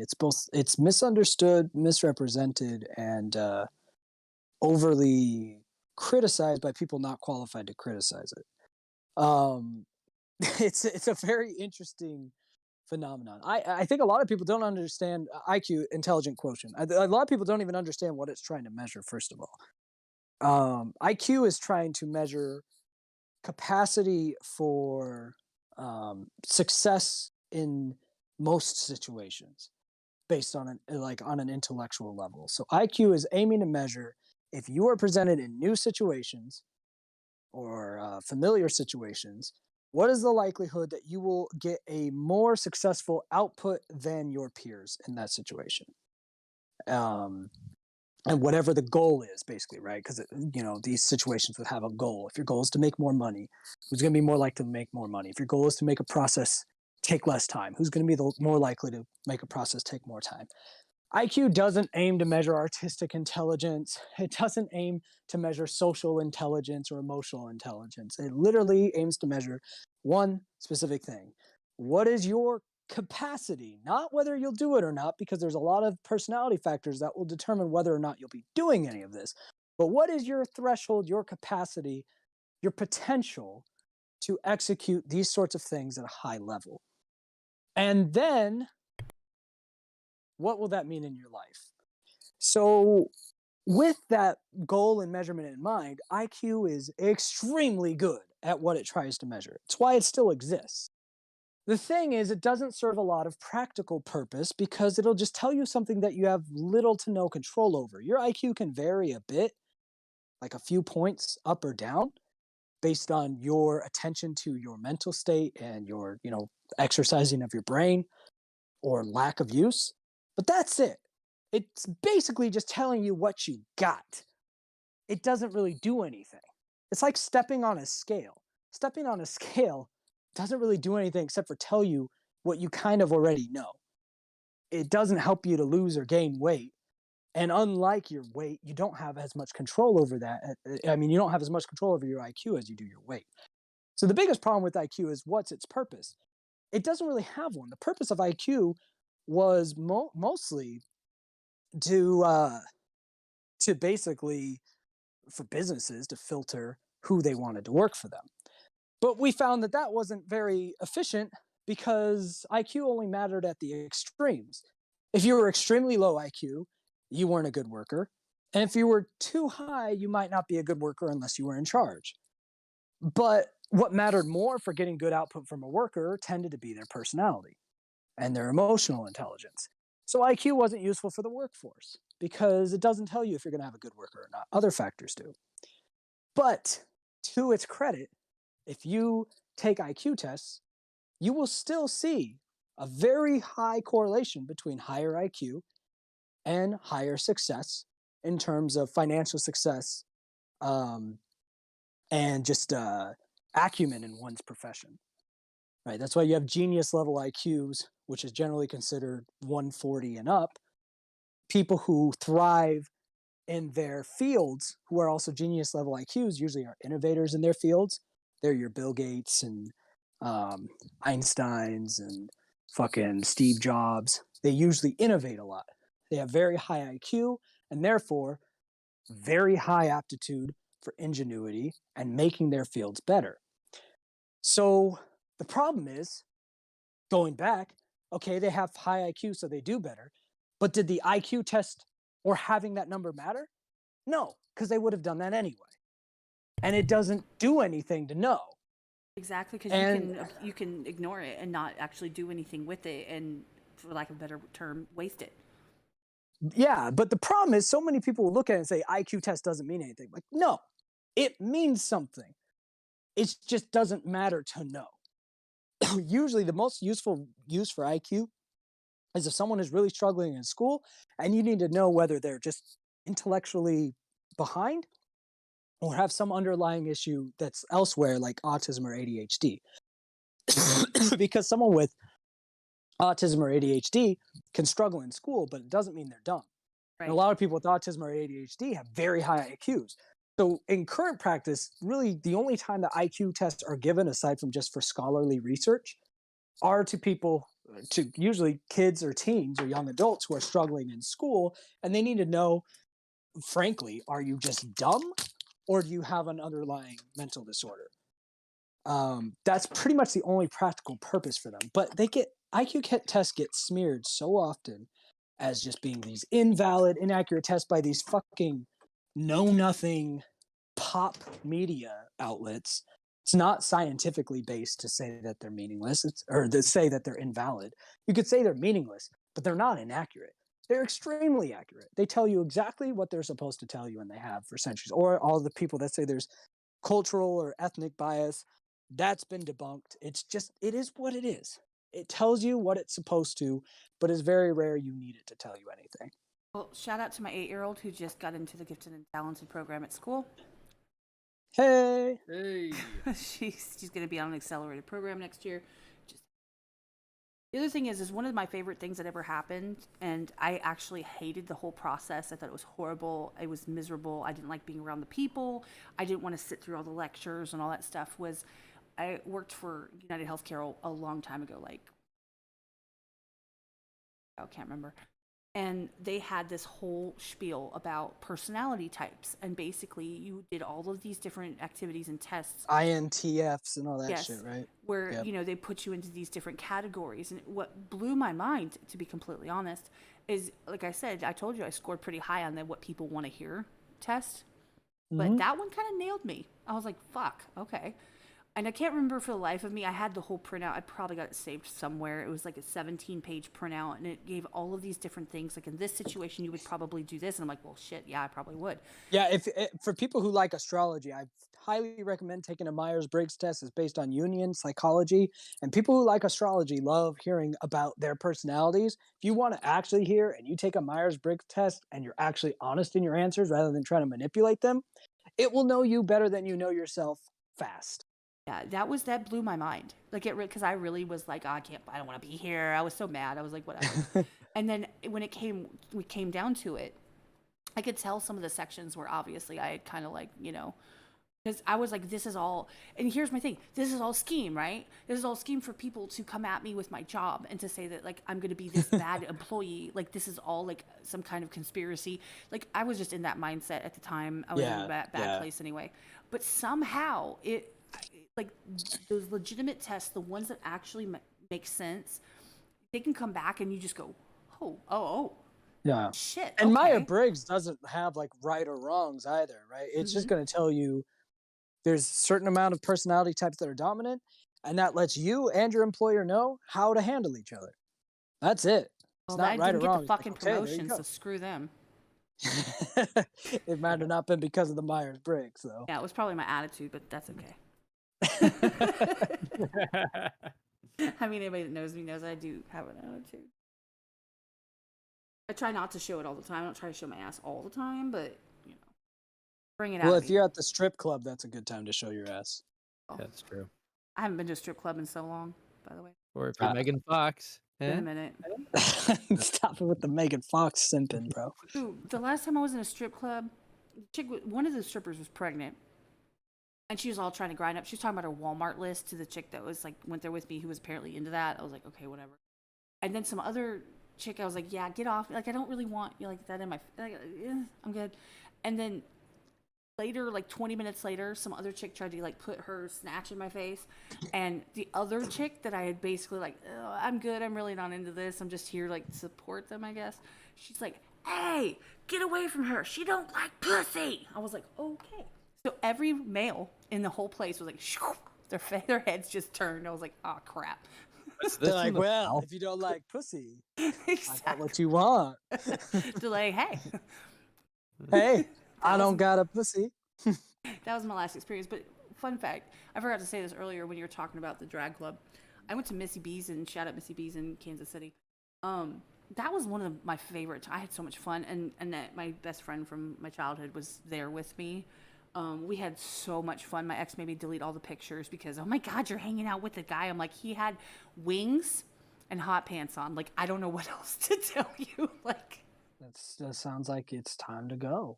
I was like, that it was fun. It was like just hanging out with people, and we took pictures, and he's like, you're partying without me. But I went to a drag club, and it was insane, but cool, but insane, but weird, but insane. It was just, but I don't need hot pants and wings around my second grader. So, you know. Drag clubs are fun. Yeah, they can can't drag be- ass. Really? Skulls. Yep. Oh, yeah. Have you been to one lately? Me? Yeah, yes, you. Fuck that. You've never been to one? Come on, Not you're since missing out. second grade. Bill is really on this high IQ thing. I was just finally catching up on the chat. He's been talking about high IQ. Pause, just a pause. That's me. I'm all in on the pause thing. Like, I just had a conversation, I think it was with Jess, and she's like, pausing. I'm like, I love it. I'm so into that. I thought it was hilarious. Absolutely, hands down, love the counter and the t-shirt. Like, that to me was hilarious. I love it. Because how many times you just want to flip somebody off being like, if you want to go watch the video, go watch it yourself. Like, That's right, damn dingles. No, Antiman, I know, and you're like, hey, basically you're stirring up the chat. Cool. That's fine. Honestly, we're here for that. You have your fun. I'm sorry I've missed all the chat drama. Oh, it's been fun. I've only really been aware of the chat based on you guys telling me the chat. It's like one of the first times I've sat and looked at it for a second.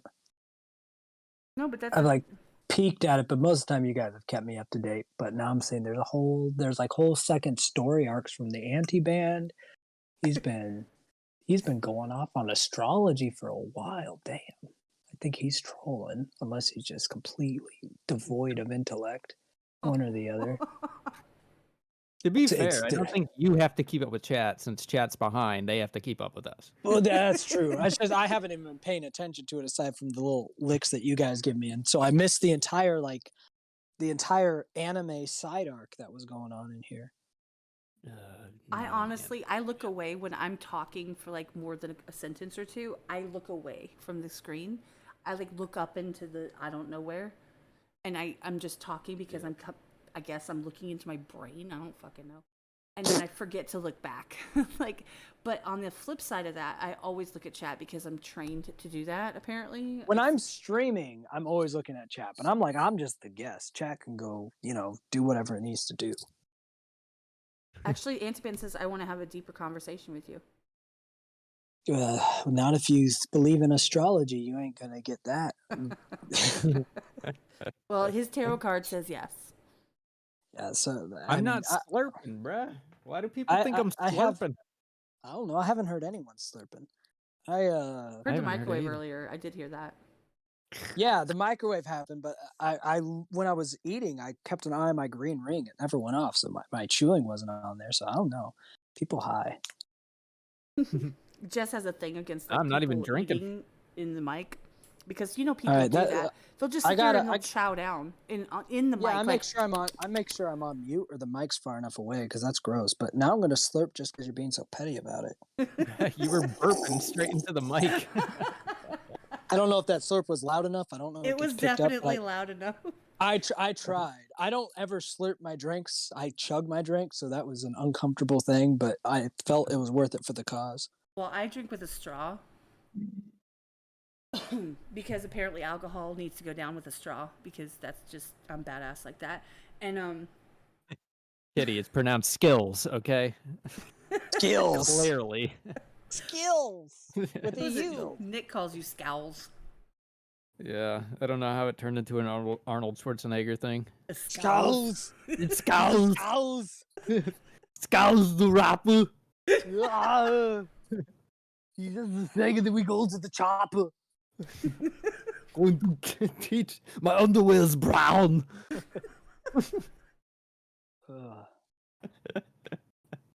What the fuck? Nick the actor. Did you ever see? You might appreciate this if you watch any reaction schools. Way back on my channel, I reacted to the epic rap battle of Terminator versus RoboCop in full Arnold Schwarzenegger costume.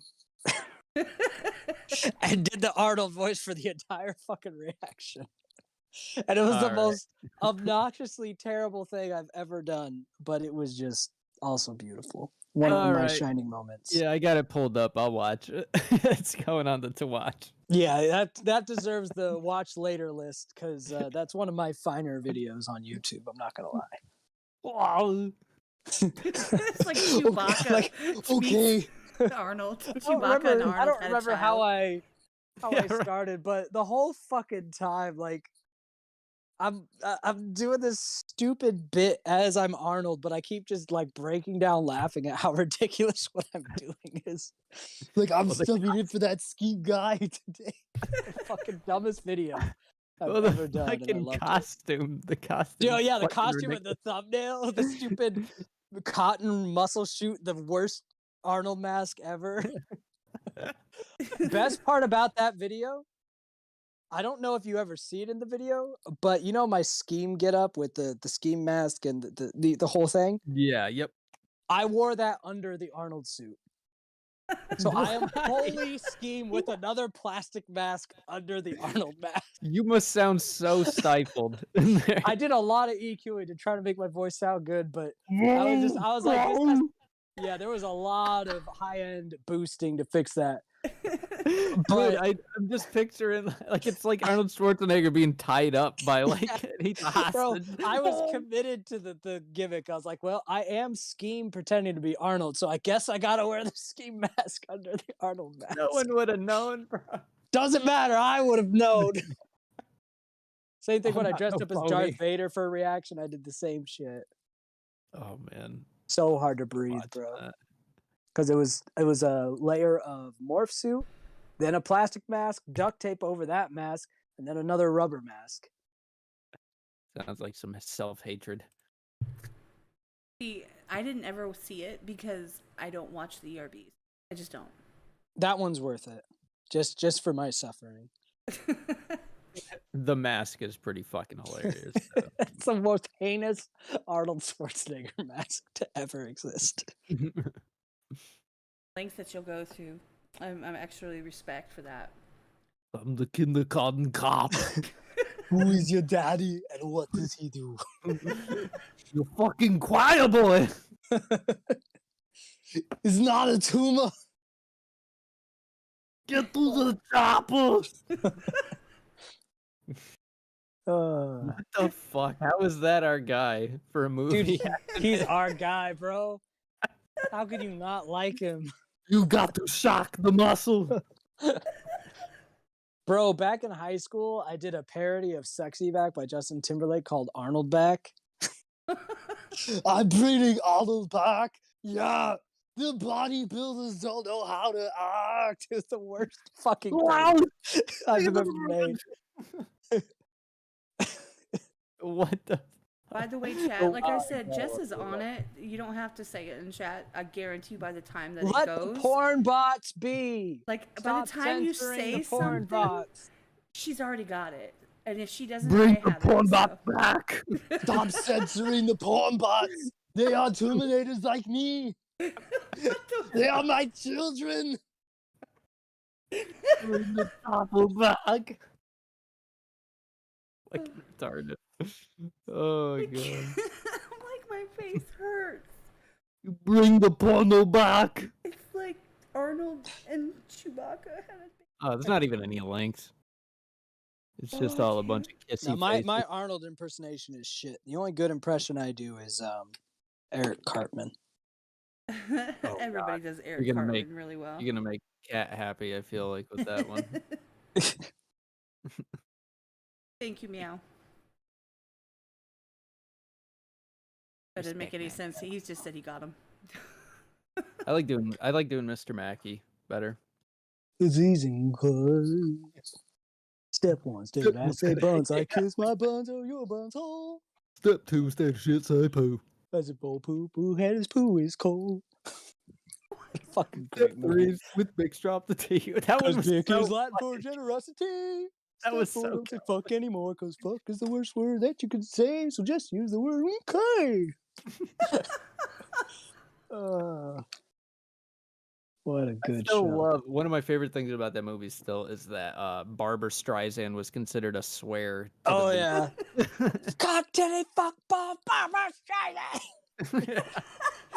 That's like his ultimate finishing move is Barbara Streisand. Does a fucking Kamehameha blast on Satan. That movie is so good. I fucking love that movie. Shut your fucking face, Uncle Fucker. You're a boner Oh. body bastard, Uncle Fucker.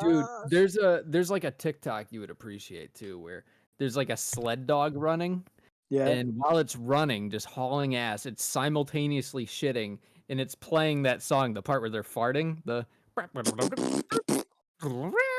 Yeah, that fucking fart melody. yeah. Oh. It's so fucking funny. Like, God, that movie's fucking gold, bro. This dog just shitting everywhere while sprinting. Oh, they talking about my karaoke as Cartman. That is not close to how karaoke is spelled. My God. Karaoke? Karaoke? Isn't that like that frog from Japan? Like the cartoon frog? This Kermit scheme. That's Karopi. Sorry. Yeah, Kermit the Frog here. Here, I put in how to spell karaoke for you. You're welcome. It's Japanese, so don't try to spell it out how it would sound in English. I think of Japanese karaoke, all I think is Rush Hour 2. Classic films. What was even the fucking song? Jesus, why can't I think of it? I know You it's can Michael drop Jackson. links now, Steve. So Duel Oh, says those We stuff. Scheme does Kermit, LaFoe, and yeah. So yeah, I guess my Kermit's not any good though. You guys just make me do Kermit. LaFoe or LaFou, however you say his name, from Beauty and the Beast. Oh, Yeah, that one's on fucking point. I do Beauty and the Beast, and I play Gaston and LaFou for the song Gaston, the bar scene. so that was My something. Gaston isn't any good. I just do like a stupid macho man voice, but my LaFoe is probably better than it should be. I'm not proud of that, but they like hearing me do it. Oh, I had to look him up. Yeah, I didn't even remember that. Yeah, He's he a was little he was the guy who was simping after Gaston and was like, yeah. He's a literally was little like, "Can you fat dude please? that My wants to mouth's fuck open." him. I was like, "My mouth's open. Just stick it in. It's okay." Yeah, he wants don't that remember this. Gaston ass, bro. Well, I mean, it's implied in the cartoon and implied more heavily in the live action, but he Yes. definitely wanted some Gaston ass. Yeah, he Johnny probably would Finger be Trap. catching, not pitching. You're right. He's not about to go on the pitcher. He just wants some dick and maybe a reach around if he's lucky.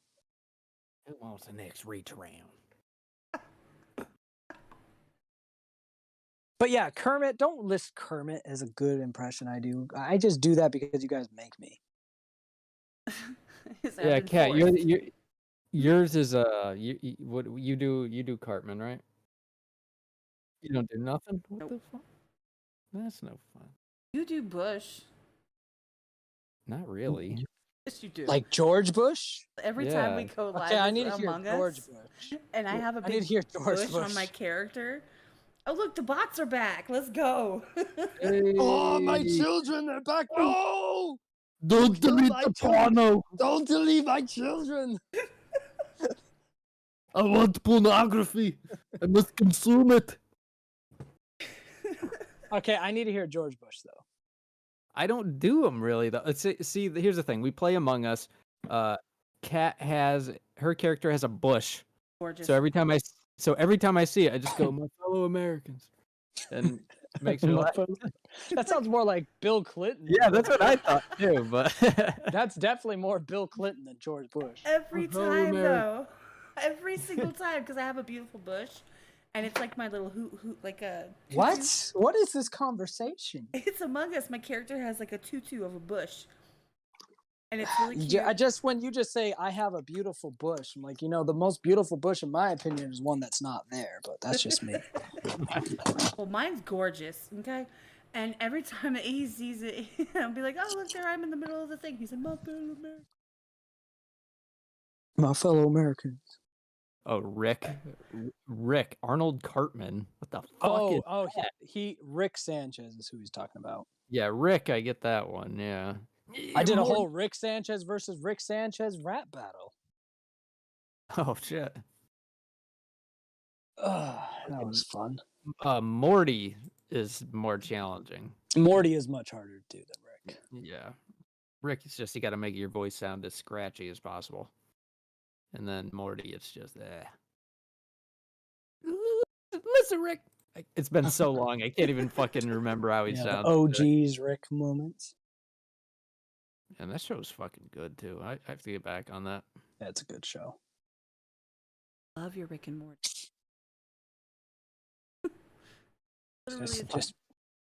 Just big brain shit, man. Don't worry about it. Big brains. Oh god. Go. Wait, can Arnold do ASMR? Please do it. Please. Wait, I got it. All right, get it. My underwear's brown. You want to take it off? We'll get to the chopper. I don't think that's very ASMR-y. It's pretty loud. How can you do his voice whisper? How does he whisper? Chopper. Get to the chopper.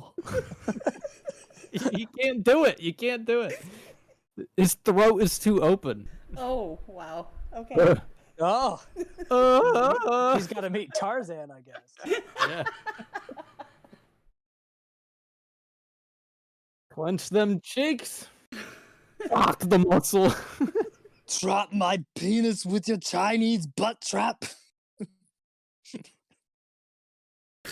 Venus ass trap. Oh, my face hurts. God. I can't feel my face when I'm with you. God. And I love it. No.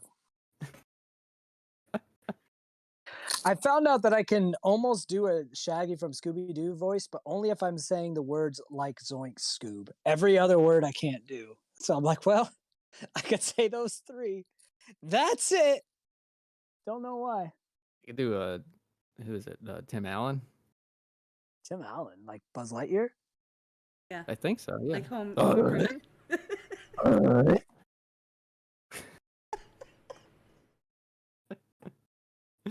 Open Oh, throats, God. beautiful bush. Dude. This is a fun stream. Yes, welcome to Elsewhere.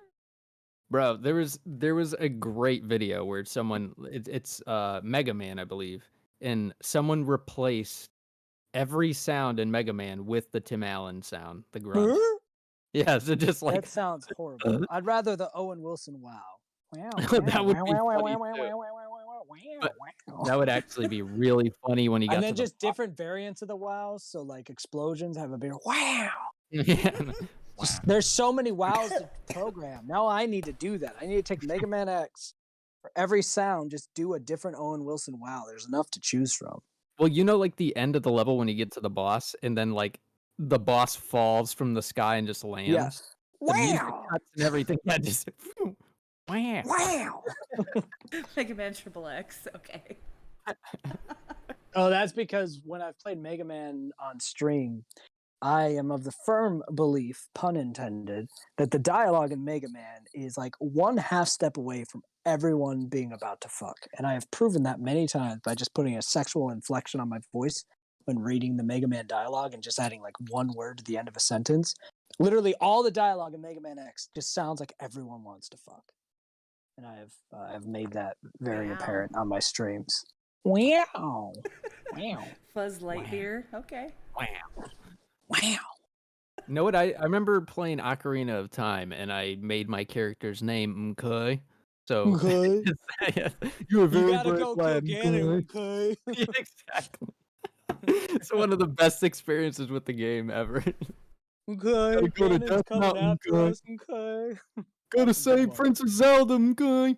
That's a very good name. I usually go with stuff like bitch and cunt, but okay is a good one. That works too. Bitch, you gotta get over here. All right, damn. See, mine was actually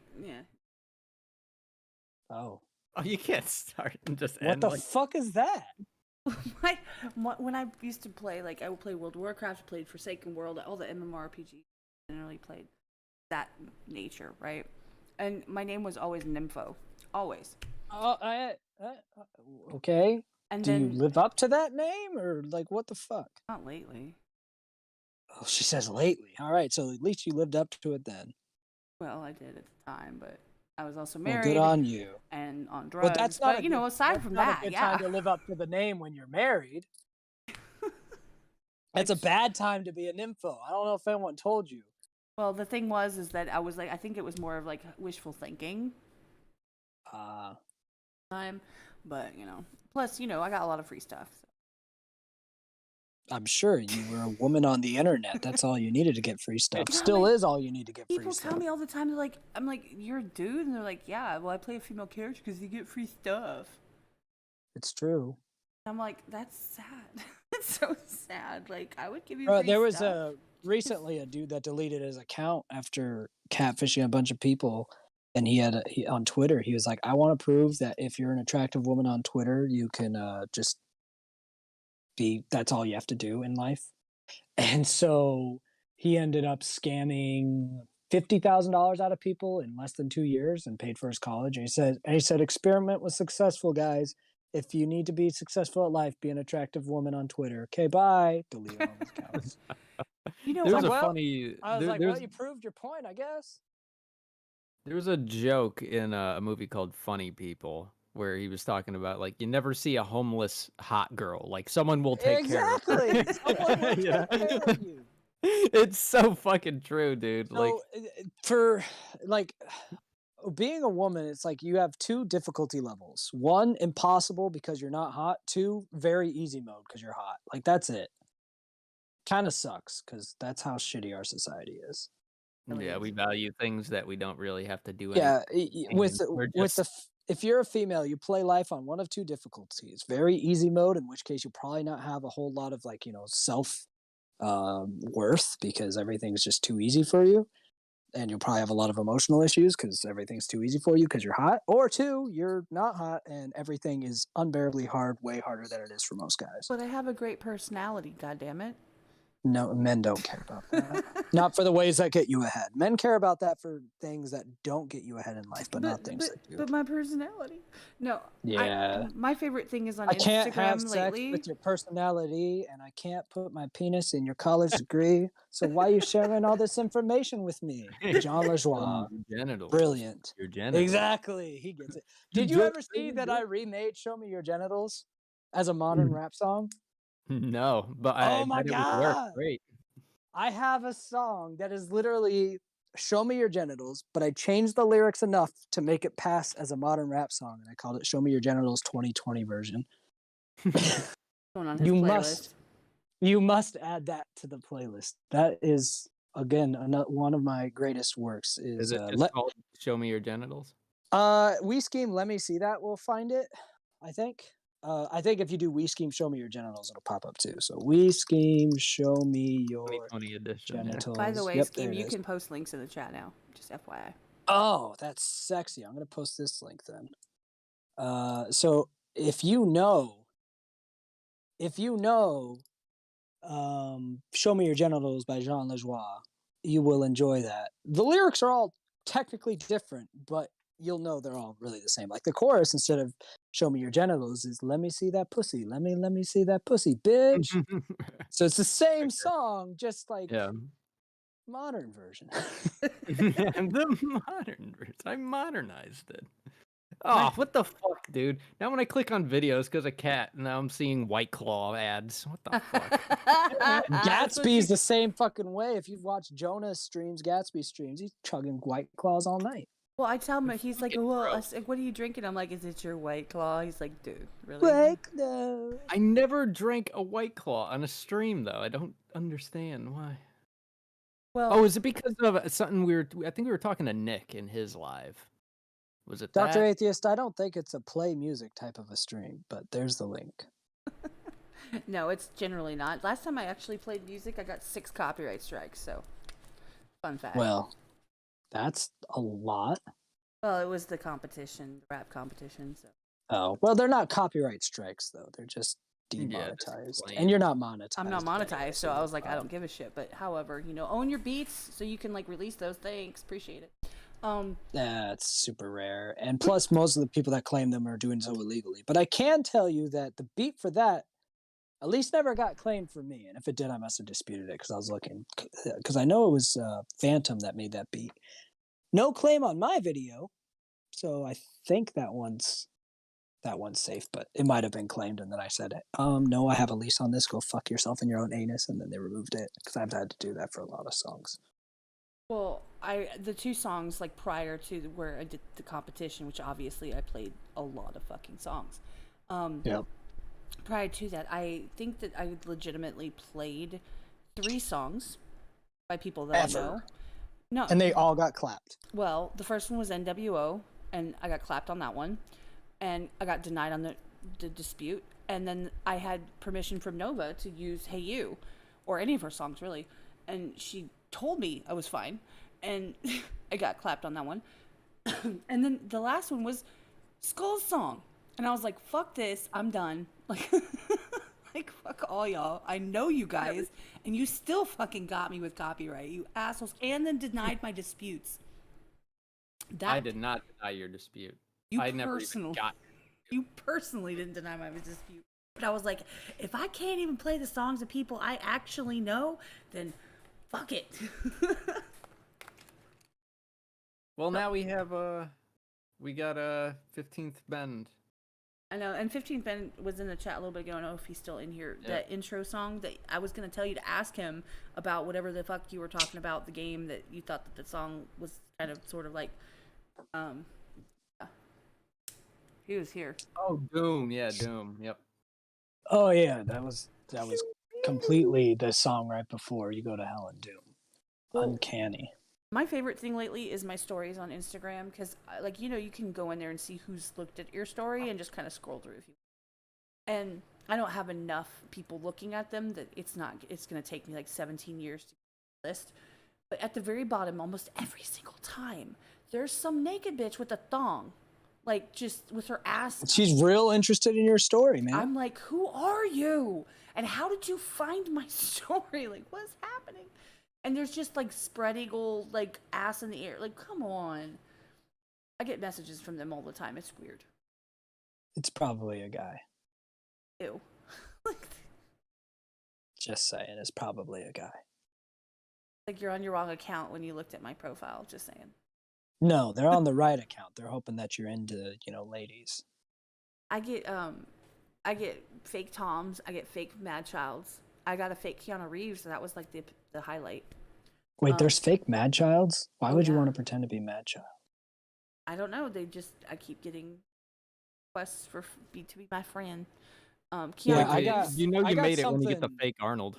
Yeah, I I got got Keanu. something that I thought was a fake Mad Child, but there was a verified check next to it, and I realized it was from Elmo. It was an honest mistake. Wow. Does he have like, in terms of his voice, does he have something like wrong? Like, it sounds sort of like what's wrong with Steve-O's voice. No, I'm pretty sure he just wants to sound like Lil Wayne, but he's far too white to pull it off. He legitimately has had years and years of drug abuse and smoking.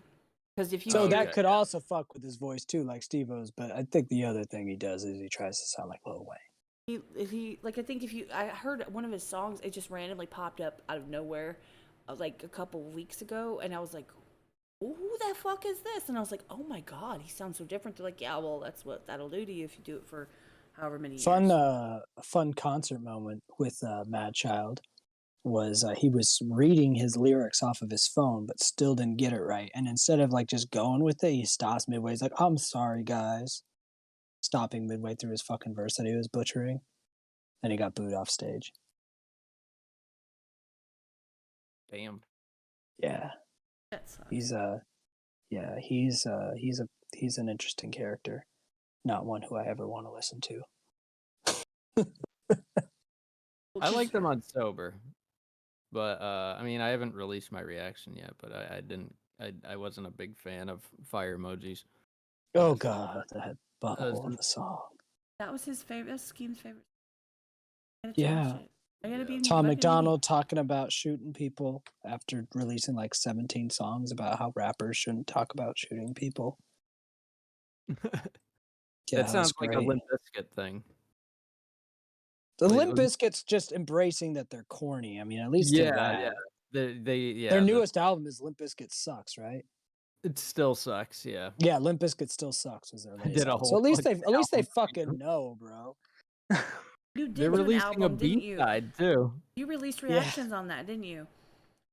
Yeah. Nobody wanted to watch it or anything, but I still did it. Because Limp Bizkit Still Sucks. Yeah. That's why. I saw them on like Facebook like a year and a half ago or something. I can't remember when it was.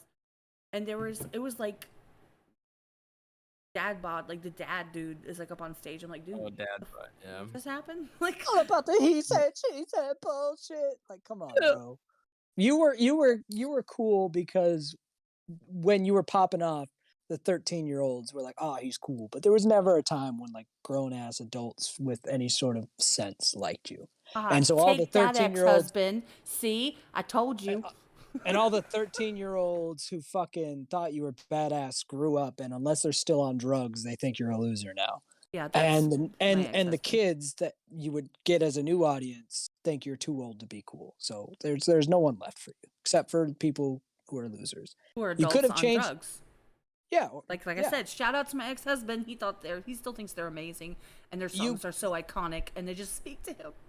You could have stayed relevant if you matured, but you're losers, so you They only tried have fans who are losers They tried to, but it didn't work because they're not good enough. No, because they didn't promote their album at all, which was stupid. They did it with the Unquestionable Truth and like Yeah, even their best thing they've done lately is just releasing their They Suck album with a bunch of songs actually saying that they suck. Good job. Best thing you guys have done. Lead Yeah, into what you know. they're a guilty pleasure, but I know they're not good. Yeah, they're not good, but they're sometimes fun to listen to.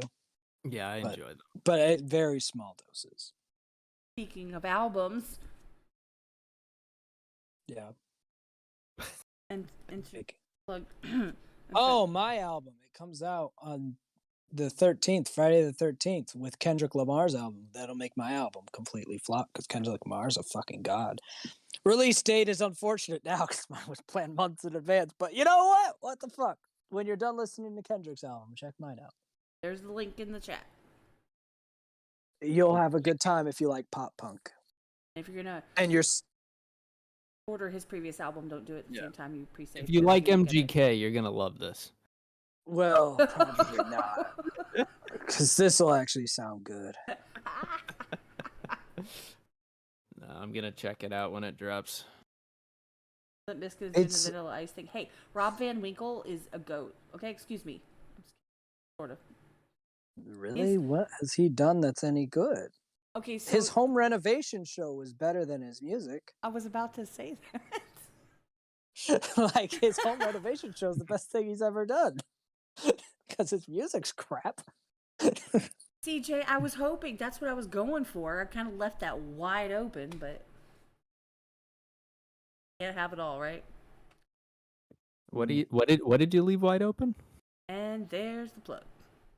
Yeah. And that's the plan. Thanks everyone for showing up to the Elsewhere podcast with We Skeem, Cat and Skulls. See, that's the energy we need.